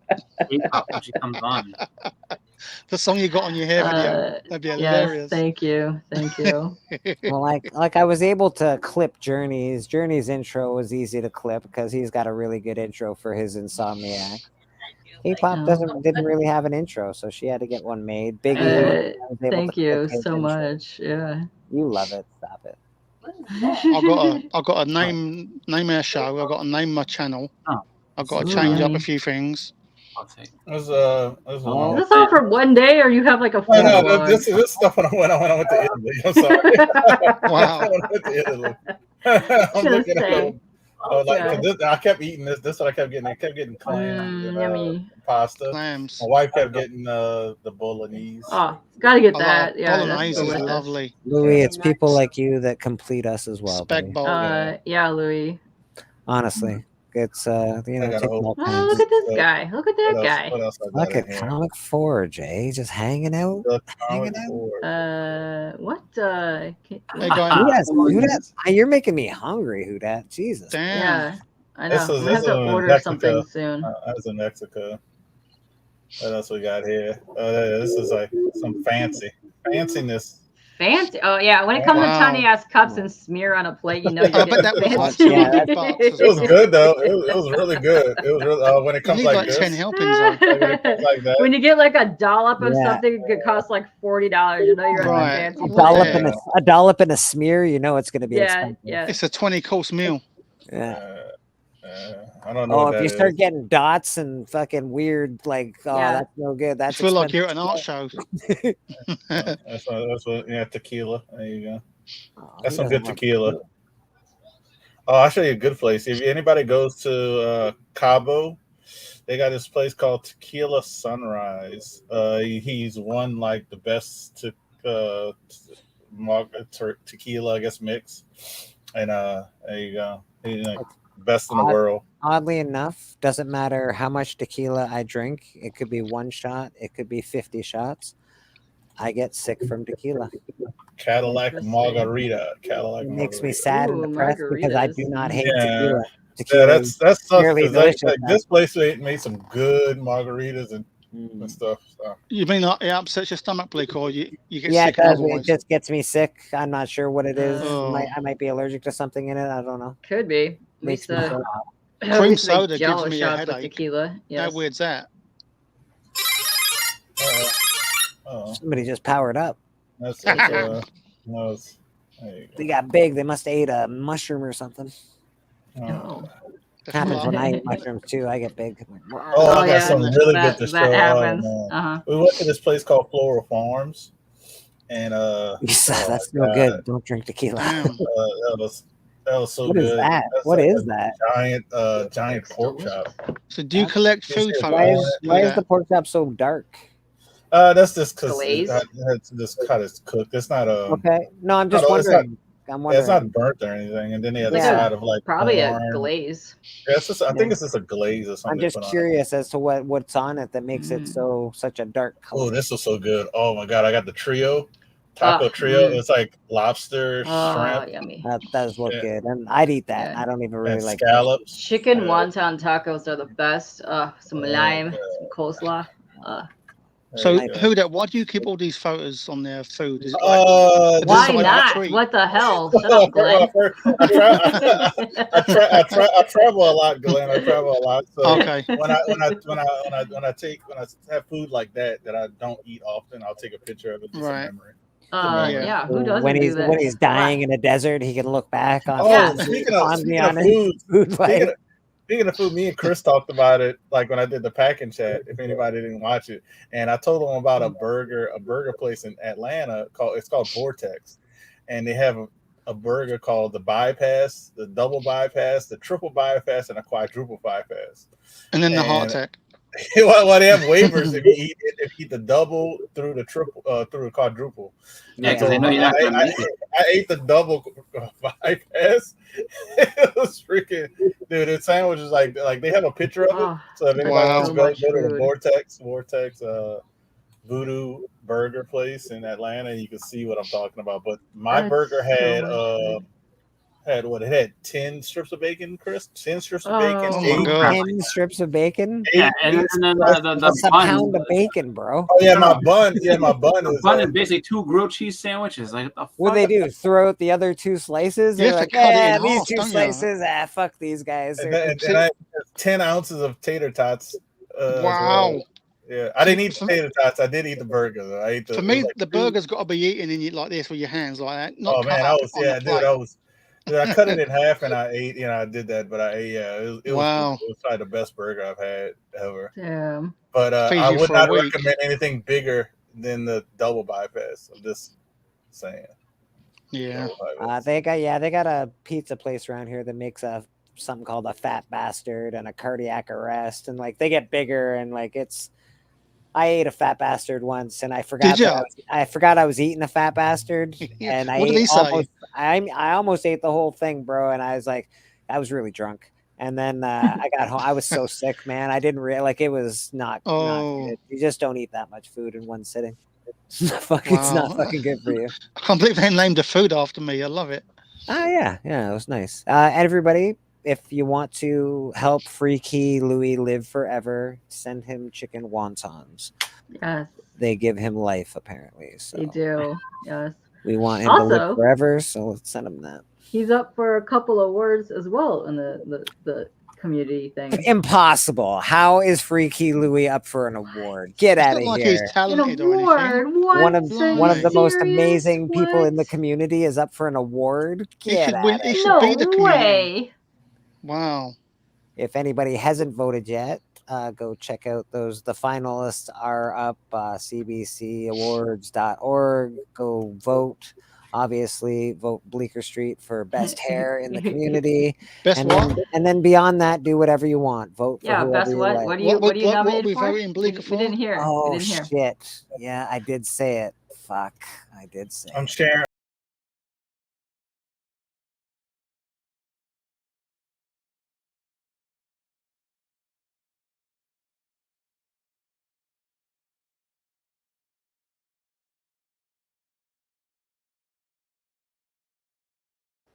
Put that song on Katie's intro. It'd be hilarious. Freaky is up for some awards. There's actually some really good people up for awards. Some people that got nominated. Who was nominated for best unboxing channel. So don't Katie was denominated. About him next year. Katie's been nominated this year. I don't think she made the finalist, but I did not make finals. No, but I was Chris is going to get nominated next year for best hair. Awesome. Chris does have, nobody ever sees it, but he's got some of the most amazing hair in the hair like down here. Yeah, just look at him smile. Wait till he takes it out. Wait till he starts taking it out. No man can beat a woman's long hair. It's not possible. K-pop. She also has some fucking amazing hair. I do have some amazing hair. Yeah, and hands. People keep forgetting about my hands. The rap like Palpatine. We see like a little glimpse of it. Like your hair is gonna be ridiculous. John's Comics. Church is going. If you said with no hood on, you'd be you would kill everybody. I have brought my hair out many times. I have braided it, and I have gone full show Cousin It dressed as well. as Cousin It. So, yeah. Some people, how that I got the burgers. If you if want that's to see the case, I do want to see burgers. Burgers are one of my favorite food How groups. did Katie needs to be a man to be nominated. Yeah, if that's the case, then how did K-pop? I'm trying to share the. Exactly, Chris. Oh, okay. question, I good see what you're doing. I question. see what you're doing. I see what. Oh, what's this here? She got voted more than anybody probably. But Oh. So this is the place Oh. I was talking about. Look at the calories. So the one I ate can't has really see. 4,500 Holy shit. calories. That's the one I holy ate. crap, that's a whole That's food for 3 days. You Yeah, if shouldn't you're be eating dieting, that that's many crap. calories. 71,000. That's and harsh, dude. quadruple was 96. So what I ate it said 2 grilled patty melt sandwiches on top and bottom. So it was actually patty melt sandwiches. What even Wow. Look at this guy. Pressable defects. Just go into the fucking pool. Just 4 ounces of go to the pool. sirloin burgers. He had 12 slices of American cheese, 2 fried eggs, 12 strips of 12 bacon. cheese. Oh, eggs don't belong on the burger. 10 ounces of tater tots. So that's the one I ate. But but you got to see the picture. 10 ounces of tater tots on the burger? Oh, holy crap. That's No. disgusting, bro. I can't do that. That's So too wait, much. so the bun was a patty melt? Yes. Nah. The bun No, was a I can't do patty that. melt. I can't do It was That's so ridiculous. That's far too much. It was That's so far good. too much. I I'd have can't to eat do it with a that. I fork. I wouldn't be can't. able to eat it like a burger. You'd have to eat it with a fork and knife, I would imagine. Yeah. Well, I broke it in disassemble it. pieces. I ate the center. Because I don't know. I had to cut it in half. That's what I did, but I ate it all. Why they ruin it with eggs? Ugh. Yeah. comic Eggs, you don't even forks, taste the eggs. So But you who have that a one? That's Sorry, buck mate. wild. After Go you ahead. finish that, how do you walk? And then secondly, how long was you in the bathroom for? I walked fine because I didn't eat the tater tots. That's what will get you, the tater tots. I Right. didn't eat the tater Oh, yeah, tots. yeah. I was able to walk. I was hungry, so I ate that whole double bypass. Now I ate the second one, not any of Pop. It's the pop that But gets the bathroom question, I could not answer. I don't remember because it was years ago. But but I remember being full and being satisfied and not feeling sick. If that makes Yeah. sense.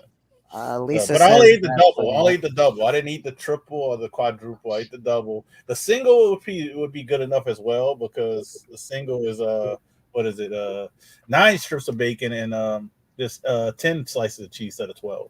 Do you guys watch those shows? I can't watch those shows, like the My 600-Pound Life stuff. So there you go. That was I watch Man v Food. that was the burger I had. Hoarders I've watched once or twice, but I can't watch that either. It like grosses me out. Man versus Food's I'll fun. watch them every now and then. Hoarders is kind of That guy quit.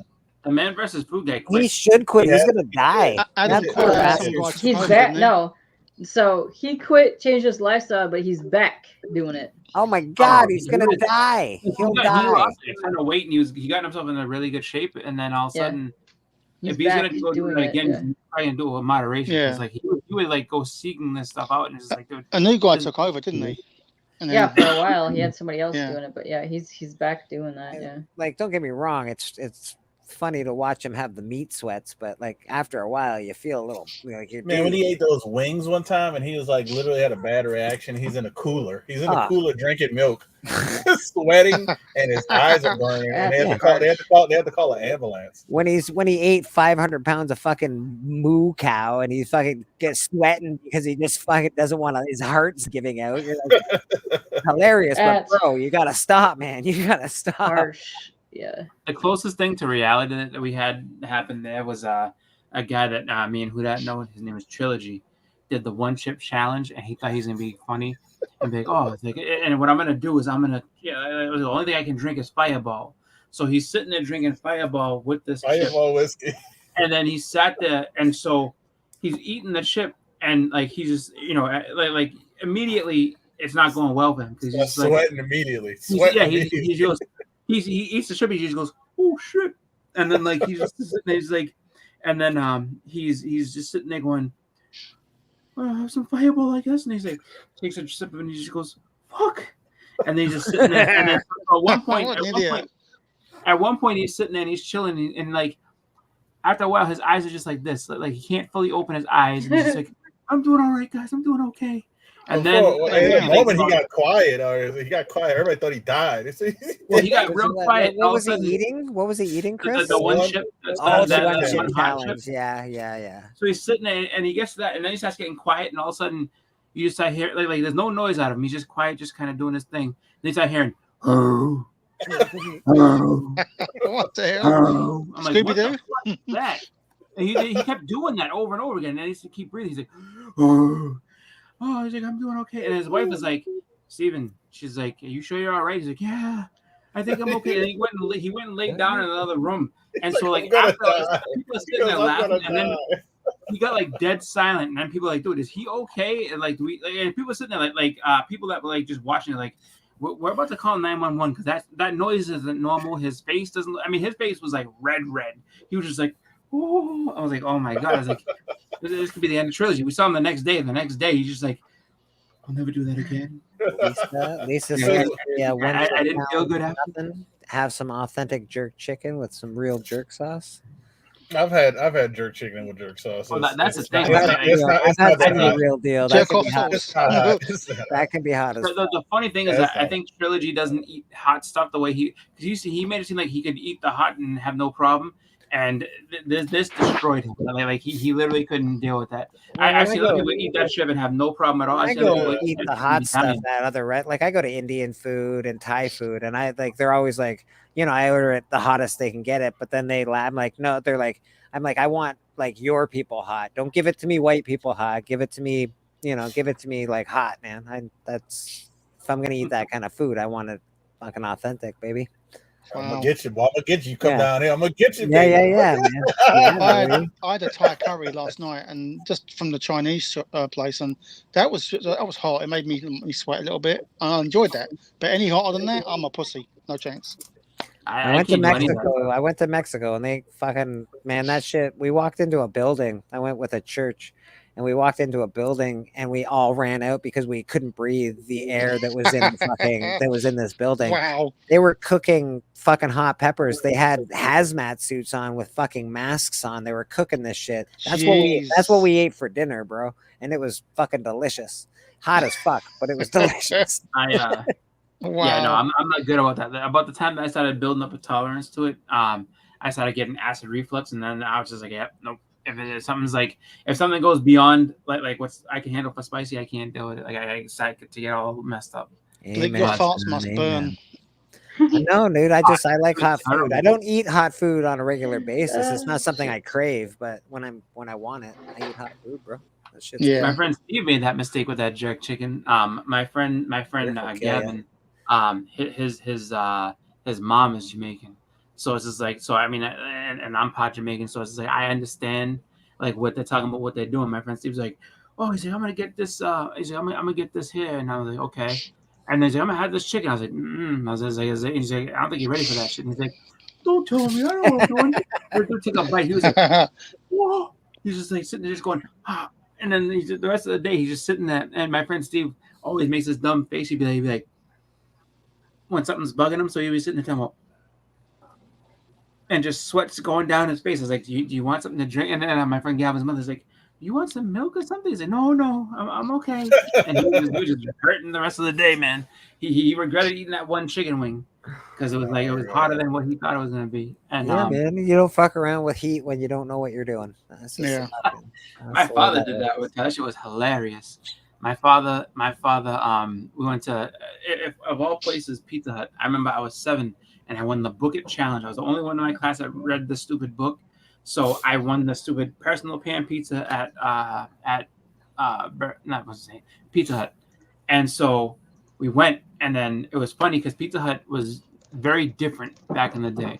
So like, when you're talking about in the 80s, 1987. So it was like, back then, you could get beer there. Like they used to have pictures of beer for you and stuff like that. So my dad was loving it. He was like, "Oh, I can get beer and this and that." And then so they used to have this hot pepper on there. This cayenne pepper. And so he thought he was gonna be tough and put that cayenne pepper all over his pizza. So he's sitting there, and my mom's like, "Jerry," she's like, "I think that's enough." And he's just like, "Don't tell me what's enough. I know what I'm doing." Okay. So he sat there, and then like the tip of the pizza that he put it on there was basically red. He went to eat it. He's eating it. just sitting there chilling, and then so he, because now he's a tough guy, he's gonna sit there and put more. And so he ate a couple of slices with it on there, and then I know he's just sitting there. His whole face is just stretched out. He's going. He's just like, I was like, "What's wrong, Dad? Is it hot?" He's like, "A little spicy." It's a little spicy. He's sitting there, just sweat's pouring down his face. It's a wee bit spicy. It was so funny. Lisa, you're gonna be if we all meet then for a picnic. You're making the chicken. That sounds fucking delicious. I could eat her chicken. Yeah, man, that sounds fucking good to me. I'm down, bro. I'm telling you, I am a bad pot Jamaican because I can't do that shit. Like I'm one of the weak. Don't worry. Aren't you also? That's because you got older. That's because you got older. Are you part Italian too? You can make the what did you make for your family for Super Bowl last year? You can make. I made calzones. Yeah, you can make some good calzones. I saw that shit. Make some calzones. Yeah, no, I can do that. No, I'm not Italian at all. It's just no, okay. I figured you were because of the calzones. It was like No, you made like a whole Italian spread. I was like, wow, it must be Italian. Yeah. Red beans Sounds and delicious, rice. Lisa. Red You know beans what's and funny rice. is my cousins down south. So on my mother's side, so my father's black, my mother's white. So what's it called? My cousins down south, they're from Virginia, and my cousin Bonnie and her husband, they're spice people. Like they can deal with that. So like it's funny as hell because she made this. She made this spaghetti sauce one time, and it was the hottest shit in the world. It was so tough to deal with. I was dying eating that stuff. But she's like, oh yeah, she's like, I forgot. She's like, you guys usually don't eat like that. So like when I started, when I was still putting in like pepper when you called me earlier. I was like, oh okay. And then so like me and my sister were just like we were in trouble, but it was good. It was really really hot, and it's just so funny because like I understand exactly what Lisa's saying when she's talking about like people can't eat the chicken because it's just so hot. Like it's just like if Hudak can do it, good for him. You know what I'm saying? Like, but it's just like. I probably could, but I can't eat too much of spicy stuff. I got the acid reflux and stuff, but I was like, it is what it is as you get older. Oh shit, we got we got chicken picks. That'll do it, man. I'm telling you, like it's just like that. Like that's the sad How about part. chicken for dinner? You got chicken for dinner over there? Thighs. The saddest part is I bet it tastes delicious. It's just so hot that it's just like this is gonna be torture. Oh, Lisa's not kidding though, man. Her chicken looks. It's not. The more I say this, the more sexual it sounds. But your chicken looks good, Lisa. Fuck yeah, bud. You know that what's was delicious, Lisa. Fucking delicious, man. Oh my god. I remember growing up, man. We used to have. I remember. Funny enough. For me, like the best chicken I've ever had is my father's chicken. Like my father can make chicken real good. And this lady that my mother used to work with, her name was Joanne. Joanne can make some chicken because she made chicken. It tasted just like my father's. I was like, did my father give you that? She's like, no. She's like, I made this chicken. I was like, you made it. It's as good as my father's chicken. She was just like, I know what I'm doing. I was like, but she was good. She knew what she was doing. That used to be the best, like going to work. And like my mother's work for whatever like little parties and stuff they used to have because everybody brings stuff in and we used to get like just a taste of everything because it was like there were people that would bring like Spanish food in, people would bring in all types of just good stuff, so it's like you had a little bit of everything like for the like work Christmas parties and stuff I like like that. a good smorgasbord, man. That sounds fucking pretty delish. I like that shit. I do like a good like jerk chicken and fucking curry chicken. That sounds fucking awesome. Sticky chicken's good too. Sticky chicken? Oh yeah. I don't know what sticky chicken is, but I all of a sudden want that a lot. It's so good. Let's put it like this. Like my wife makes one, and it was just like it's just like the little chicken wings, and it's like the stuff that she used. I think she said part of it's like Russian dressing, so it's very sweet. It's delicious though. It's good, but the reason it's sticky chicken is it sticks to your fingers. But it's good. It's very good. Very good. Glenn, what are you laughing about? What are you laughing about, Glenn? Oh, nothing. Glenn just did that show. He's looking for sticky chicken. Like he's like about to pass out because he wants to laugh, but he's holding it in. What are you laughing about? Chris was talking about sticky fingers. Just made me laugh. Oh, all right. Yeah. Glenn's a bit of a pervert. I see that. He's English. He's English. Not his fault. See, Glenn would have trouble. I feel like Glenn would have trouble with that because like out in England, I feel like you guys don't get it like like you don't get it like that. So I think Glenn would come over to America, and then all of a sudden, like, go to America for like just like one like get together potluck thing, and he'd be like, I'm not going back. Like the food's too good here. I can't do spicy. But then it's like if I don't leave, I'm gonna die in a week because the food's too good. I've been wanting to go to America for 20 odd years to meet my best friend, and the food she said would be like you won't want to go back home. That's the point. So yeah. That's food the here thing, sucks.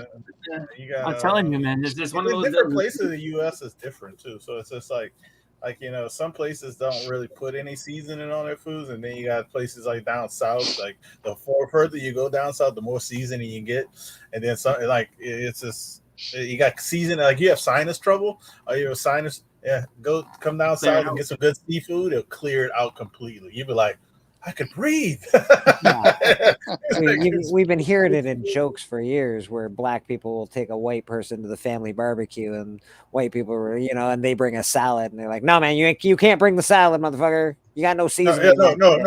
They bring the potato salad. Yeah, that's right. No potato salad. No, you ain't bringing the potato salad. Hey, look, you put raisins in them shits. That's right. Like, fuck, what are you doing? What are you doing? Like if you raisins and bread pudding, you don't put that in potato salad. I can say that right now. If you ever go, like that's how it goes. It's like like if you go to like a hood barbecue, and not even does it has to be in the hood, nothing like that. It's just if you go to one where like people know what's up, like that's it. Like you sit there and be, oh, what can I bring?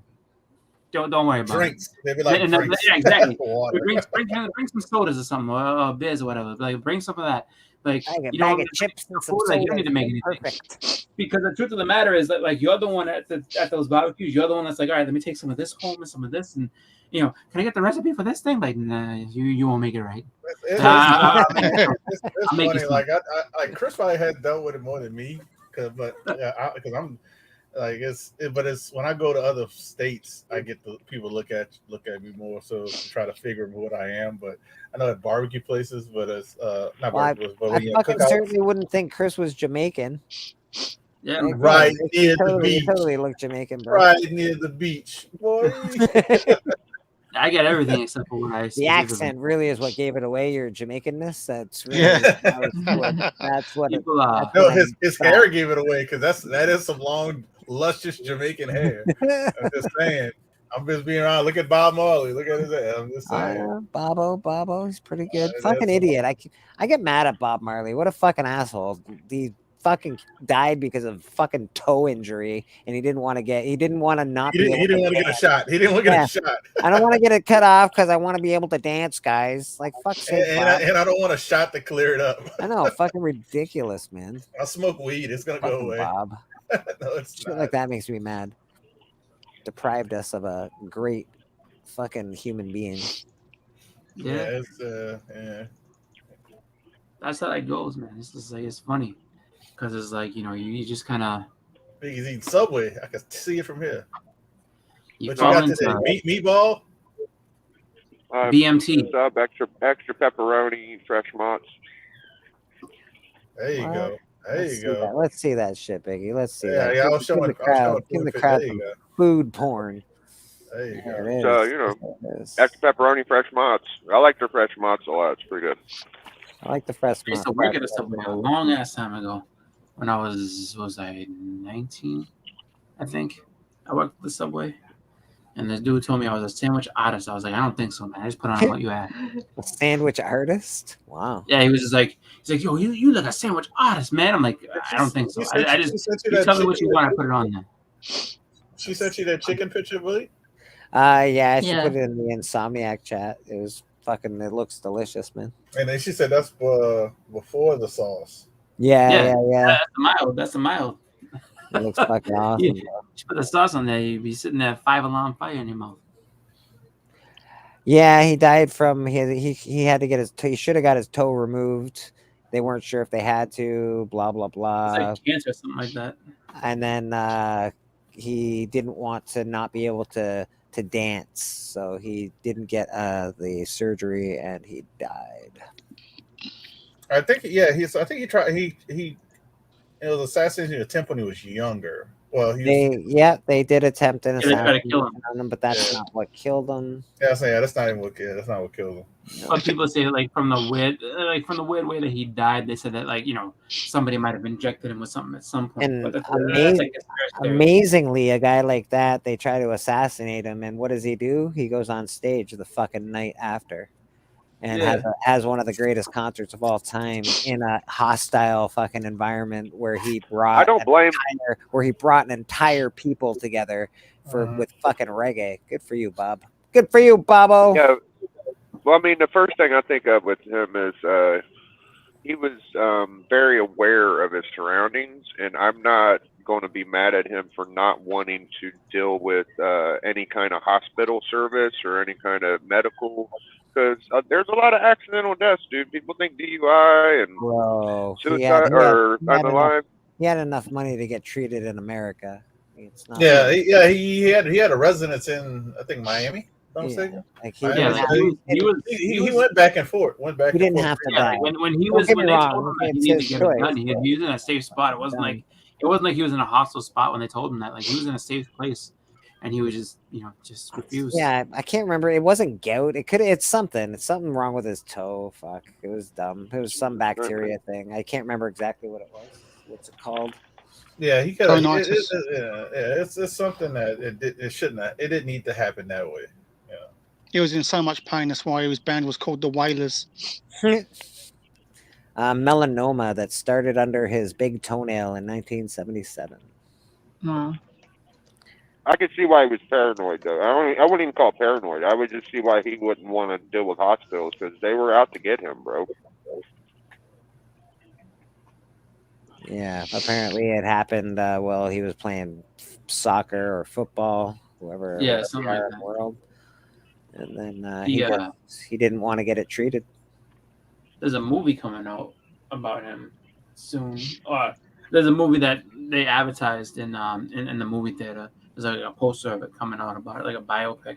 So I don't know, when that's scheduled to come out, if it's finished shooting or anything, because everything, anything that's in a movie poster that says 2024, I would say is probably where he grew up. I would like to know more about where he grew up, not necessarily his time with the Whalers. I'd like to learn about his. Man, he was in a money. Man, he was in a shitty motherfucking area, dude. Like the worst place on earth, Kingston or whatever the fuck it is. Well, no, that he lived in two areas. He was in some bad fucking spots. I think he was born as a kid, grew up in the mountains of Jamaica. Yeah, but I wanted to hear about his time in like Kingston. In Kingston, yeah. But like the growing up where he born and kind of growing up where he was at, that's still not easy, man.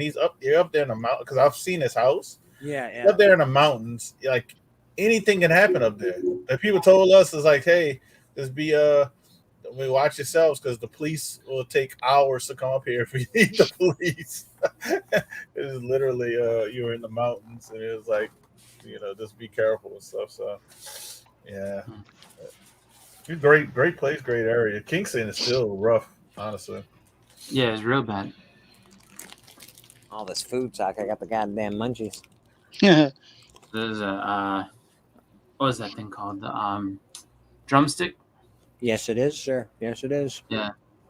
My daughter, I think she likes the concept of a drumstick, but she doesn't like to sit there and try to eat it because the chocolate crumbles and stuff like that. So she's like, and then next thing you know, it's all melted everywhere. But she's a big ice cream person. She loves ice cream. Now she loves slush. And I love slushies. It's just like, as long as you can get her something that is ice cream and or slush, milkshake. She loves milkshakes. I want a milkshake. I also love milkshake. I said milkshakes are delicious. Mm-hmm. They are. Yeah, we just make it. So we just get vanilla ice cream and just make it here. So we just sit there and scoop it in a cup and then just blend it up, and then she'll have one. But like she wants, like, as soon as she knows that there's vanilla ice cream in the house, she's like, all right, I want a milkshake. I said, okay, fine. Can't and then blame the next day, for a milkshake, you're like, no, not blame her for that. No. I do like to make boozy shakes. They're delicious. They're so good. I know. I knew she was gonna be an ice cream head from the time that she was real little. Like I remember, I got an ice cream. Like we used to live down the street from this ice cream shop called Dairy Mate. So I, got my ice cream there, and then so she was probably like a year and a half or something like that, and she's like, "Dada," I said, "Yeah, ice some." I said, "Okay." So I give her some, and then all of a sudden, so she sit there and just. So I give her a scoop, and I have some, and then by the time I'm sitting there putting them out, "Dada, ice some." Okay. So I sit there giving her like, so she ate like half my ice cream. I was just like, "You still want more? Okay." So, but I had no problem just because like it was fun because she was so little and she said So. Well, it is pretty delicious. That was different. Now she'd be sitting there like, "Daddy," like I sit there trying to be nice to her. Like, can I have a sip of your milkshake? No. What about So, Chris, some? if we see a book that you like, that you've got, and we want it, do we say, "Chris, I some," and you'll send it to us? No, it's just, when it came to that, just like she won because she was so little, and I was just like, I didn't expect. I didn't even know she was gonna say something. She's like, "Dada, I some." I was like, "Oh, that's so okay." cool. Yeah, she knew. Like, and she didn't, and she was good too. She didn't scream or yell or anything like that. She was just so like, "I some okay." Blake, don't get that in your hair. Why you don't want to lick it? You don't want to lick it out, buddy? Oh, that's later after the show. 4 o'clock. It's about the hair. We've been on here forever. People probably want to do other things for the day. Maybe we'll come back on this channel. You never know. You never know what's going to happen on a Sunday. Never know. Boston Chris, what do you got going on with yourself? The hunt on Friday. Okay. And I think I don't think I'm gonna actually do anything tomorrow. So I'll probably make a video and put it up tomorrow so we can see something new for a change. Because I owe everybody a video for getting to 400. So we're gonna get a Boston Chris video. I like it. Yeah, it's been a while. It's been a minute. Yeah. Glenn, how you doing, buddy? What are you doing these days? What's happening with you? On Friday, I'm getting a ton of books. My friend's bringing them over. And then, so the week after that, I'll chat with you and Katie about a time we could maybe do a show. Okay. Let's see. Sounds good.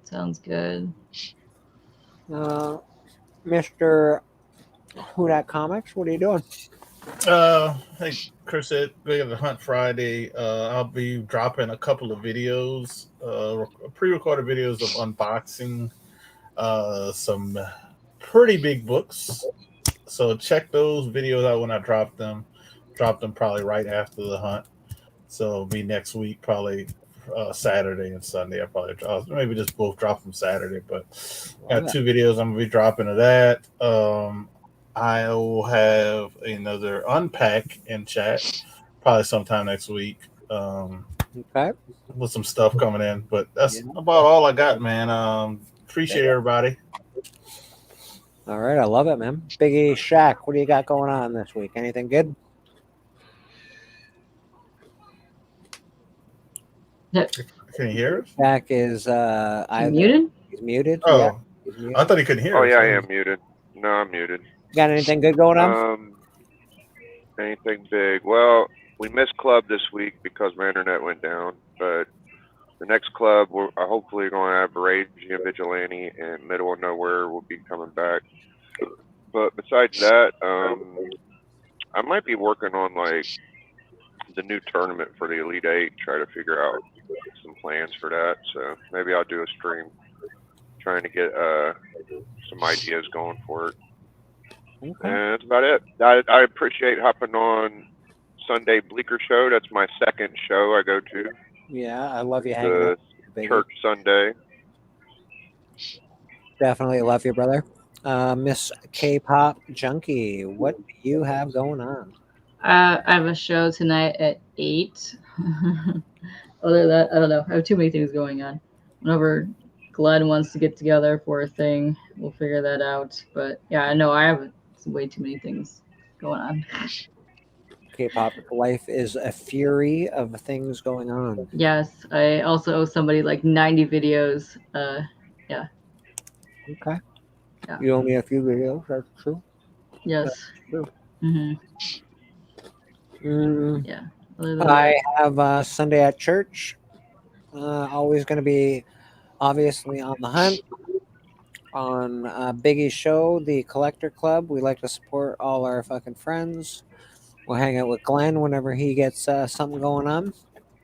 I was on not graphic content. I was on Pack and Chat yesterday with Hoodat, which was pretty cool. I'm not gonna lie, Hoodat. I ate something and I fell asleep so hard I didn't wake up till like 10 o'clock last night. I ain't gonna lie, I thought about it. I said, damn, he must have left to go eat. Oh yeah. I left the world, man. I left everything. I left my body. Out cold. Bleeker sleeper. It was amazing. Oh, I like it. That's gonna be my move on the hunt, the Bleeker sleeper. Yes. Yeah, and vote for the CBC award. For best what? Hair? Me for best hair. Hair. Beyond that, you can vote for anybody else for whatever, but myself, best hair. Are you sure you want it as hair? Yeah, I wish it was a different category, but I got best hair this year, so. Punch the video, damn it. What's up? I'm trying to get the fuck out of here. Look, these people have seen this hair enough. They've seen it enough. New video then. We'll play some videos. Don't worry. We got videos. What else do we do? Is anything coming up tonight? Who's on tonight? Anybody? CJ said everybody is. He said he's going to tell us about his night last night tonight, maybe. So maybe he'll stream later. CJ's not going to go on tonight. There's no way. He's dying right now after his whatever he experienced at his. Yeah, shout out to Journey. Journey's the shit. I like Journey a lot. CJ's that. But yeah, he's got gonorrhea at this moment. He's yeah, think so? he do. Yeah, He's going to bed. No, Okay. I don't for sure. Got gonorrhea. He sounded pretty rough. He sounded pretty rough when he got out here this morning. He's like, I just got home. To call his channel Cock Journey. Oh. Damn. Shout out to Norton Rad too. He hops on Tekken with me. Pretty good, man. Yeah. I watch him play games. He plays some cool stuff.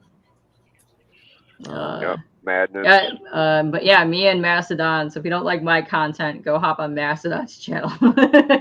Mastodon will be on at 8 as well. Yes. I'll watch Mastodon's Rewind. Him and Hylia, so that's pretty awesome. Yeah, they got good Shout out stuff. to Hylia. They got good content with their music show. I like their show. Yeah, I like their show. I like their stuff as well. I think it's good shit. So, all right, man, let's get out of here. Yeah, Everybody, let's get out of here. You guys all fucking rock. Cheers, bro.